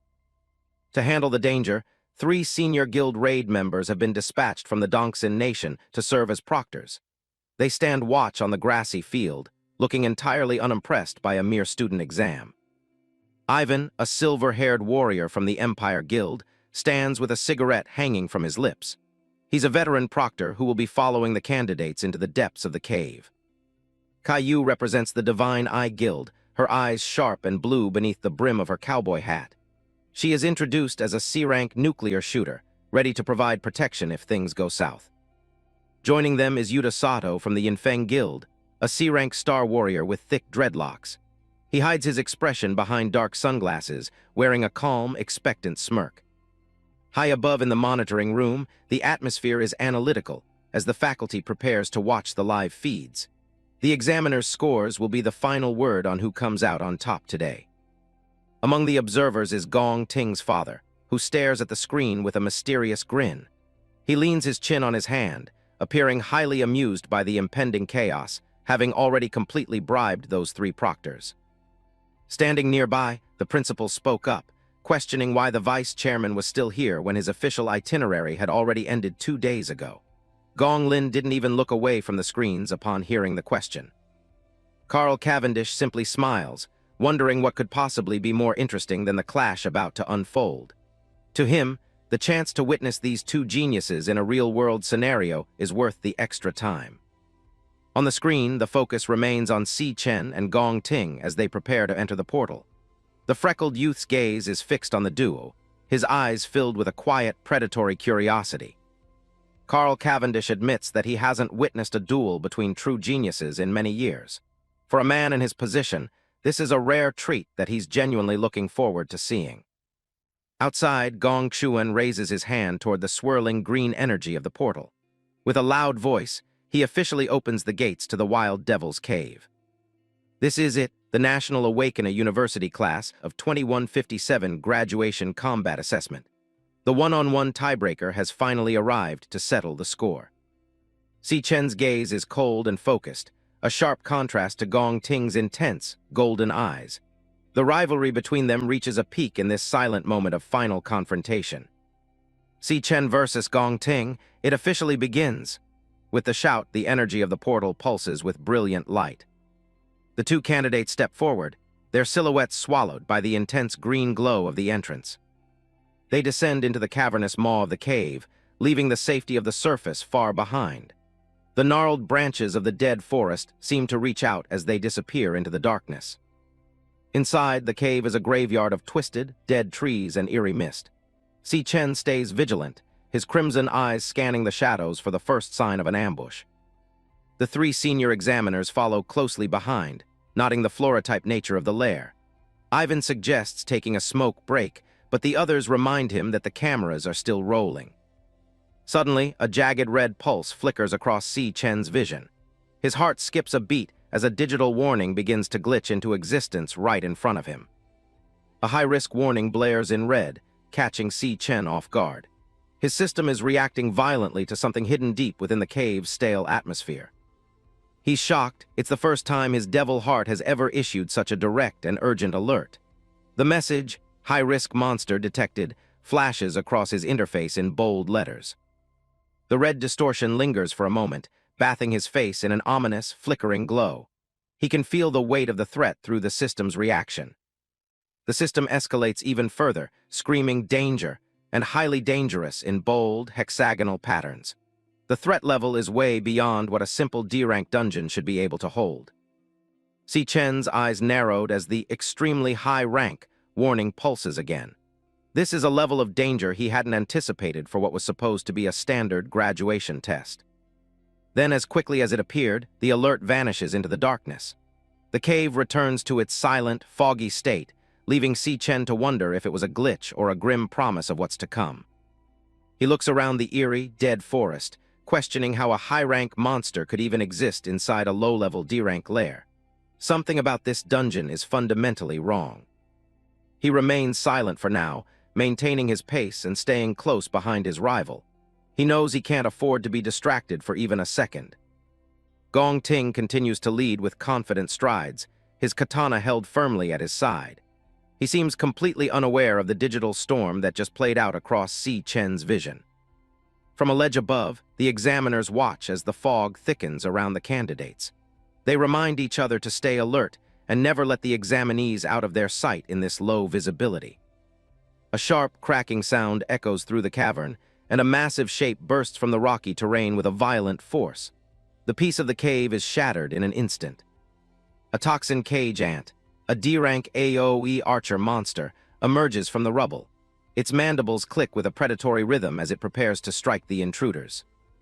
Gong Ting's hand instantly goes to his hilt, his grip tightening with a practiced ease. He doesn't show a single hint of hesitation as he faces down the insectoid threat.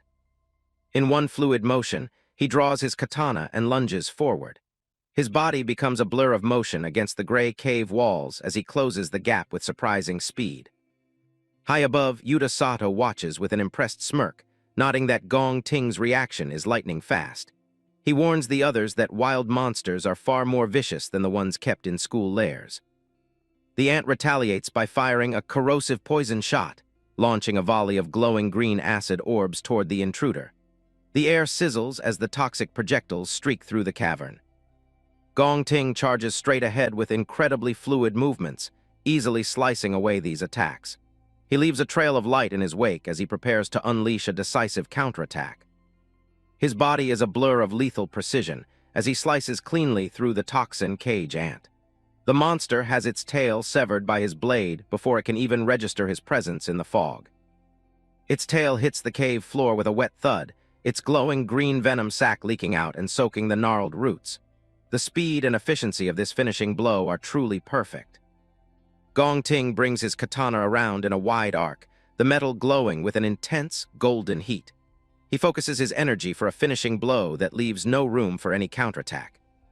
The glowing blade pierces straight through the core of the largest ant, vaporizing its internal organs in an instant. Green fluids spray across the cavern as the creature is completely neutralized. He activates his core warrior skill, blazing blade penetration, creating a massive explosion of golden light.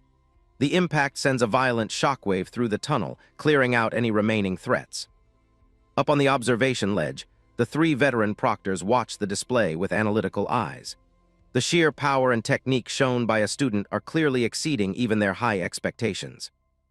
Caillou, the C-rank nuclear shooter, taps her wristwatch to log her score. She awards Gong Ting a perfect 10 for his on-the-spot response, impressed by how quickly he neutralized the ambush. Ivan exhales a plume of smoke, his gaze fixed on the battlefield below. He awards another 10 for battle logic, noting how the candidate immediately prioritized destroying the monster's ranged venom organ. Yuta Sato adds his own perfect score for finishing intensity, watching the carnage with a wide, toothy grin. He's never seen a high schooler display such cold, clinical decisiveness against a wild D-rank monster. Gong Ting sheathes his blade with a crisp, mechanical click, standing amidst the carnage without a single hair out of place. He looks every bit the elite student that every major guild is currently fighting over. Yuta Sato's attention shifts to the other monitor, where Si Chen's feed is playing. His expression turns from excitement to pure confusion as he watches the second candidate's performance. To the proctors, Si Chen's performance looks like a complete disaster. He didn't even flinch when the monsters appeared. He just keeps wandering aimlessly through the gnarled trees, seemingly lost in the cave. Gong Ting glances back, his brow furrowed in a silent, judgmental question. He can't understand what his rival is doing, or why he's letting himself fall so far behind in the scoring. Back in the high-tech monitoring room, the officials watch the screens in silence. The contrast between Gong Ting's flashy combat and Si Chen's slow walk creates a heavy, awkward tension in the room. Carl leans back in his seat, a playful smirk dancing on his lips. He turns to the distinguished elder beside him, asking what he thinks Si Chen is actually looking for in that darkness. The principal doesn't seem worried in the slightest by this silence. The old man watches the screen with a knowing, steady gaze, his years of experience telling him that this isn't just aimless wandering. On the screen, Si Chen's boot crunches down on a thick, pulsating root. He's finally reached the heart of the cavern where the fog is thickest and the heavy air feels almost suffocating. The principal predicts that the boy isn't lost. He's looking for a way to grab a massive, game-ending high score in a single, devastating shot. The old man sees the strategy hidden in the silence. Si Chen's eyes suddenly glow with a fierce, golden light as he clenches his fist. Sparks of electricity dance between his fingers as he whispers a single phrase, "Found it." A massive pillar of yellow lightning erupts from the ground, tearing through the cave's ceiling with a violent roar. The power is so immense that the solid rock beneath his feet begins to fracture and crumble. The lightning column expands into a blinding sphere of pure energy, illuminating the entire dungeon. Si Chen stands at the very epicenter, looking like a god of thunder amidst the surrounding chaos. Scores of monsters are caught in the blast, their forms reduced to shadows before being completely vaporized. The sheer scale of the destruction is far beyond anything a D-rank exam was designed for. The proctors are nearly knocked off their feet by the sheer intensity of the shockwave. Caillou and Yuta Sato stare in horror as they realize Si Chen didn't just find a monster, he found the entire nest. Gong Ting watches the distant light show with wide, trembling eyes. He realizes the terrifying truth. While he was hunting individual monsters, Si Chen was planning to wipe out the whole dungeon in one move. Si Chen's silhouette blurs as he kicks off the ground, leaving a trail of crackling yellow sparks behind him. His movement is so fast it defies the eyes of even the senior proctors watching the feed. The system notification flashes the name of the legendary skill, Volt Assassin. He descends upon the remaining swarms like a golden bolt of lightning from the heavens. He weaves through the air, his body trailing razor-sharp beams of electricity that cut through everything in their path. Every pass leaves another group of toxin cage ants sliced into glowing green ribbons. The monsters don't even have time to shriek before they are bisected by the high-voltage arcs. It's no longer a fight. It's a systematic, lightning-fast extermination of the entire lair. Lightning beams crisscross the cavern in a complex web of destruction, tracing the path of Si Chen's impossible speed. He's moving so fast that he appears to be in multiple places at once. He lands in a crouch as the final wave of monsters behind him literally disintegrates into ash. The air in the cavern is thick with the sharp smell of ozone and burnt chitin. Si Chen stands slowly, sheathing his power as the last of the green monster blood rains down around him. He looks completely unfazed, his breathing calm despite the mass slaughter he just performed. The proctors are frozen, their faces pale and covered in sweat. Yuta Sato pulls down his sunglasses, his voice trembling as he asks what they just witnessed from an E-rank student. In the monitoring room, the technical staff is scrambling for answers. They can't reconcile the report of him being E-rank with the level of total destruction currently displayed on their screens. The proctors whisper among themselves, completely lost on how to even begin grading a performance like this. It was reckless and repetitive, but the results are undeniably overwhelming and efficient. Gong Ting's frustration is visible even through the low-quality feed. He was the golden boy of the class, but in a single move, Si Chen has completely overshadowed his entire career. Carl bursts into laughter, his amused laughter echoing through the observation room. He teases the old man for calling it perfectly, clearly delighted by this unexpected turn of events. Gong Lin watches with a stern expression as the freckled youth notes that the exam has barely started. His interest in the two candidates has reached an all-time high after that display. A hand clenches tightly in a silent fist, showing the mounting tension among the observers in the monitoring room. No one expected an assessment to turn into such a high-stakes show of power. Suddenly, the live video feed begins to distort, flickering with digital artifacts and heavy static. The high-resolution image of Si Chen starts to break apart on the main screens. A massive warning box slams across the screens with a harsh red alert.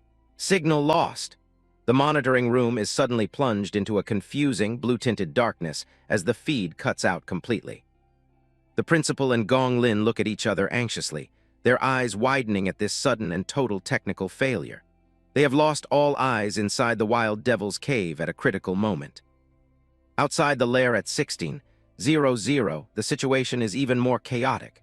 A technician in a lab coat frantically types at his terminal, his face illuminated by the green glow of the portal and the red flash of emergency alerts. The monitoring screens flicker violently, flashing a red signal anomaly warning. The communication signal's strength drops to a critical 23%, and the lair scan begins to glitch under the pressure of an unknown interference.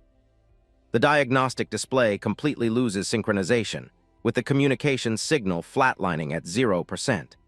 In place of the standard D-rank classification, a massive, pixelated question mark appears over the risk level. The supervisor stares at his handheld device, sweat beading on his forehead as the incoming data becomes unreadable. Behind his glasses, his eyes widen in shock as he realizes that something utterly catastrophic has happened to the exam environment. In the control area outside the portal, a technician in a lab coat flails his arms in a panic. Gong Xuan points urgently at the flickering monitor, his voice rising as he demands to know why the lair's parameters are shifting so rapidly. The swirling green vortex of the dungeon entrance, which had been a stable gateway just moments ago, begins to waver and lose its luminous cohesion.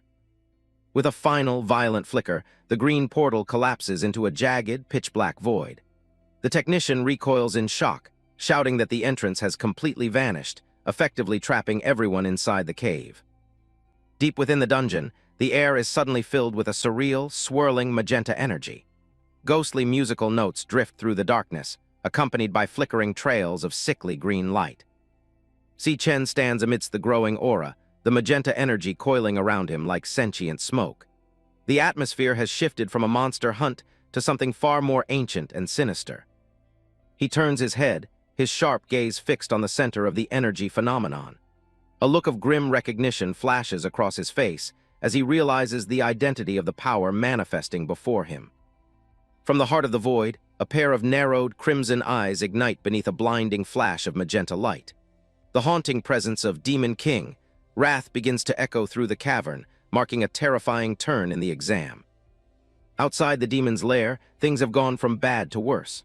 The cave entrance where the hunters just entered has completely vanished, leaving the staff outside staring at a solid cliffside. Gong Xuan is in an absolute panic, drenched in sweat as he screams for someone to request immediate backup from the superiors, because all the equipment has gone haywire, and they've completely lost the signal from the team inside. Inside the dungeon, the air is thick with a heavy, pulsating magenta aura. Si Chen stands amidst floating musical notes that seem to vibrate with a sinister energy, making the atmosphere feel suffocating. Gong Ting stops in his tracks, looking over his shoulder. He can feel the shift in the air, though he hasn't yet pinpointed the source of this strange, rhythmic vibration. The rest of the hunters are just as confused. The cowboy hunter asks if anyone else heard that, while Yuta Sato notes that something definitely feels wrong about the unnatural silence. Si Chen's heart starts pounding as a deep thumping sound begins to echo through the mist. He recognizes that sound immediately. It's the voice of the Demon King, Wrath. The sound waves ripple through the darkness, glowing with a malevolent pink light. The thumping isn't just a sound, it's a presence that feels like it's vibrating through their very bones. Cold sweat beads on his forehead as the realization sinks in. Wrath isn't supposed to show up for another 3 years, meaning the timeline he knows is already starting to fracture.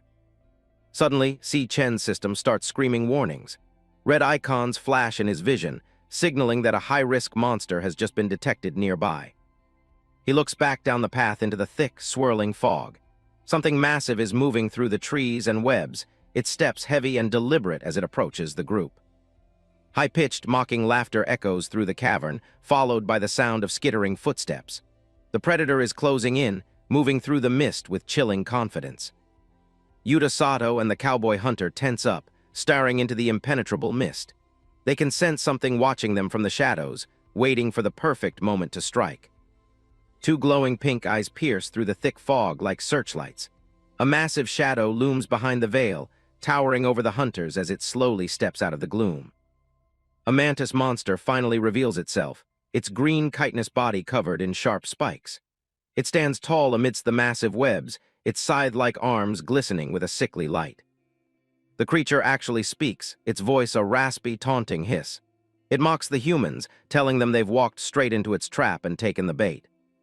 Yuta Sato's jaw drops as he hears the monster use human language. This level of intelligence is a clear sign that they're dealing with a threat far beyond a typical beast. The group realizes they're in way over their heads. This is at least a C-rank high-tier beast, and there's no reason for something this powerful to exist in a D-rank dungeon. Yuta Sato doesn't wait for it to move first. He leaps forward with a battle cry, swinging his massive pink glowing axe with every ounce of strength he has. He shouts for the others to get back as he brings the heavy blade down in a wide arc. It looks like a powerful hit, but the monster's speed is on a completely different level. In a flash of green and red, the mantis strikes back. Yuta Sato doesn't even have time to react before his arm is severed, blood spraying as his axe falls uselessly to the ground. The cowboy hunter and white coat hunter can only watch in paralyzed horror. The sheer brutality and speed of the attack leave them unable to even draw their weapons. The mantis isn't finished yet. It zips through the group like a ghost, its raspy voice whispering that they should all just give up and die right here. Gong Ting tries to intercept the next move, but a jagged blade punches straight through his shoulder. Blood splatters across his coat as he's pinned by the force of the strike. The monster leans in close, its pink eyes glowing with sadistic glee. It savors the moment, relishing the sight of a human genius being brought so low. Gong Ting grinds his teeth, his face contorting in agony as the blade remains lodged in his flesh. He isn't going down that easily, though. With a roar of defiance, he swings his glowing orange blade upward. He manages to catch the mantis off guard, slicing clean through its arm and forcing the creature to release him. The monster screeches in shock, staring down at its own severed limb. It clearly didn't expect a human to have the sheer willpower to fight back after receiving such a lethal wound. Gong Ting doesn't give the beast a single second to recover. He follows up with a powerful kick that sends the creature skidding across the rocky ground. The mantis claws at the dirt, trying to regain its footing as it retreats. It's injured, but the fight is still very much in its favor. Gong Ting staggers, clutching his bleeding shoulder. He looks over at Si Chen, his expression dark as he insists that the monster targeted him first. His eyes glow with a fierce, golden light. He's determined to handle this himself, telling the others that they aren't allowed to interfere in his battle. Si Chen stays silent, watching his rival's grim resolve. He can see that Gong Ting is pushing himself far past his physical limits just to stay standing. Si Chen's own eyes begin to glow with a sharp, calculating green light. He's analyzing the situation, waiting for the system to give him the information he needs. A system window pops up in Si Chen's vision, identifying Gong Ting as C-rank. Si Chen glances over at the mantis monster and sees that it is also C-rank. In this situation, he can just let Gong Ting handle it on his own without needing to get involved. The cowboy hunter and white coat hunter realize the situation has become hopeless. They beg Gong Ting to seek immediate treatment and suggest a retreat before it's too late. Gong Ting doesn't even look at them. Instead, he ignites a burst of intense flames in his palm and presses the fire directly against his open shoulder wound. Si Chen watches in grim fascination. He realizes Gong Ting is using high-temperature flames to cauterize the injury so he can keep fighting without bleeding out. Smoke and the acrid smell of burning flesh fill the air as Gong Ting stands tall once more. He flatly rejects the suggestion to retreat, his voice steady despite the unimaginable pain. He roars that the duel must go on, his eyes burning with an intensity that matches the flames now coating his blade. The mantis monster lowers its head, its pink eyes narrowing as it prepares for the next clash. It recognizes that its prey has transformed into something far more dangerous. Gong Ting leaps into the air, his flaming sword held high for a finishing blow. He's putting everything into this final strike, a trail of fire following him as he dives toward the monster. Outside the demon's lair, the investigation team is at a complete standstill. The entrance to the dungeon has vanished into thin air, leaving a group of nervous soldiers and a frantic staff member staring at a solid wall of rock.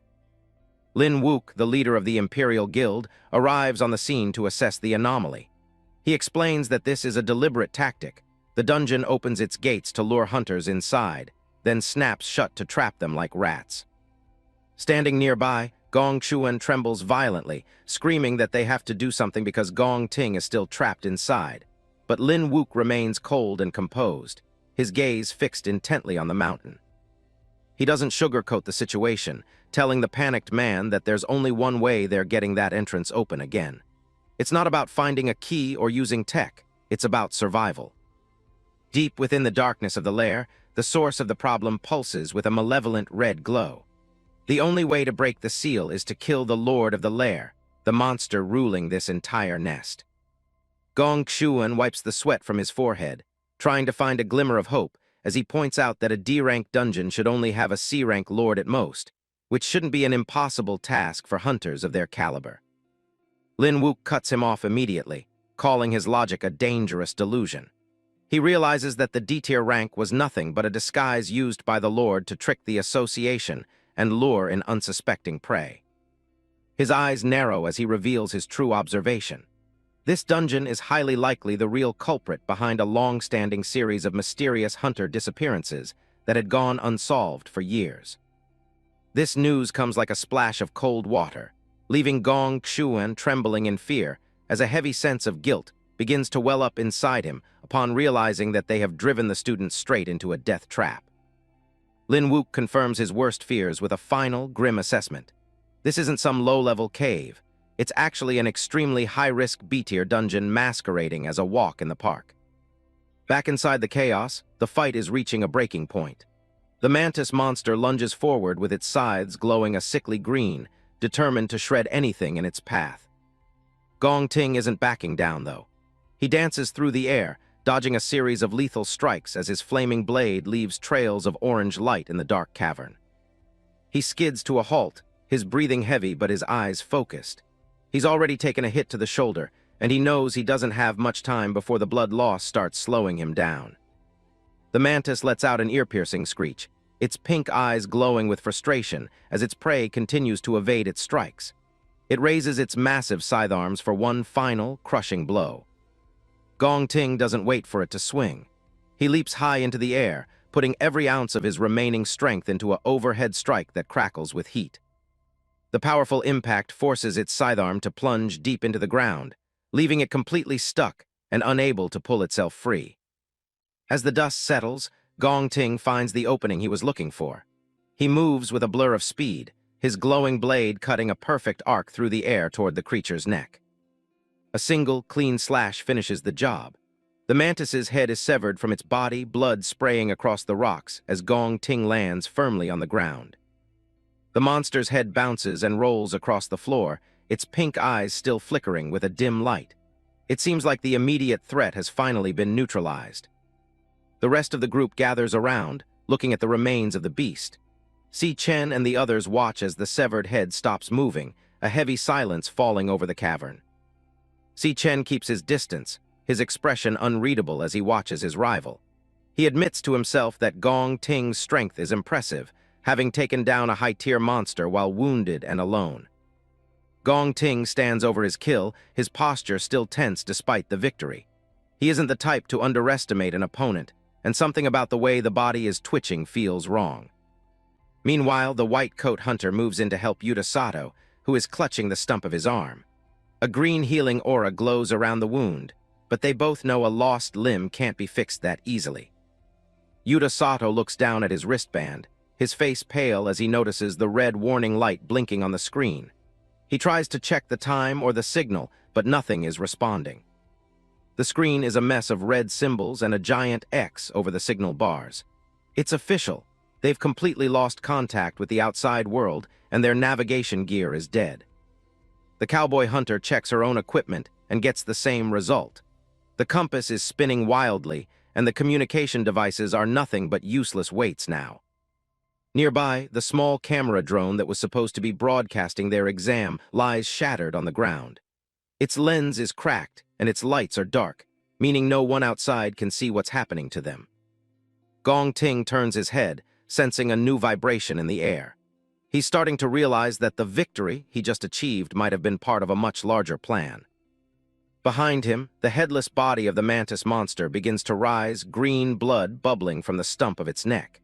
It shouldn't be able to move, yet it's standing up as if nothing happened. Before Gong Ting can react, the creature lunges again, its scythes moving in a mindless, violent frenzy. It's like a puppet being pulled by invisible strings, attacking with zero regard for its own lack of a head.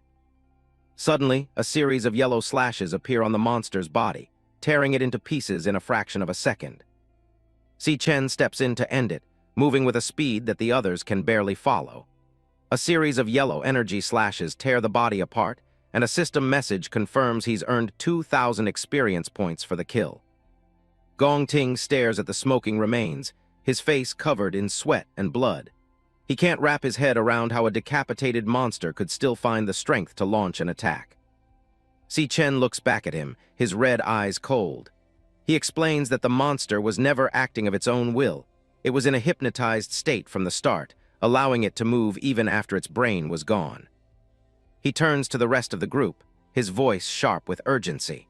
He warns them that they need to get out of this lair immediately, or they'll be the next ones to lose control of their own bodies. Gong Ting stares at him, half shocked and half suspicious. He demands to know how a student could possibly know so much about the inner workings of a high-tier dungeon like this. Yuta Sato isn't convinced either, shouting through the pain that Si Chen is talking nonsense. He insists that a dungeon of this rank can only house one lord, and they just finished fighting it. Too lazy to argue, Si Chen simply walks past them, while the other hunters insist that the monster they just defeated must be the boss since it was at least an upper C rank, far too powerful for a typical D rank dungeon. Suddenly, his system interface turns blood red, multiple warning signs flashing across his vision. It's detected a high-danger, high-rank monster nearby, and the threat level is off the charts. A massive wave of magenta energy ripples through the cavern walls, vibrating with a frequency that pierces straight into the brain. It's the Lord's command, and it's hitting everyone at once. The cowboy hunter is the first to go. Her eyes roll back and start glowing with a terrifying pink light, her body going stiff as the hypnosis takes hold. The white coat hunter and Yuta Sato follow right after, their expressions turning blank and vacant as the same pink glow fills their eyes. They've become puppets in the Lord's game, and their own minds are no longer their own. Si Chen touches his earpiece, a grim expression on his face as he realizes the frequency has already done its work on the others. He's the only one left standing with a clear mind. The air vibrates with intense magenta sound waves emanating from the Lord's power. Si Chen recognizes the deadly pattern immediately. It's a frequency he's encountered before. He recalls a horrific memory from his past life, where the Demon King Wrath used this exact frequency to turn a crowd into a bloody mess. The sound was designed to shatter minds from the inside out. A vision of a younger Si Chen in the rain, clutching a fallen ally, flashes through his mind as he remembers the devastation that followed the sound. The weight of that failure still haunts him. The sound wave was a weapon of mass slaughter, a pulsating orb of energy designed to hypnotize and destroy ordinary humans on a global scale. It was a tool for absolute domination. Si Chen shakes off the memory and focuses on the present, his gaze shifting to his companions who have already fallen under the spell. He stands apart from the group, watching their transformation. The cowboy hunter, white coat hunter, and Yuta Sato walk forward in a trance, their eyes burning with a hollow pink light. They move with an unnatural, synchronized gait toward the heart of the cavern. Si Chen's eyes narrow as he makes the connection between the current threat and the demon he remembers from the future. The lord of this lair is definitely an underling or a manifestation of wrath. The group follows the energy trails deeper into the cavern, moving like puppets toward the source of the vibration. The magenta light pulses like a heartbeat along the walls. In the shadows, the silhouette of the mindless hunters creates a chilling procession through the jagged rocks. They are being led straight into the jaws of the monster. They emerge into a vast central chamber where the fog is thick and the light is a sickly shade of violet. Giant green eggs pulse with a dim light along the cave floor. Before them stands the lord of the lair, a terrifying figure draped in white with long hair cascading down, flanked by massive black serpents. It towers over the hypnotized hunters. The ground is a literal graveyard, piled high with the skeletal remains and discarded gear of every hunter who ever entered this nest. Rusty swords and cracked shields are half buried in the dirt. Si Chen's earpiece glows blue as it emits a counter-frequency, shielding his mind from the alpha band waves that have enslaved the others. He had planned for this exact scenario long ago. He watches his allies stand defenseless before the Lord, knowing that without his intervention, they will be the next skeletons on the floor. He has to act before the feeding begins. The lord of the lair lets out a raspy, unnatural hiss as it senses the presence of new prey. The snakes surrounding it hiss in unison, their pink eyes fixed on the intruders. It speaks in a disjointed voice, its words echoing through the chamber with a hunger that has been building for centuries. The vibrations of its voice are heavy with malice. Si Chen stands ready, his red eyes fixed on the monstrosity as it salivates over the prospect of fresh meat. He isn't just another victim, he's the one who's going to end this. A small hand grips a wooden club, fresh blood dripping from the end onto the white tiles. A young Gong Ting stands over another boy on the floor, clutching the broken weapon. He's covered in bruises and blood, but he's the one left standing at the end of the match. His father, Gong Lin, watches from the shade with a cold, clinical approval. He acknowledges that today, Gong Ting was the one who won. The 8-year-old version of Gong Ting stares back, his face a mess of cuts and dirt. There's no pride or joy in this victory, only the weight of survival. Gong Lin commands the winners to follow him inside to eat. He leaves the losers behind on the pavement without a second glance. Gong Ting's brother, Gong Cheng, stays on the ground. He's forced to kneel there in disgrace all night as punishment for being weak. Night falls and the moon hangs high over the silent courtyard. Gong Cheng is still there, his stomach growling as he shivers in the cold. Suddenly, a hand reaches out from the shadows, offering a warm loaf of bread. It's Gong Ting. He snuck out of the house to feed his brother despite the bandages covering his own wounds. He tells Gong Cheng to keep quiet and eat as fast as he can. If their father catches them, the punishment for both of them will be far worse. The sound of a sharp strike echoes through the room, cutting through the silence. Gong Ting is back on his knees, shivering as his father towers over him with a stick. He's being taught another brutal lesson about the family legacy. Gong Lin demands to know if his son understands why the Gong family has achieved such power. In his mind, it's because they have always been the winners. To him, the world is divided into those who set the rules and those who follow them. He makes it clear that only the winner has the right to decide how things work. He tells the boy that as long as he is in charge, Gong Ting has no choice but to obey his rules. Bruised and bleeding, Gong Ting grits his teeth and looks up. He asks if beating his father means he finally gets to set the rules himself. Gong Lin just scoffs at the boy's defiance, unimpressed by his spirit. A practice sword lies shattered on the training floor, a testament to the intensity of their sessions. Years later, a teenage Gong Ting is back on the floor, coughing up blood. He's been thoroughly defeated once again, his pride shattered along with his defense. Standing over him is Mu Jin, a cold and elite swordsman. He holds a jagged blade made of glowing ice, looking down with complete indifference. Gong Lin's voice remains as cold as the ice sword. He explains that power isn't just about raw strength, but about the control one wields over others. He walks away from his defeated son, leaving him in the dust of the grand training hall. To him, the rules of the world are absolute. He repeats the same tired mantra, methods don't matter, only the result. He demands that his son always be first, no matter what it takes. Gong Ting stays on the ground, blood dripping from his mouth. His father tells him to win even if he has to throw away his family, his ideals, or his own humanity. Gong Lin's eyes narrow behind his glasses. In his world, winning is the only value that matters, and everything else is just baggage. He drills it into his son's head that his only worth comes from victory. Without it, he is nothing in this world. Young Gong Ting stares into the distance, those cruel words echoing in his mind until they become his own reality. Back in the present, the Lord of the Lair looms on his throne of serpents, his power radiating through the cavern. The ancient figure seems to be waiting for his prey to succumb. Si Chen remains completely unaffected. His wireless earpiece is pumping out beta band audio, perfectly canceling out the Lord's hypnotic frequency. He looks over at the other hunters, whose eyes are glowing with a vacant, hypnotic red. Without an anchor to reality, they're walking straight into a death trap. Yellow lightning begins to crackle around Si Chen's hand. He knows he has to take out the Lord quickly to break the spell over his allies. Suddenly, a blood-stained hand reaches out and grabs Si Chen's wrist, stopping him in his tracks. It's Gong Ting. He's barely standing and clutching a massive, bleeding wound on his chest, but his eyes are clear. He's managed to resist the Lord's control.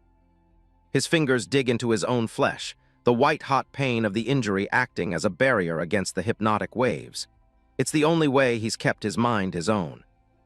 Blood continues to drip steadily onto the floor from his ruined clothes, pooling around his feet. Gong Ting gasps for air, his face pale from blood loss. He tells Si Chen that he's found his own way to stay sane in this nightmare. He warns the protagonist that making a move now would be suicide.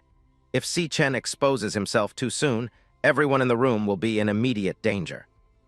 Gong Ting directs Si Chen's attention toward the shadows lining the cave walls. Dozens of massive, glowing green eggs are clustered together in the darkness, pulsating with a rhythmic light. These are flower assassin mantis eggs. If they're alarmed, they'll face a swarm of C-rank monsters that will tear through the group before they can even react. The Lord purposely disguised this place as a low-rank lair to lure in hunters and drain them dry. The skeletons scattered around are proof of his success.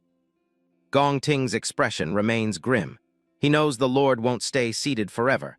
Eventually, the predator will come to its prey. Si Chen and Gong Ting stay low, hidden behind the rocky terrain. Si Chen suggests they wait for the perfect opening to strike together when the Lord of the Lair gets close. Si Chen is genuinely surprised by the plan. He didn't expect his rival to have this much foresight in such a chaotic situation. Si Chen knows their current plan won't be enough. He realizes the Lord doesn't even need to move a muscle to end their lives. With just a single thought, the Lord can trigger a lethal psychological command. Purple energy pulses from the throne, signaling the start of a mass hypnotic event. Urasato is the first to succumb, a vacant and terrifying smile on his face. His eyes glow pink as he raises his own energy blade to his throat. The cowboy hunter is right behind him, pressing a revolver against their temple with a steady hand. The word "commit" flashes across the scene like a death sentence. The white coat hunter follows the command as well, his fingers locking around his own neck. The Lord's order for suicide has completely overtaken their minds. Before they can finish themselves off, Si Chen moves in a flash of yellow lightning. He knocks each of the hypnotized hunters unconscious to save them from the Lord's influence. The Lord of the Lair recoils in shock, his glowing pink eyes wide. He didn't expect anyone to be able to resist his frequency. The Lord's telepathic voice rasps through the chamber, sensing that Si Chen has somehow protected himself. The other hunters lie safely unconscious on the cave floor. Enraged by the failure of his hypnosis, the Lord issues a new, violent command to his minions.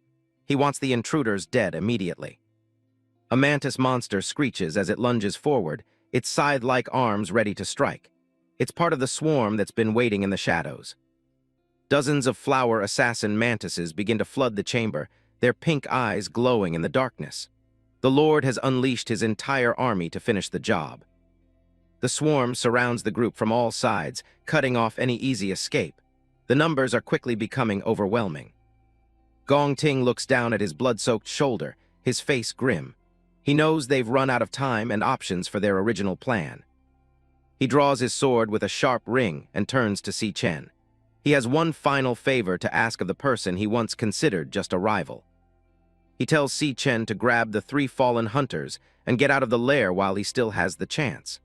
Gong Ting is ready to stay behind and face the swarm alone. Si Chen stares at him, caught off guard by the sudden display of self-sacrifice. He sees a side of Gong Ting he never knew existed.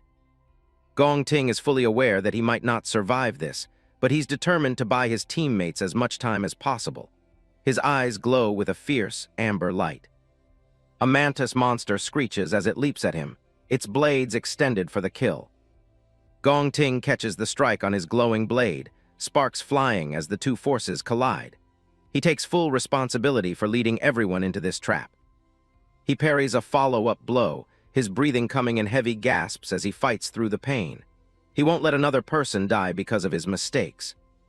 His sword scrapes harshly against the cave floor as he readjusts his stance. He's reaching his limit, but he refuses to back down. He shouts that since he's the one who started this mess, he should be the one to end it. He's ready to pay the ultimate price for his arrogance. As Gong Ting prepares for the final onslaught, a heavy pair of footsteps approaches from behind. Si Chen hasn't left, he's standing right there. Si Chen admits he misjudged Gong Ting's character. A blue system window flickers into existence as he initiates a class switch, lightning dancing between his fingers. Wreathed in crackling yellow electricity, Si Chen stands tall as a level 24-volt assassin. He tells a stunned Gong Ting that he isn't the only one who signed up for this fight.